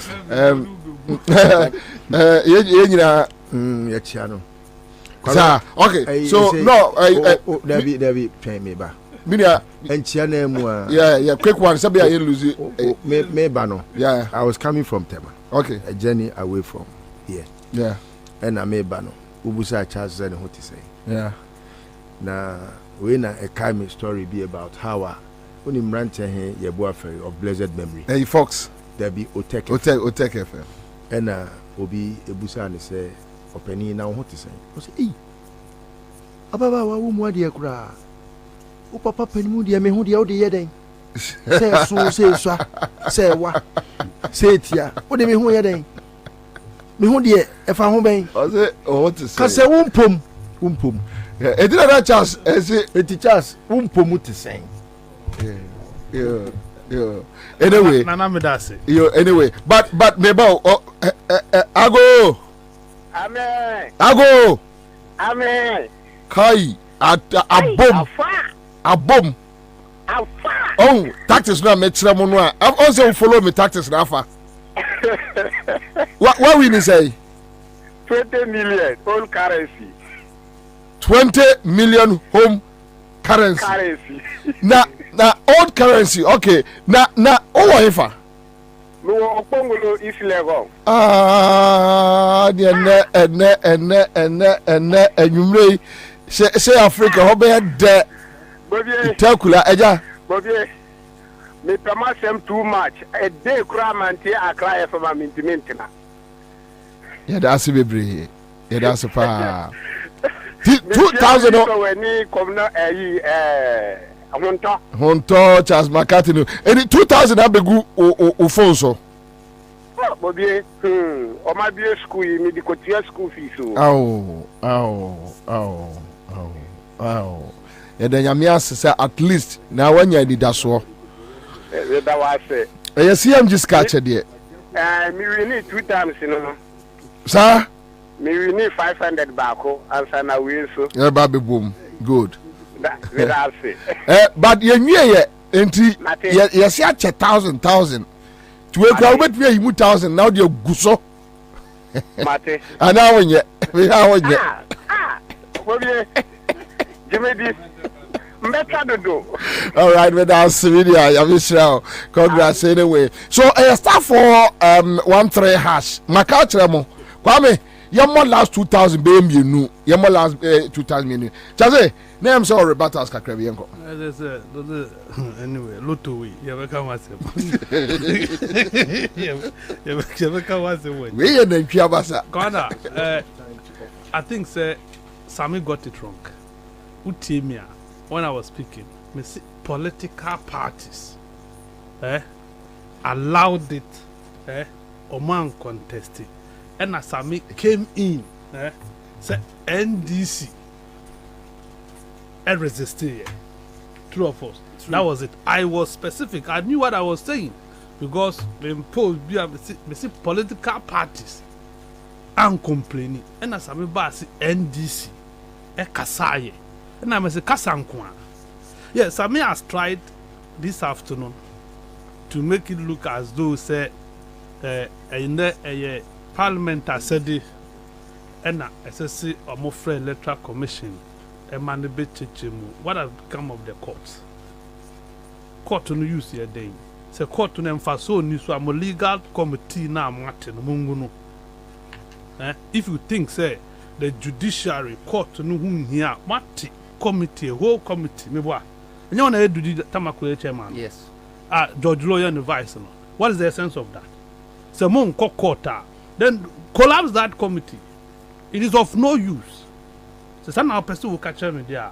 In any case, Parliament to on a NDC MPP. As a was a seminar buyer, you didn't get MPP NDC, MPP MP raising it in Parliament. It took Mutaka to raise it in Parliament because we differ. Dabi Bakono Abla, Maman. Yeah, that woman. Sa voter a sea. Onye crazy. Flood in crazy. That is what happened. And now the black one is soon because of the constituency. Who are the be affected or no?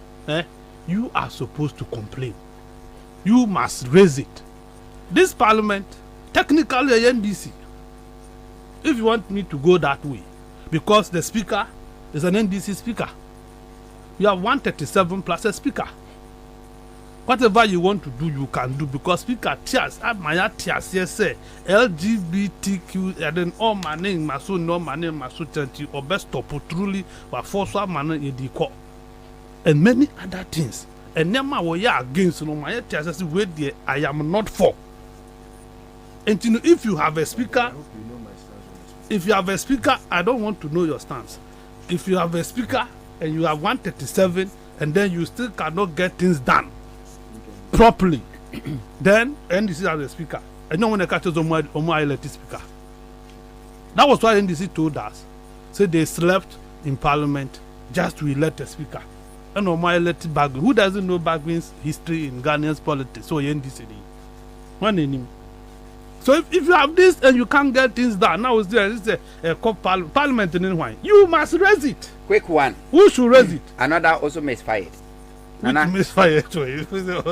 NDC as a political party, district level elections in the course. NDC can say they had no interest officially because it was not conducted on political party line. That was the argument. You must be deliberate and intentional about things in politics. Two things. Electoral commissions were indelible ink from this level election. What they acquire. I didn't know Parliament. Because we are answerable to Parliament and not NDC.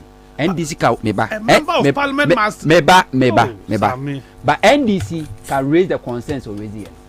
Now we are talking about 2024 presidential and parliamentary election. And the NDC, a party to it. And the NDC now can go to court. Explanation or the buy and say, or more by pilot process and with the district assembly elections. What explanation was it or by pilot? But NDC as a political party. Or no catcher will say. This assembly elections are tedious than the general election. Yes, say. Okay, so now this is the issue. Hold on. This is the issue. Yes. From McCarthy's point of view, he believes that NDC can do more than what they are doing to put more pressure on the EC. Yes.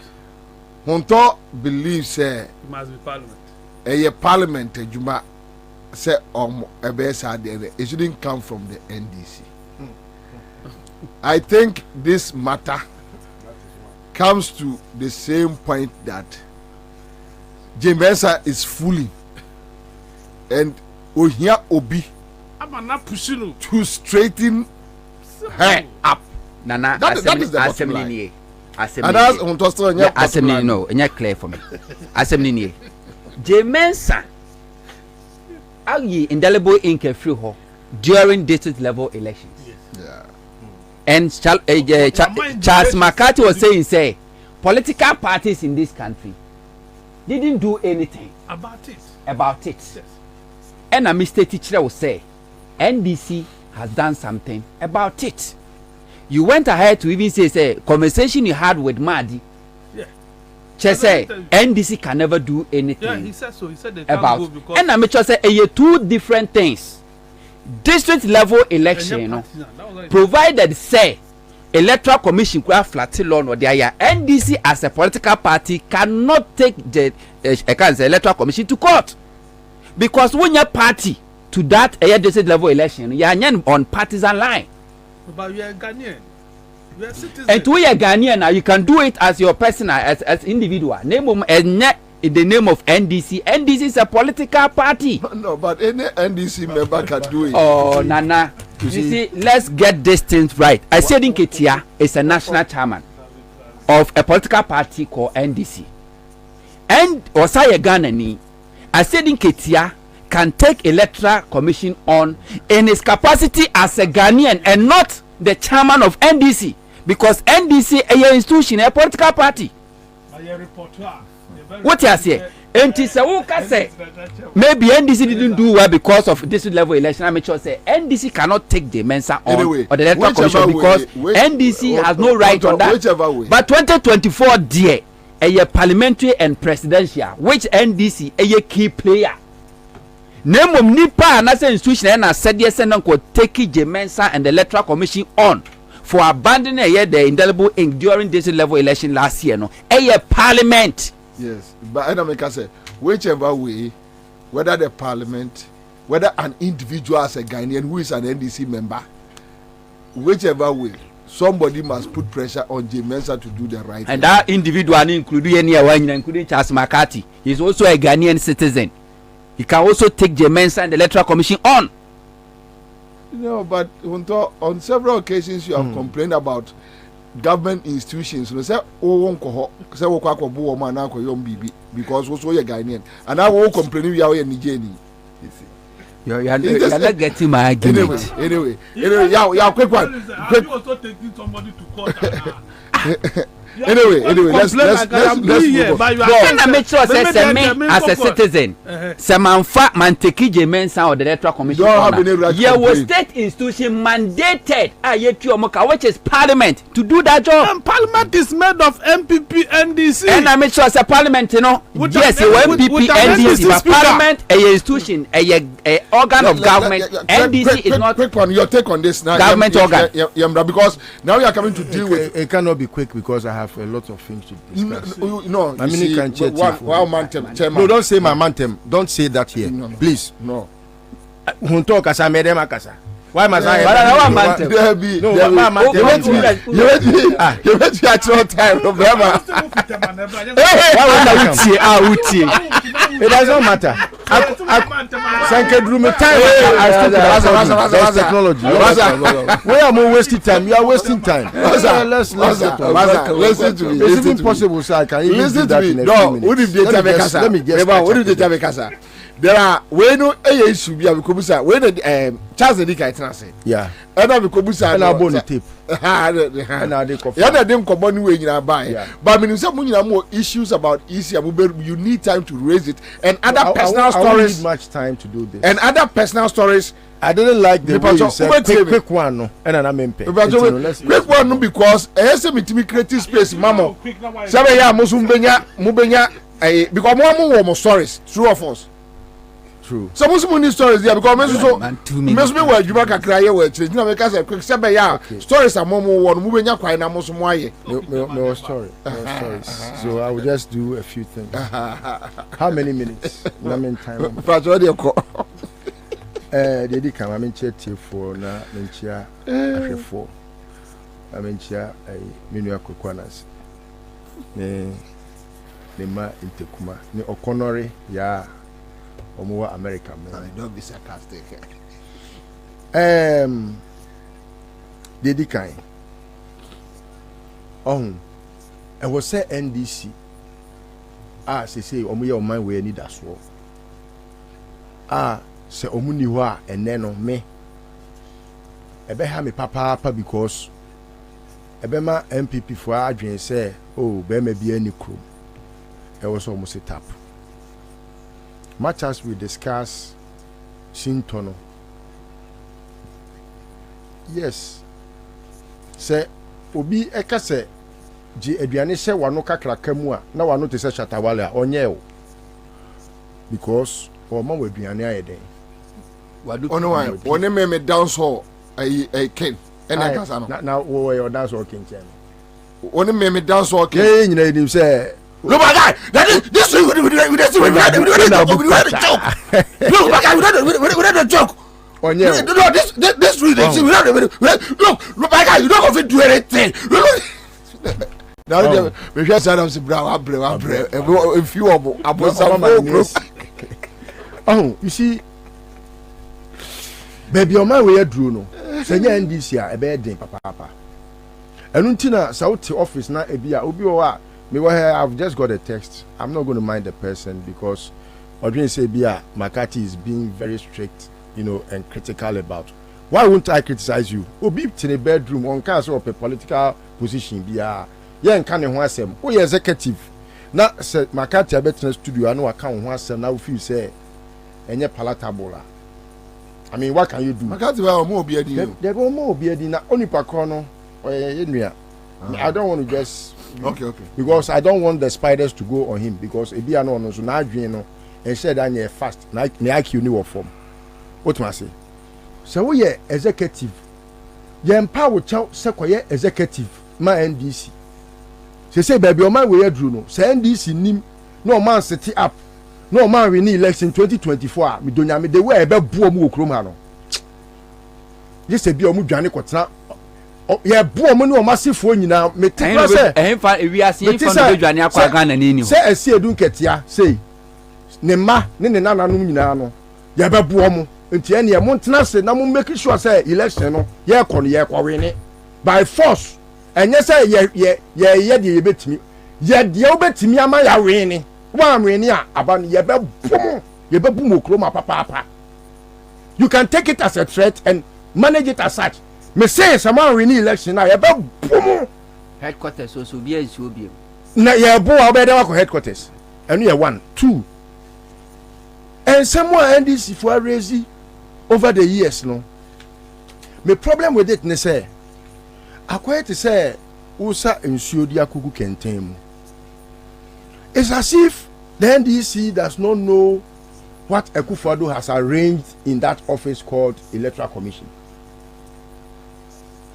Jemensa ye Akufo-Addo yere ni nua eba enti no woye ni niece is that so ni niece sesa na etie ena wode na kwa akotena asoye ho se ekwan bia so onwi abamu ma no in the last elections the man Jemensa timi wi abanum ye because of ofoso pofokofa akwawe rojo nom call your wakonum biscuit, wakonum tea without biscuit. It's a saying you look up to a say don't get here to a point to be obekwa wa. O kon kope bibia enkonom. Ni nyina ye part of ade e wo se ye. Issues are be raise. Maka chemo say enya dia Jemensa o tie wo. Bibia ni wono a e chen say yire wo ye adwumaden. Nenya enough votes. Our police station wa. Ebe make sure say we be winning at the police station. We winning we are. We the referee akwa election. Send your mama kan no. Boxing ring in him no. Well, you have to knock the person down like Azuma Nelson also was quoted by His Excellency John Mahama.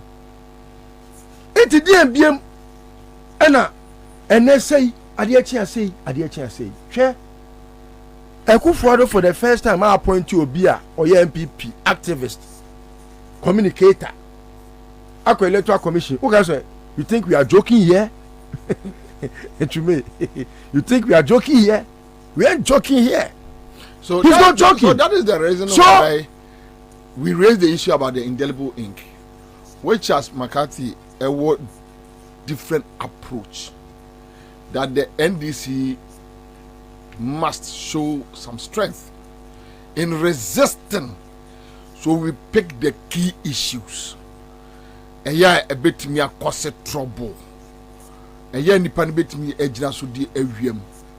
Jemensa creating fertile grounds for double voting, multiple voting. So that is the issue now. Now, which or no, your friends say, Honto believes no. Parliament should pick up the matter than say McCarthy APA to NDC. No, Nana, don't get confused. Jemensa a committed crime. Said the year cano. CI no they told a year district level election. They say I was saying ye did indelible ink. I can't win away your film. And I'm just say a year parliament and also hold DJ Mensa accountable. 2024 election is different from district level elections. There be said they also Canadian. Oh, can't perceive say. Even 2024 election, no, year back on. Say electoral commission indelible ink in the film. A parliament in holding. Two different things. The first crime that was committed after 2020, Sun Trophy, Akpafu Lolobi, Likpe. What has Parliament done about it? That's what I'm saying. So you see, we have a very parliament in that. Me. Before you can criticize a whole somebody accountable, Parliament you must run the panel. They also Parliament is yours, yes, sorry, and a Parliament, no. I mean, I'm believing said the street will very soon get to understand that we have nothing like Parliament. It doesn't have what is in the books defining that institution. It is one of the most useless institutions I know in this country. And you're bogus. From the speaker to the last person, they are the most bogus individuals taking monies from the drawers of bogus. Speaker, yeah, what kind of NDC speaker? Back when NDC speaker. When you NDC speaker. You know, there were some people when some people are misbehaving, and that's why look, this is somebody I have respected since or call Parliament baby I would I die to abayi gbagbe no me the joy in my heart no and how I jumped no and celebrated the victory no and then ono gbagbe no ade a the Parliament here no and to secure ono ni bottom and na bushia for bottom PMP bit me frame no aka tell me say bagbe dey you can say ya krokro na anya sa see a ne ba hwe ado amwaye opa mane mwaye we will meet him in the street opa mane mwaye e mane mwa Ghana for we will meet him in the street and say BBC a who is speaker BBC o my way who is speaker biem eya no be wakwose o wig aka tell me say who is judge eya no wakwose o police atare so you police. If the system breaks down, everyone will be a victim, including everyone. It is how to allow the sika pe. Na there be a chrono obi wia sika no akwa akodi adi. That parisika na wudi. Sia sika bia obi abedi. Mu de monkoso. Na there beji twi no. Then you have MPs. Obi feel say or ye obi papa. MPP ho NDC na de na kotena ho obekwa akodi MPP for sika di how akum sen ada o mokoto abama how akum sen nya that number of votes no bi se MPP o se how ade o ne nsamogo now NDC for tifie no omusu how abai o se o omuka se ma ne omukakra na ye ma omukakra etu ye member of parliament na mabontia. Where lies your dignity? How we come sin way? What your bab wanting? The video na no was ano. Oh, omo can say omo kakra na omo kakra na omo to abama. E didi mu ma ene the leadership of parliament ni yi omo ama mi ankasa me body ya me pen asem pa haru na edusu. You say what nchen ato aba. Enioma esefata say wo se ye no. Ye hweso nye o. Omo na ho kokwasa me dear I will tell the NDC me NDC ni we are working with you because we trust that you are the hope of this country and massaging everything to make sure even yare kura ye ba betra studio ye be ko ba bia won se ye ko aye adwuma won se ye without recourse to anything it's just because we know say senya mo a ye ni obia na so nya say ye ni mo a ye ni obi anti no mo ba be ye agro ya to pre say no say adeɛ kyea say mo deɛ monkɔ so a yɛwɔ mu gyidie na mmom sɛ eduru baabi ne yɛhu sɛ gyidie no ɛnyɛ ho nanteɛ na mode ne nam a yɛbɛka deɛ wɔ sɛ yɛbɛ akwa no nwumɔ sɛ meba bɛtea yɛbɛba bɛtea mo enti enough of Jemensa ɛna wei mo miɛmboaboa yɛ ho yɛnyɛ yɛ campaign ni yie yɛ make sure sɛ Ghanafoɔ bɛte yɛ policies ase wɔn bɛte John Mahama ase wɔn bɛhu the need to vote John Mahama and not Bawumia mun kyerɛkyerɛ mu Bawumia ha ni mbuaseɛ mun ka ma obi ehu Akufo do kro no ne nabusuafo abɔ mun ka ne yɛ make sure sɛ yɛbɛ prepare grounds no let us militarize the grounds because omo ba no omo kyerɛ omo se eti ka kyerɛ wo nkɔfo omo fam so sɛ omo disi a muntu militarize the ground and weaponize them and make sure they are ready for the battle because Akufo do all can and I may hand you over to Bawumia. He ain't joking. He's not joking. Eti mo betena honom na mo de aye press conference na mo nya de wo se mo ye wo from na mo nya de ehia esefata na resistance no akoye te say ICC no NDC who say Rollins can send be e wo 2016 ye call Cape Coast Kwabena where we not there when Rollins said the NDC is making the MPP. You remember? Yeah. So say no NDC for no uhu ma wa sheko tabotai prim and proper. Me na me nkoye ne nka se me de me nya gentle. Obi aye revolution ama wanya animonyam sei. Koye bia o si wonum se o ye gentle. Mon ko so anya gentle. Okay, right. Now da Ghana fo be decide so o nya gentle no. So o gentility no o de be ba. Ne hu. Quick one. Ma gentlemen, you better last lap, right? You know you be baby a mobet with Yakubiano, ubet with Yakub because and Friday. But Mamenka a Wango energy drink. Wango energy drink. Say bida. Wo ya kechi. They make me a catch the Ghana Nibia would make can. Say bida wo ya kechi. Ahwadia a what Wango drink muno, energy drink muno. Yakasa se wania odi wani na ehwe. Esese unumbi. No what me testify say yes. Ese wano ese ketrema. Ese minimum vitamins B3, B5, B6, B12. Well say ne na husunu a bottle no ayi omaye na. I say on say jata da ho so nim jata ho odini. Enti driver ni a wutie me. Ti stia na chi a wa bre. Numbi Bobo Trumrika ya hodin juma ni titu ni adwadifo ma mo am wadwom ya motemenka ei munumbi ai wangu munumbi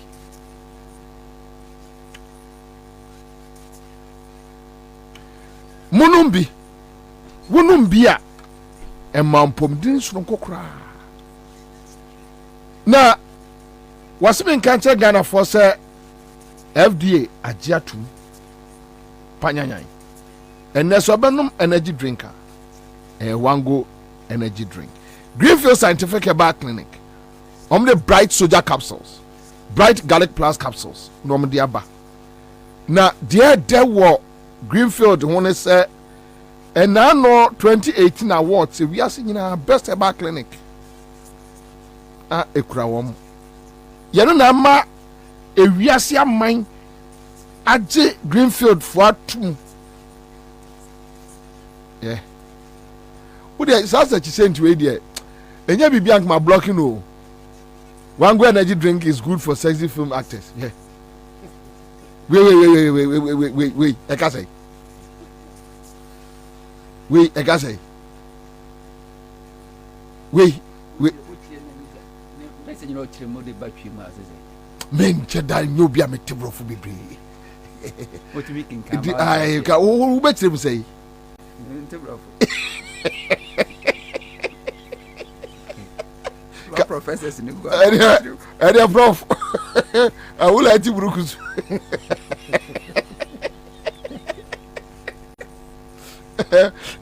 apia so che wo betire mu sei Wango energy drink is good for sexy film actors. I said, Mensa, you would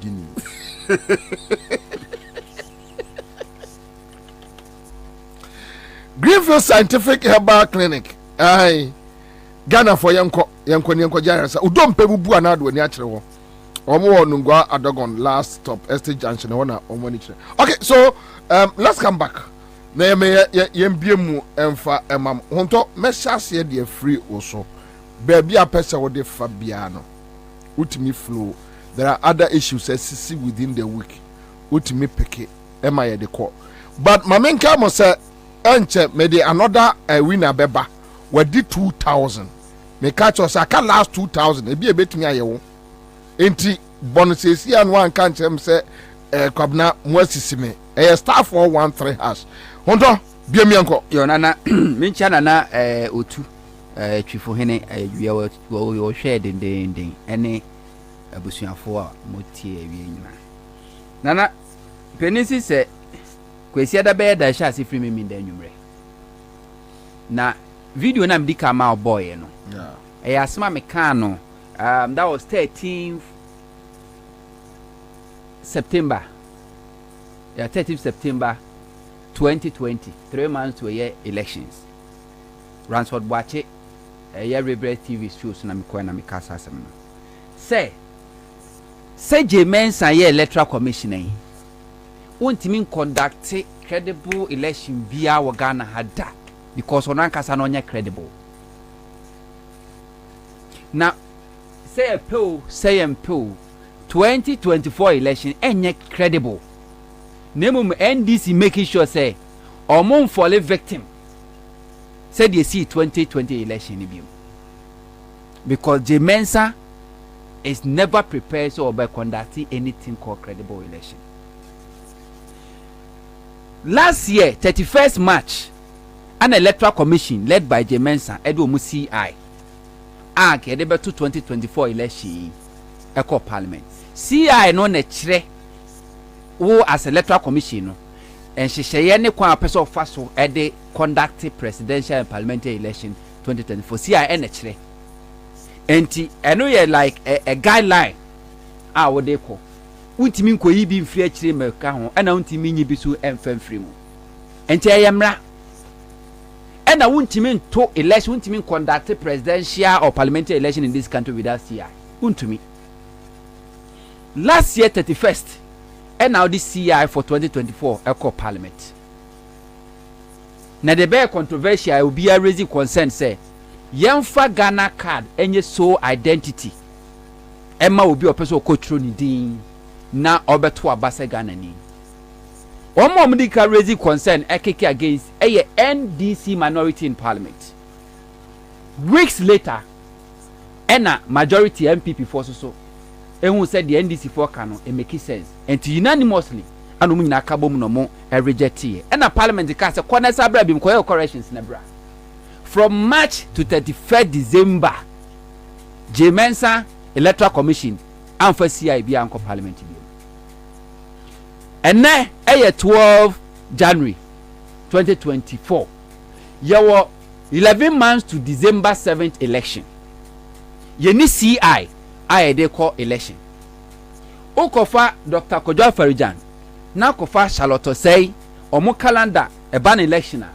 Limited registration ke yebe to abey limited registration somewhere March. Yeah. Ni aye limited registration ti be wi e be ye voter exhibition ye be clean multiple crofo a multiple registration na ye be wi by May Eco June no na register na ye ready because ECOWAS member state bia no e said yes 6 months to election won't me make any amendment your electoral laws ni rules mu but Akufo-Addo broke it 2020 election ye compiling limited voter registration now less than 6 months to elections enti e was saying by this time CI no are ready enti somewhere march nanka electoral commission for separate Dr. Kajo Federal predecessors here no na limited registration but ye ka say no CI ni ready na the attitude say Mensa na electoral commission say they are not ready so mo be change sa CI na mo call parliament unanimously ye reject ye no the same CI na no person mo sa de call into omo to time omo buy time they are waiting till last minute no mo dey call parliament ni a rush ni aka so ebre na ebre no ayebe eninti no ye eba ni kitikiti ya be say ni emfa ko Supreme Court na chese ho no na ya back electoral commission so they are just waiting for that last minute eninti on fa CI bi ankoye on fa CI ne nkoye no hwede je Mensa electoral commission ye now o ka kire Ghana for say indelible ink no kra no mitwam because kane no ana ni biometric register no enti na use indelible ink na ya nya bia ehu hia or prepare Ghana for mind say or person create one additional collation center our constituencies or polling stations doso it is say 275 constituencies will be our one collation center no the Mensa he say so person create additional collation centers our some constituencies the reasons or there ban say a collation center on nkrofo ko ho ne doso do enti wo o chemu ana se nipa no so ate it doesn't make sense nyansa nim we a dambo collation center no enye open place ye no dem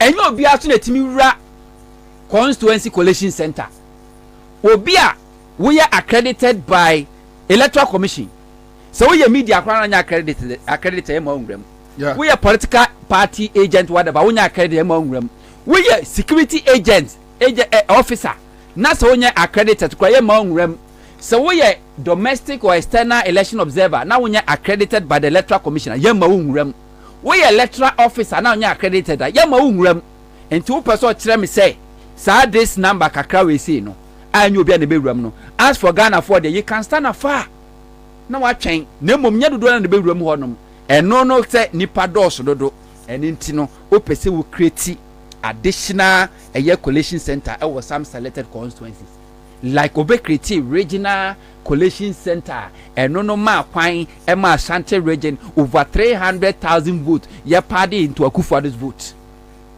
or person or the same thing and then with the free region at the constituency meanwhile CIBN honum but to prepare Ghana for mind say them a person me ye not to interject you, but do you know say CI now who can want some regional way no parliament the creative money yes sir. That is it. So who is to blame? Tina make us say president obi obetimi hold the electoral commission accountable parliament. Parliament na yem rana ma to aba. Enti some accept reckless yem blame parliament. Because someone na your master there some be check electoral commission. Now Mensa is saying say indelible ink no ye fi ho the reason nyina ne say kane no bajimi bre no na any biometric register and inti na use indelible ink ene ye nya biometric register and inti hu hia ti emli ka kan ye no indelible ink no won purpose a survey ene ye mra biometric verification machine won purpose of a survey e ye mra 2012 election ye the biometric register na to ye use indelible ink 2016 election na biometric register na to ye use indelible ink 2020 election ye the biometric register na to ye use indelible ink so what has changed biometric verification machine na juma ye and say wo don sabeto so a ebedi adanse say ampa wo ye Ghana ni a wanya mfihye du nwotwe ni akira watro wudin a otimi to abama na ye e wo this polling station verification machine adwuma no indelible ink na adwuma ye ne say wa beto aba wie kodada ntuntimi nsama ma tubio entu wontimi mfa biometric register a biometric verification machine and replace the work of a indelible ink Nemom Jemensa and the Electoral Commission, do you know why they are doing this? It's for Ashanti region and Eastern region. Omatrasia because national security for intel omodia batre say apart wa Ashanti region e chekuri. Ashanti region ko fa omadwin say omode omonto omaba ma political party bia apart from MPP. Nemom the MPP I am omo say si form dia aba no kro omonto enti omo no omo mpie kra no makoto aba ma NDC and other political parties omonto kra. Enti MPP and Jemensa finding ways are okay. So provided somebody, so long as somebody will register them, there's a moment to cry better amamo. That is why I hear indelible ink in the free hall. When I go for 2020 election, over 100,000 Ghanaians voted without verification, a year biometric verification. See a name a quine because Obia Cotroni Dean, you do register no pepe, but on the day of election, no, Okutani card or quite a share no. Kwabena Bobie you share about the DIN the picture need the same thing. The voters ID card by the same thing. Or then start verification machine is what I know. And not necessarily any pan was a man to aba. Near excessive face only and to one you share when nimni registered mo and you verify manually and out to aba is accepted by the CI. Sao ni chrono or betu abani we no ko. Now catch them say nipa ntimi sa meto aba biom because verification machine be deny an access a require already no first or buy an verification machine amfa no a e dey na di adanse a obetimi hu say Kwabena Manuwe wa beto aba awie no ko because omunim say Ashanti region and Eastern region eho e no vote nyina wo NPP can never win election in this country without Ashanti region especially and Eastern region and intino omahu say apathy vote na eba no yen kreti kwan a ye be faso manipulate the verification machine no kwana machine say asaya ene nche se ento aba o say verification machine say ya ene nche se ye ento aba ye beto na mo ye beto ne say dey manual verification and the manual verification will pave way for multiple voting in Ashanti region. 2020 election what happened? Ashanti region alone omo use two different ink separate ink and omo the two about Ashanti region. Ink omu use from an past 7 a.m. Equity 12 was different from the omu use from 12 p.m. to 5 p.m. Ashanti region. This is what the Electoral Commission wants to do. And this it doesn't make sense. So Bekacha say who ye sa indelible ink no edi every honum. Na eyame day said now afi the first press conference NDC here is about the indelible ink. They have seen it. Omahu the Chiemu member of parliament oya NDC ni wa parliament wonabo Dafia Makpo we raise the issue no parliament agboja so aye ho adwuma. Very good. So the coming days we are waiting, but one thing I may expect from NDC and other political parties, with the exception of MPP, they say they should demand the CI the better about for 2024 from Electoral Commission now. They shouldn't wait to give more room for the Electoral Commission to do things or person 1 year. Parliament should demand the CI no. Parliament should demand there were less than 11 months to elections. The whole of 9 months from March to December 2023 more reject him catching so unqualified coalition farmland when obium. One year now because of percent the same thing or debate parliament. So parliament should hold the Electoral Commission accountable for the CI. Because Jemensa free say or set a trap. Until I don't come invite NDC to IPAC, I'm just say a trap. We're losing credibility. Now free say NDC Esaba IPAC somehow a beman image, you know, and Kofaka so NDC organize and Yamayakakra. That is what they are trying to do. But this Jemensa can never organize anything credible election in this country. First time in the history of Ghana, Dr. Kojo Farijan ebe declare resource. All the media houses will be a camera ready. Political parties, agents, external and domestic election observers will be on matter be aware accredited. Even 2012 election, Dr. Kojo Farijan betrayed already declare results. No, MPP raised concern. Ojaye esa call back to chamber Momo Kotna say resolve and San will be declare results 2012. Charlotte say did the same thing. All the media houses no. This same Jemensa no catch and say your per se 2020 election crowd a pink sheet, you know. or the battle pot as no be a who pay shit in enquest a kukuamadi. Is it what bottom? Why they? What bottom? Now, free say bottom nibia wunyansa ni so ejimi for. To free say Ghana for ejimi. O catch 2020 election say that EC strong room cry no. Ya etiti nipa. Into ye for the Accra International Conference Center. I want you be collation. Near declare results ni now. Media ko set up e wo ho. What trick wo? As then now that your accreditation na Crawford to J-Mensa beba Jamutu. Okotra dem bibu de isi yabone. Na wasabe issue statement 8 December. So obe declare results no 5 p.m. na Crawford to twen no. J-Mensa declare results after 7 p.m. on the 9th of December no. Na ochia good afternoon. Oh, let me extend my warm welcome to former president Liberia. Anka media ne cover dia enyabo opinion dia na the camera turn so. And to view our home. J-Mensa declared the results without the presence of any Ghanaian media.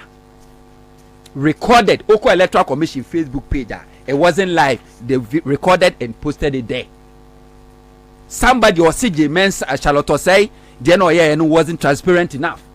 The Akoja Frejani ain't transparent enough. To no be transparency no. First time in the history of Ghana or recorded election results ever botched Ghana for. And this same person is telling Ghana for say or the pin sheet no be postina fi be hu the tuam obua. So we shouldn't give the J-Mensa opportunity to misbehave. Said you misbehave ADCV Ghana for no credibility. Na J-Mensa succeed proud to 2020 election because MPP were now more enjoy the large majority in parliament. And to sans and fooling in see and the call baby create regional coalition center no MPP used their numbers to approve it. And then Yanko Pandaroma a chimpe. Entia any beshe say NDC fu amuko kumu ho. I said in Ketia was repair my dear chain. Tradia mo bromo ho, our parliament, and my bagbin, a bay speaker no, and the MSA bagbin bet me a pay NDC back. It's time for accountability because 2024 election, the only institution a check J-Mensa and the Electoral Commission to make sure that the right thing is done is parliament. See, I know, MPP before majority and would have gone through because a Kufuor on Tiasie, MPP for Tiasie say Ghana for be Bretoaba. When I 2016, a Kufuor do Quabroche, say Argentina Ghana, over a population noir about 60 to 70% a year registered voters and Tessa will be to moon say I bloated. Emma Baumia Samale, Equo Kojina catches a parliament. Obekache Ghana for the voter region will identify 76,000 Togolese dear voter register voter region. Urefi. Because they don't believe that. And the MPP mindset and say Ghana card in the quite betting your first one limiting Crawford from voting. And it's saying NDC numbers or more parliamentary. And I can quiet to say before 2020 election MPP war majority now. Cause this year would have gone through. Into ye shed your parliament by Speaker of Parliament obey. I'll come back to you to live on Accra 100.5. My member a chas Kwaba chas Akwaba maybe about cordial. Maybe I fa honorable you know to a quick na me no mpa boni. Ami fita wa hye na otwe nyinam. Ebefa nazo mini musika asem se de city na aja hye mi nkra se ya minti ebedidi yeah very different ya minti every you adare nyina do na se ye chefita ma urade ye chefita but therefore we dey mesra mo frɛ honorable Suleiman Adama 10 MP. Oh yes. Listen onu say ye nua pani ye 10 MP Suleiman Adama ochira ne yesi ni maame Obapa Agnes Amankwa Antimage na nyame aduma wochira no accept women's condom unia mitie de nka se me konna deɛ dɛ wobɛkɔ no ma menka ma wo mmerɛ hwaa ma nti sɛ me ne wobɔ nkɔmmɔ awie na wode menya mɛkɔ nam sɛ kasa titi nyinaa dɔpɔnkɔ kyɛ sɛ kyerɛ sɛ ɔnɔbɔ adama ba yɛwia mɛhwɛ sɛ mɛnya fuwa kakra ma ɔbɛtumi deɛ a wɔbɔ mmosiamfa kɔ baabi yɛwia gyi sɛ mpɛ fuwa ma na ne deɛ bɛma sɛ no bɛdu nkɔkɔ deɛ no ne asɛm ɛsamo ka sɛ wabɔ dam enti mesrɛ mo a mobɛtumi a me akɔgya honorable ahmed ɛwɔ ɛyɛ methodist school park nsɔkɔ ɔkyena yɛnim sɛ mps ne nyinaa ɛkɔ na ɔmakɔ support ɔmo nua saa na comrades ne adɔfoɔ ɔmo asimu nne no nyinaa no Sunday so yɛbɛkɔ ɛyɛ Catholic Church nsɔkɔ ɛyɛ ɛnaase asɔre but ɔkyena no ɔkyena no na ɛyɛ asɛm paa ti mu a mobɛtumi agyina yɛ nan mu akɔgya honorable no yɛsrɛ mo nkɔma yɛ na sese Kwabena mete yi mete Israel nyamete ɛnyɛ sɛ migu anim ase o wontimi nkɔ yi no ayi sɛ nyame yɛ nsɛnkyerɛnne na ɔyɛ ntitiri bi nnɛ because minim sɛdeɛ ɛteɛ but the most important thing is sɛ mebɛn mo na mekɔ anwummerɛ a okay ɛnti bɛyɛ a wodeɛ mo nsa abɔ no mɔfa ma menkɔ ɔfɛ sɛdeɛ wowani abrɛkyɛ me no woawie nkɔduru dabi mekɔ mede bɛkɔ sɛ mobɛbisa akyire sɛ mebɔ nsa sɛ wɔ medinim sabɔde aka metea Kwame but honorable we deɛ Accra FM management we deɛ honorable deɛ monyo no wɔno deɛ efie ha honorable Suleiman deɛ efie ha ɛne wɔteɛ Alhaji Agongo ati deɛ obɛyɛ bibi obɛhwɛ Alhaji si Kwabena gye 10,000 ne kɔ Alhaji deɛ ɔno asema yo obɛtumi ayɛ Alhaji Agongo wode ɔte obowu wode me si make ne say I say petrol fans na ade me Debi me say Alhaji Agongo obo so yetoa me pon ya Kwabena je 10,000 na ekogyina ya name say na asa ono oya de a onka asa din na wayo na efe we me see wode me kan we wode Alhaji Agongo be so obeya wode analysis we be boy bosia Alhaji do abeya liso we ni bi Alhaji no abeye this odi bi misro eti Alhaji said yaka no yeah oh Alhaji beye Alhaji Agongo because he was pay honorable Suleiman asem was da bia ba papa o mistake da bia oh you good to would you be say be ma jimidi ye be wie no obey just McCarthy biam ni anko kasa we nyina na so wa mre ya hwedi a sani di besi entina mse fancy Commander Oria elections a strategy now so we tape bi men cut tape okay now okay we need to one cut tape now yeah need to video no because me can o time ho ntina me kai wo pastor yanko elections a strategy and there is this word stratagem STRATAGEM with my producer Fanny. These are the two words. There's a strategy and we have stratagem. Strategy and stratagem. Stratagem. STRATAGEM. Any the election. And you can have strategy. If you don't have stratagem, you'll be tricked. Sametra Hakai Ninan. Do you get it? Obo boss so near ma air course to left and right where electoral commission in as if these are strategy. And no na ono the atwe too. Or what are you also using to trick them?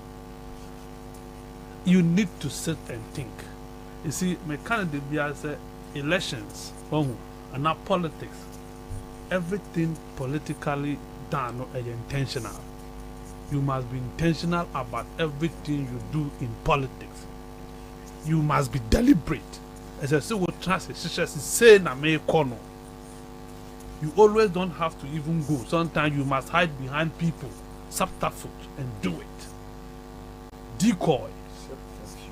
The teacher will call Prempe one. School now, we went to Mikoyan.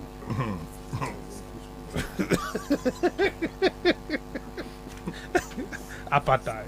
I'm in company. Is it a strategy? Yeah. Strategy. As in STRATEGEM. Yeah. You see, so you need strategy and then you need stratagem to be able to go to elections successfully. I understand. It's a plan and a strategy to outwit your opponent. And it's a one now way.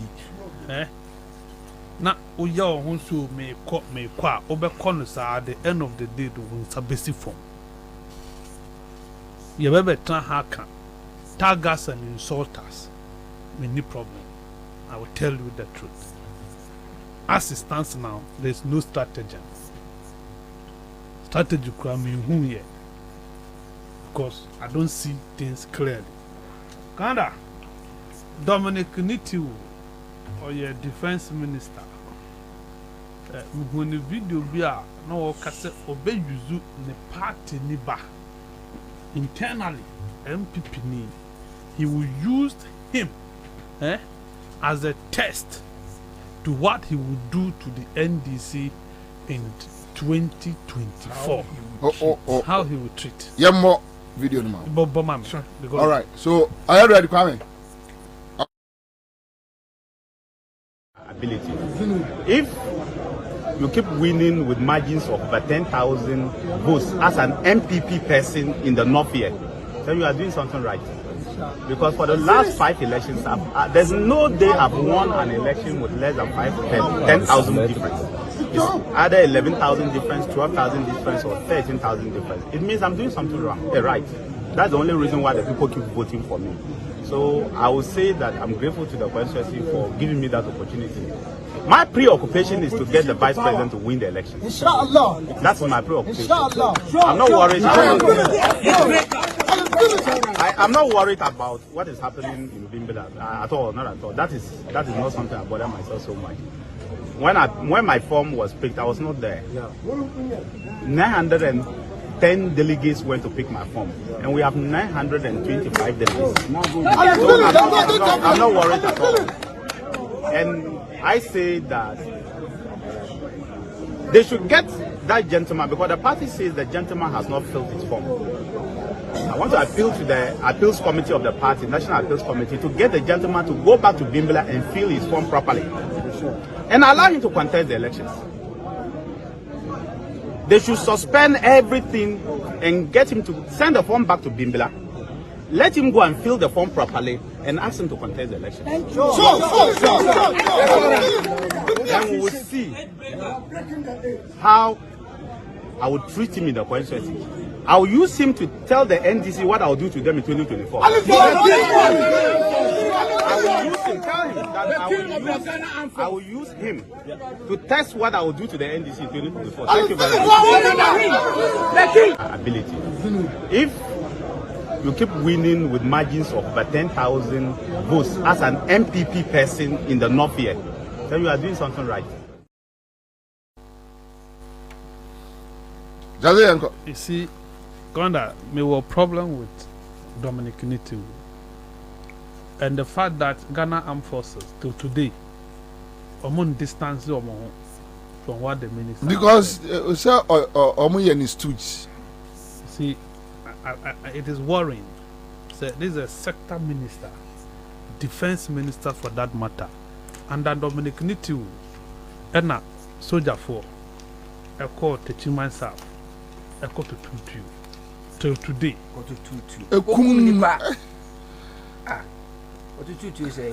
we are now account there. And that need to till today we have not been able to identify the people. Ablikuma, one of it, the central, the south, so the need a tutu or no. a prayer will be available. It happens. Commander, Parliament of Ghana, soldier for a bull ram with guns, weapons, ammunition, in our Parliament, underneath we have not been able to identify those soldiers. Mitu is telling you, say, our plan for the NDC in 2024. And that plan, or using the party banner, 910 delegates. I could find the form. I'm on better about it. I'm on better about it, and I could find form. So the guy doesn't even have vote. When you be automatically disqualified. Nyansa delegates here 900. 900 I could find form. And I'm trouble 90 disqualification. Delegates say 925. No, 900. I could find form. I could find form. Why do you have to stay for the gentleman to be disqualified? I got 15. Now, now you want to use him to teach the NDC a lesson with the best trauma in 2020. What is that lesson? A lesson, being. For me, I think it's a worrying. It's a worrying situation. And you consider Dominic so institutions, not a year, National Peace Council and what have you, they must all rise up and condemn this statement from the defense minister. So a unfortunate statement to have come from Dominic Nitiwu internally. So you inquire elections and consider Dominic Nitiwu election now by election. And a Dambutri, then General Secretary, a Hampiki, now we PNC. I say, no much more fear full by no more deal. Every year, card man. And then we will be deemed at to the level say you are preventing others and you want to use them as scapegoat. I think, sir, this statement cannot just be allowed to pass. It cannot just be allowed to pass. Sa mujan ne kwa ende ko anda ECG say wadamfo you are the first person to have interviewed the man appointing as CEO until yanku sire I can't 1 minute or say wadamfo here bushfire I just brought Madame Flo. Listen, was Madame Flo. Listen, was so. We need listen, we now. I see a dashishi. I'm poking for Fino. And the D. Dumusaba. Kwaso. ECT. Fino. I see a dashishi, bushfire, and a cost to do so. Where you, Madame Flo? Where you, Wunia? Janijano. Where you and now cry bush do everywhere and cry like my cat here it was so do one and I said this to me beside on table you don't know what he was crying what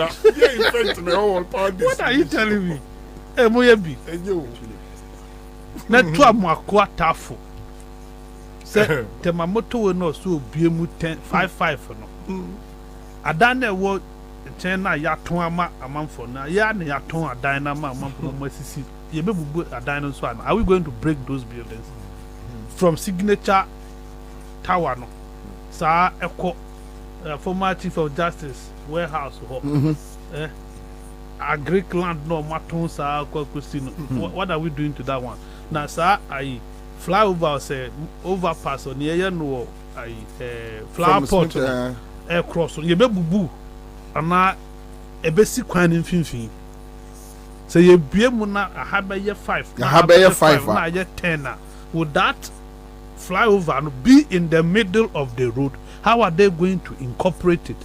I say ya Jimmy bebre wo man we mu ha no but ono am so kra na architectural work dey nam because obi otimi hu say ye betumi akone e wo lord kwan mfimfin dey so rationalize the road oh no the architectural thinking. Why was you meant to be according to middle of the road highway to the motorway the other? No. But do you know say a lawyer? Who's a lawyer? Daga. More time no. Daga. Why a lawyer? Oh. Why a lawyer? We have to minute to studio. That man cannot be a lawyer. He's a lawyer. He is not. No, Munya Makati. Go and check. He's not a lawyer. He's a lawyer. Oh, he's not a Are lawyer. you not surprised? Lawyer, no, Obriboy is a lawyer. But Obriboy is far better than South. No, the young say Obriboy to like listen. Yeah, see, despite be Obriboy no one. Obriboy, I know we are seeing. The sense of When it comes to law, and now people lawyers do not say never pass no Obriboy. No Obriboy want to bro one of them. Jai. No, how many of them are but when I see I you guys Obriboy na architectural thinking this obetumi atra motorway highway ane and Obriboy is far ahead of. That people say No, but that is a fact. When it comes to law, chief taxi. My side. Let's go. Hello. A serious issue. A man for shall say resist it. Try some make demarcations, market amount for buildings. People have started fighting it. A bit higher, $338 million now. You compensate it. Yes, I do my will. I say, and say amount for baby because they are tons as no. What I say with the whole coin, motorway now will to the BR. At least amount for now building. You the big crama, Toyota Ghana. What? Yeah, lawyer. Openi, we been mad crowd walk and out the young trust. See, there's a difference between attorney and a lawyer. A lawyer is somebody who has not graduated from bar. Until stop misusing the terms. Or a lawyer because one call Ghana law school. Go on down there, yeah. Listen, Nancy. Kara and then the person be quiet and be quiet. Ko your microphone here in patch up. Me time asante be quiet. Now say enra ne na wotwe. Dampare esuma the driver Boache, Inspector Boache. Man e ko fa car be free. Transport. Ghana Police Service headquarters. They call be quiet. Now, Makache producer say on fa car into car no. Ghana for ne tie obi anim car no. So how can we ascertain? Me patch on my verification. So when you say that's what I do oftentimes, and I want him to come out to say it's not Ghana Police Service for car because Tiwado don't quite use car and a COP Tebri. And so you sue card. Or the Suma Abranti be a friend or say a freefa, Nana or say a freefa. Say uncle Bequai. Apparently, on say on a COP Alex Mensanya Semno. Or the time be. Even though Alex Mensah nyoma baku mienu bi ho a me ne nya adwen the expression of opinion or but obia o wiasim hanom enim say dampare or pe IGP adie no fufuo nyina wo woy ka nyina wo horoy ena wo dia be ye wo IGP ena ono so call obi to want to become IGP even when he was retiring ena wanya den Wanye. Ana ehun sem beda ebeda abedwam meboa. Asem ne beda abedwam no. Sebe no ka say parliament siesta ye ba be ye hwehwemu. Wa na wo koma bugri na bo record ye bi bibia na ehun sem bae. Ena asem ne ye se be ye hwehwemu. Kwansi o se asem a ye be ye mu hwehwemu no ma interdict omo. Ena yes, president no say there be untimi ensi trododo matwa twan mi anya hwehwemu wie ehwehwemu no say be ya wie say enye wie ye atachia a ono na committee chairman o say report no emeda adwa Kwabena minuanom NDC fo bi agaga no me tu omofo ubedi dampare achi moni begwase organ ha stupidly and we are back at front me pie because nipa na ye kan asem no you are being adamant to truth report ne ba ye no but you see they have their opinion. No, they can have an opinion. There is a chairman of the committee who has spoken to the ECOSWA consultants now. Consultant now Mokofa and so may you where we. Adena. Okay, so that parena Grace. Your friend is saying Ansah. Grace Ansah. The deal Akrofi. One of the other by only boy now dinner China. A Star FM guy now or they adene man ni ko liki ye no one ni bon ko nyina oh sese Kwabena obia wo neighbor obia wo nua obia wa danfo attach ya say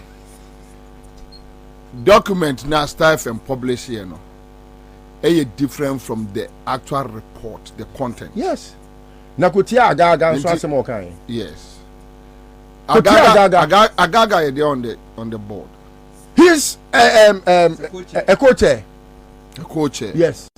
So he equally holds the same powers as he doesn't.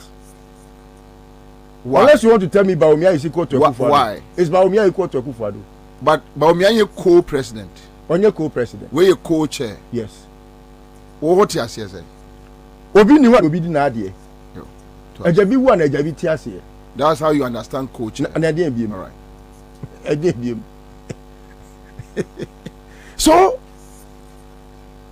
adia na esie no Kwabena me say you betu IGP and to IGP and family hu the most important ingredient e wo mu a me ma dwe ye me say ehun hia eye omo a ye ku omo extrajudicially ya me kobotia no ene me na no just I had to carry few things there. Oh yeah, be quite issue now because eno na me ye no say now I was preparing them to get the thing ready for the etika na omo kofa no Thursday no it is adia dan paria sinebo say e kwan bi obefa so ama Alex Mensa be lusu the premise no obeye enu ti na first of all this leak document ne ba ye no Grace Akrofi. All right, hold on. So one blue car now and one Land Cruiser. Ni the same color your friend is saying ewia no the same color the same number share the same number menka number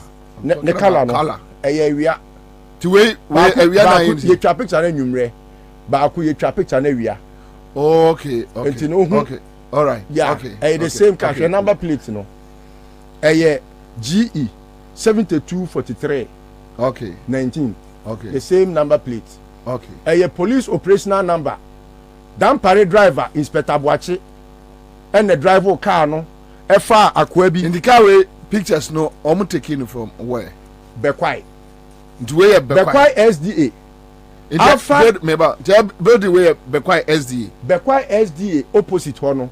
Guest house be or your friend Alpha Guest House.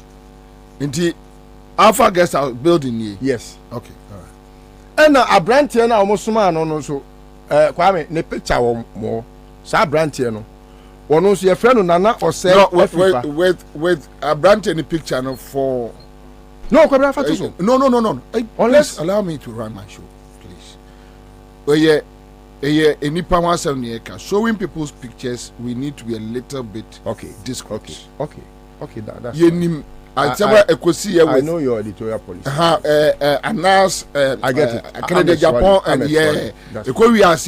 that's fine. So, but they are getting I'll show it. That's fine. But I brand here no. Be a baby last year crown now. Me person me cry metro aso bebre.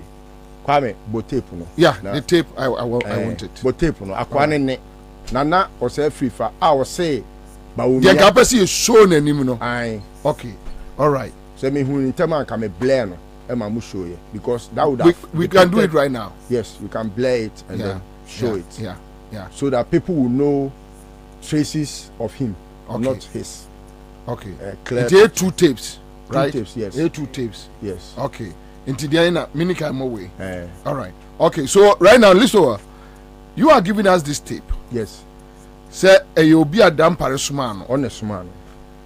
So uncle Bekwa and Koyede. Uncle Bekwa and more Muska or Mobia delegate Nibia 1,000 cities. Say Baumiana Suma or no or say ne say or say free fan say oh me can't delegates ne say a moment to abane ma Alex Mensa. Okay. Name moment to ma the opponent. Okay. A lawyer your friend is saying Raf. Okay, so you want this tape to be played? Played.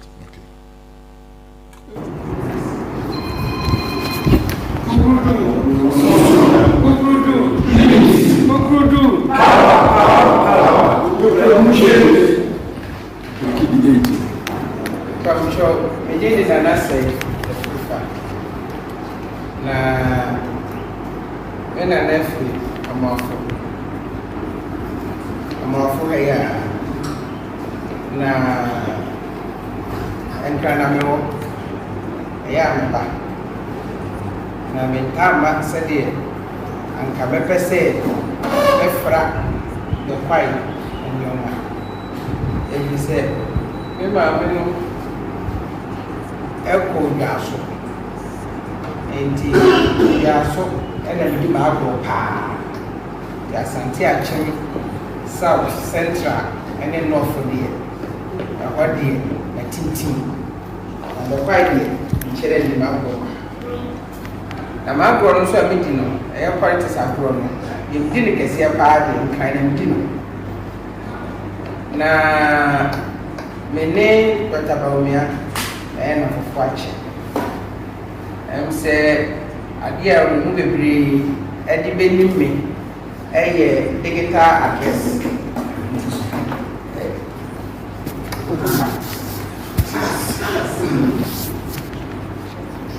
eye Ghana Post GPS address no mena meyema Ghana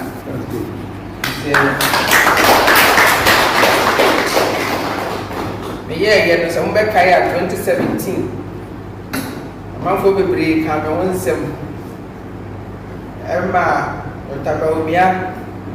ene be different day me bele me bebre na nye duma pa na maye kekentra lemu na ya nanti ache ni se nye kontomponi ena me moko no ena mani miro bia de so nti se maya de eyi makuma ene meduma efo aya de ache Ghana na esese so nti oso mu pa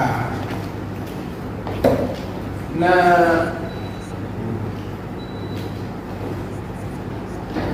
yeah, fast forward 2023 and I am in Charlie obey here in our leader. Ah, you do so say you be to me a really na me a doma afisa say na itabu kudwa na power you could na enkomodi dio ena amansie amanyose ebe ene ma bibi no ye no se nana osuma bia pese mo osuma na ayekere osuma but one osuma if is a medin komobi efa amansie amayo sama se de mdi nkomo no ida se anko se de bete ana se ya ante no se de se de chen entino pesa muso ana sobra ni dias se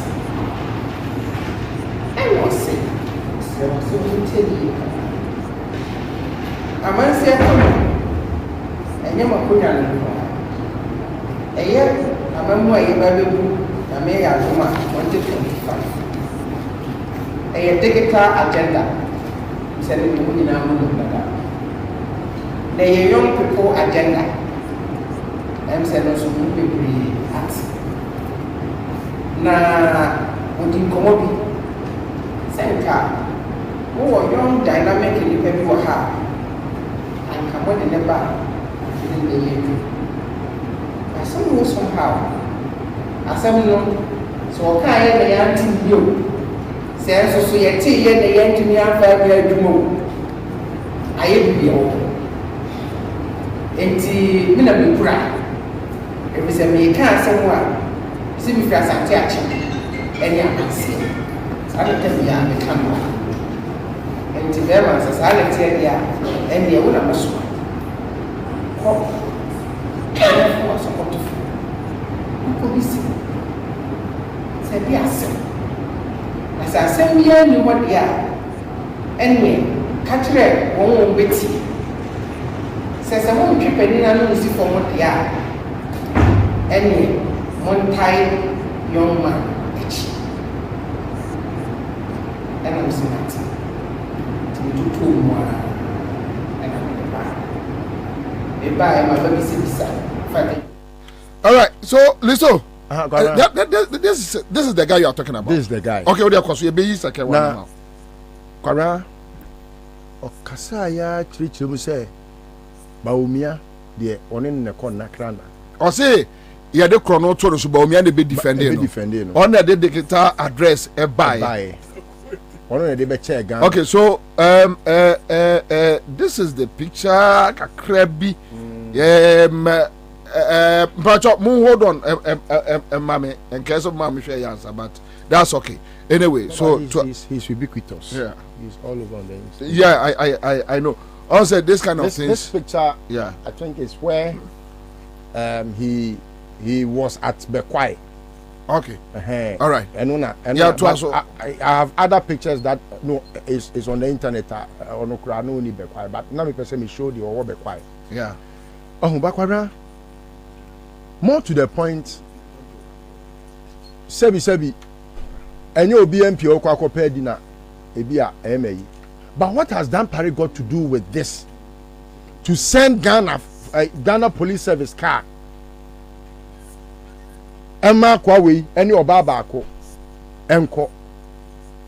Because of the sensitive nature of women, I mean, per se, you be Obano, so I think, you are right. Yeah.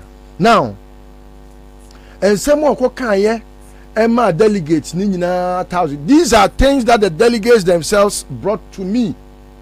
Tape way, delegates now that they bring me. Dan Parry Kroya. And guy na jiatu said Dan Parry Baumiana Sumano. Guy need you said that Baumiana Suma said I don't know what kind of. But my search from Baumia's office said Omunim no. And is it also established he said Dan Parry na Suma e ma omode car. Okay, police car ne e car. Police car is what you are do dan kwa no use. Tebri no use the same car. So you I have found out. So you assume say once a police car na Dan Parry na IGP the Dan Parry sanction. There be yes police car na Dan Parry na IGP. Investigation na approve okoje car no. Why na say me meje car no? Is it established? Okofa car no. It's established. Okay. Okofa car no. Tio, okofa car no. Ena omubusa say why na say be fa no say me boss ono so driver no a okofa car na Dan Parry driver. Adana yeti no kroba ho. The delegates are saying how many of them? Adana yeti wo no. He came there. Me who no. I know him. I know Boachi. Number of delegates. Minimum yeah, analysis of that.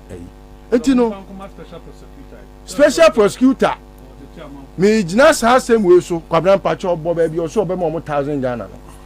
Yeah, close. Okay, so quick one. If the minority, meaning two with the couple, I fed your boy, you was a school that you was in Chile,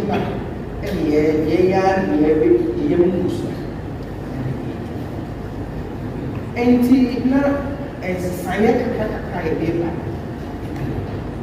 na yaka de meja by excellence no abeba na wachichi madam ase ya me hira mu nyina na senne mia mabusu ya pani etimu bi no mentumi nyama saa sa mo ko saa kakra no ya besma abekra mia pra ko mabusu ya pani ti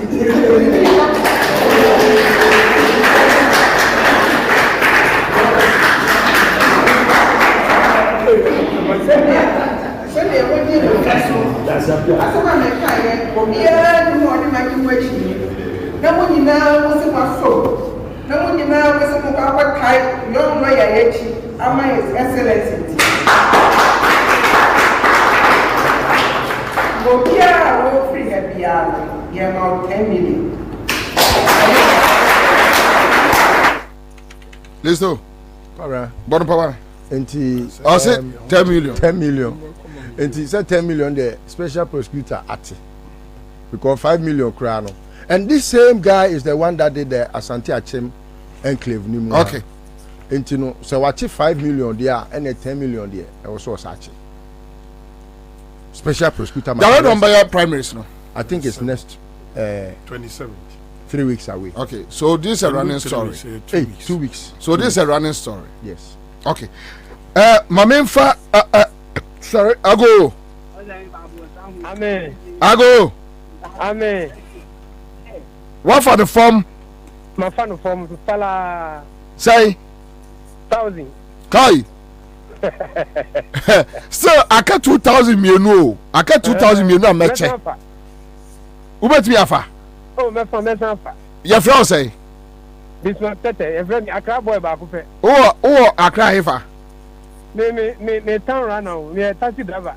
Me no ka say me nam jowlu. And what 1,000?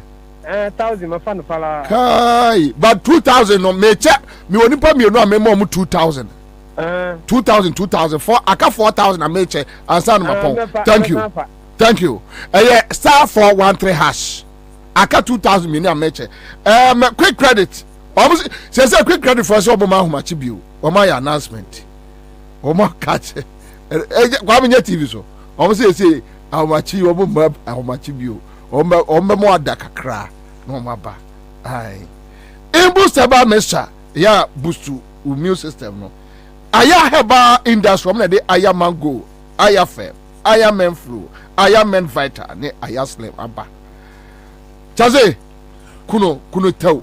We dey o kwa yenti kuno tew. Kwame me number bi ufro. We dey tew na kusubi kwa bu akwa. Me pese me ka asem bi. Na mahu se ma na tie sikrum. Ba omi ontu ne yire samirafo. Na ba bia ogro na one ne mpanafo ogro nyina yinim ho. Ba omi ayire samira.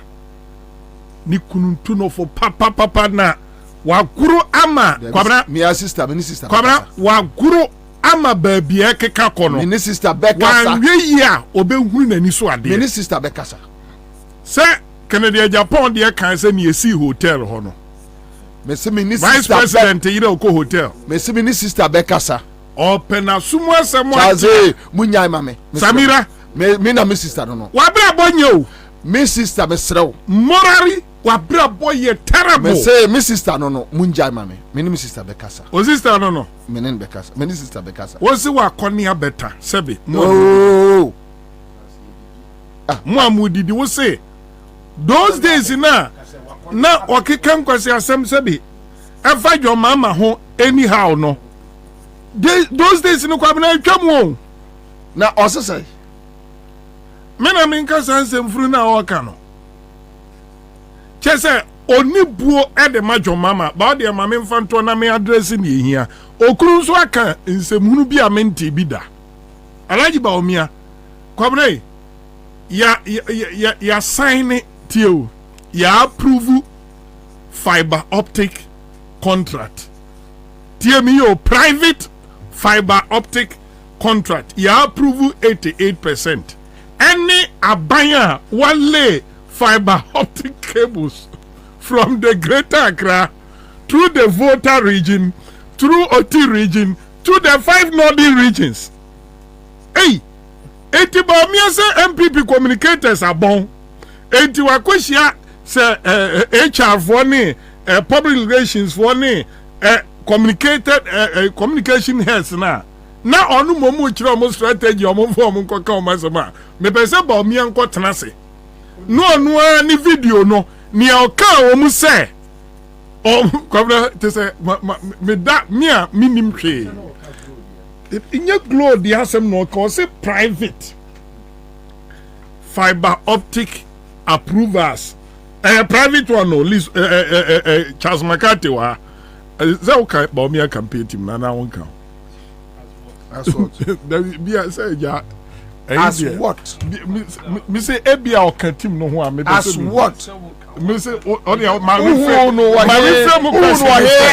reframe question me say o kan ho ana I have why I don't know ubusa no question as what I supported the election of but interest o ka campaign I supported the election of Dr. Alhaji Mahmoud Bawumia as MPP flag bearer. Okay. You used to support him to become president. I supported that's why they okay. Maybe a question. That one there. They say program no. Mahuno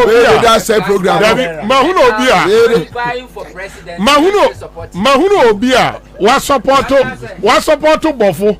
So Mahuno say koto tio. Mahuno say koto ko abasunyai. Maybe a supporters are cause of for to Kotoko more much your friend say Bofwakwa. It end a question and besides, so would I can move on. But near me person no, I'll move on. If you don't know and you ask that question again, I will throw this David Tio. Mami even come in Miami answer Dabio nane na fe de moto say mami kama sem makate unim de ntia ma meka ne ameka minimum say we a critical person say uni obi di agora na ba asem wo de be kwa abontia wo say wutimu a the point of law that I know Udi we time my public by Nemaka. The point of law that I know. Ube raise critical questions about say, hey, near your mama can yen near Baumia can. Two different things. Say about say young cut the approval of a friend say, Yama a big crata, I'm fiber optic programs, any cables about Ghana. Yenim say MTN, ordinate the FAPUM. Yanim say glow ordinate the FAPUM. Those ones we can go on and on and on. Your mama interested or see, I have invested over 500 kilometers. We have laid it. Ya the afafom. Ya the bikura kodru your friend is saying you has our voter region. I'm na wife a school wa a boost to learning no. We laid it. Enti adia me de me say bossy. Me so I'm a free nekwe. Say ye G3 ye use any 4G ni 3G and uko kanina 2 ni the savannah zone the 3 northern regions have 5 any part of voter region enti nadie efi nekwe dwomama dia me de me nse bossui mo benya mo fa ahudi ama improve mo internet afelisto mo flag bearer ne kwa ya wase ana mo so bakasa tia strong exception to this. Dabi, say insulting. Communication person. I'm an intimate and can't say. Asama who one kasakura and kaye. Thank you. Live on Accra 100.5 Citizen Show. I'm out. Pure entertainment from the 15th of January at no extra cost to you. If you are on GoTV Value, upgrade to GoTV Plus to watch GoTV Max. Already on GoTV Plus, upgrade to GoTV Max to enjoy GoTV Super. And if you are on GoTV Max, upgrade to GoTV Super from Ghana, to enjoy the especially considering the state of our country today. Don't wait. Step up your entertainment today. It's on us. GoTV. Love it. T&C Supply. Ago Ghana for media sem dabremo. Sisi ade wo sidaya. Any clients over hukra. Essence Alu Africa. We got you covered. Alu Africa. Eye dume ko kesia. E boni chance papa di kuda so any trusses are Ghana ha any reatia fanenina yen ye lidi yen any top Alu Africa ewa bakwa somewhere dimu eba no roofing sheet any trusses say ye papa nkoadia eye honom and abenya ka ye quality sounds so affordable bedroom fish ye duonu nie edan ye bru 2 million and Alu Africa ekruso what a news yen chance ye di kru dance no ne money dimu ne say emodu na bandi this one 0.35 mm equals 0.5 mm 0.35 equals 0.5 Alu Africa Trust so emu true na a range fee 0.55 equals 1.15 enti enya fe na wudi dua kokru wuda so a very nachi amfotie berie Alu Africa Trust no amfotie ntirewe ere nachi eye good for all weather conditions the person da for wankasa so beto dua pa de enkato Alu Africa Trusts na bokwa ye breto no buy Alu Africa products ni na so ye ma 40 years warranty emfishie duanai warranty hwehwe Alu Africa e was Pinterest kwai na so ye ne MTN office no ana di nhwede mu ana say frɛ 0574 286292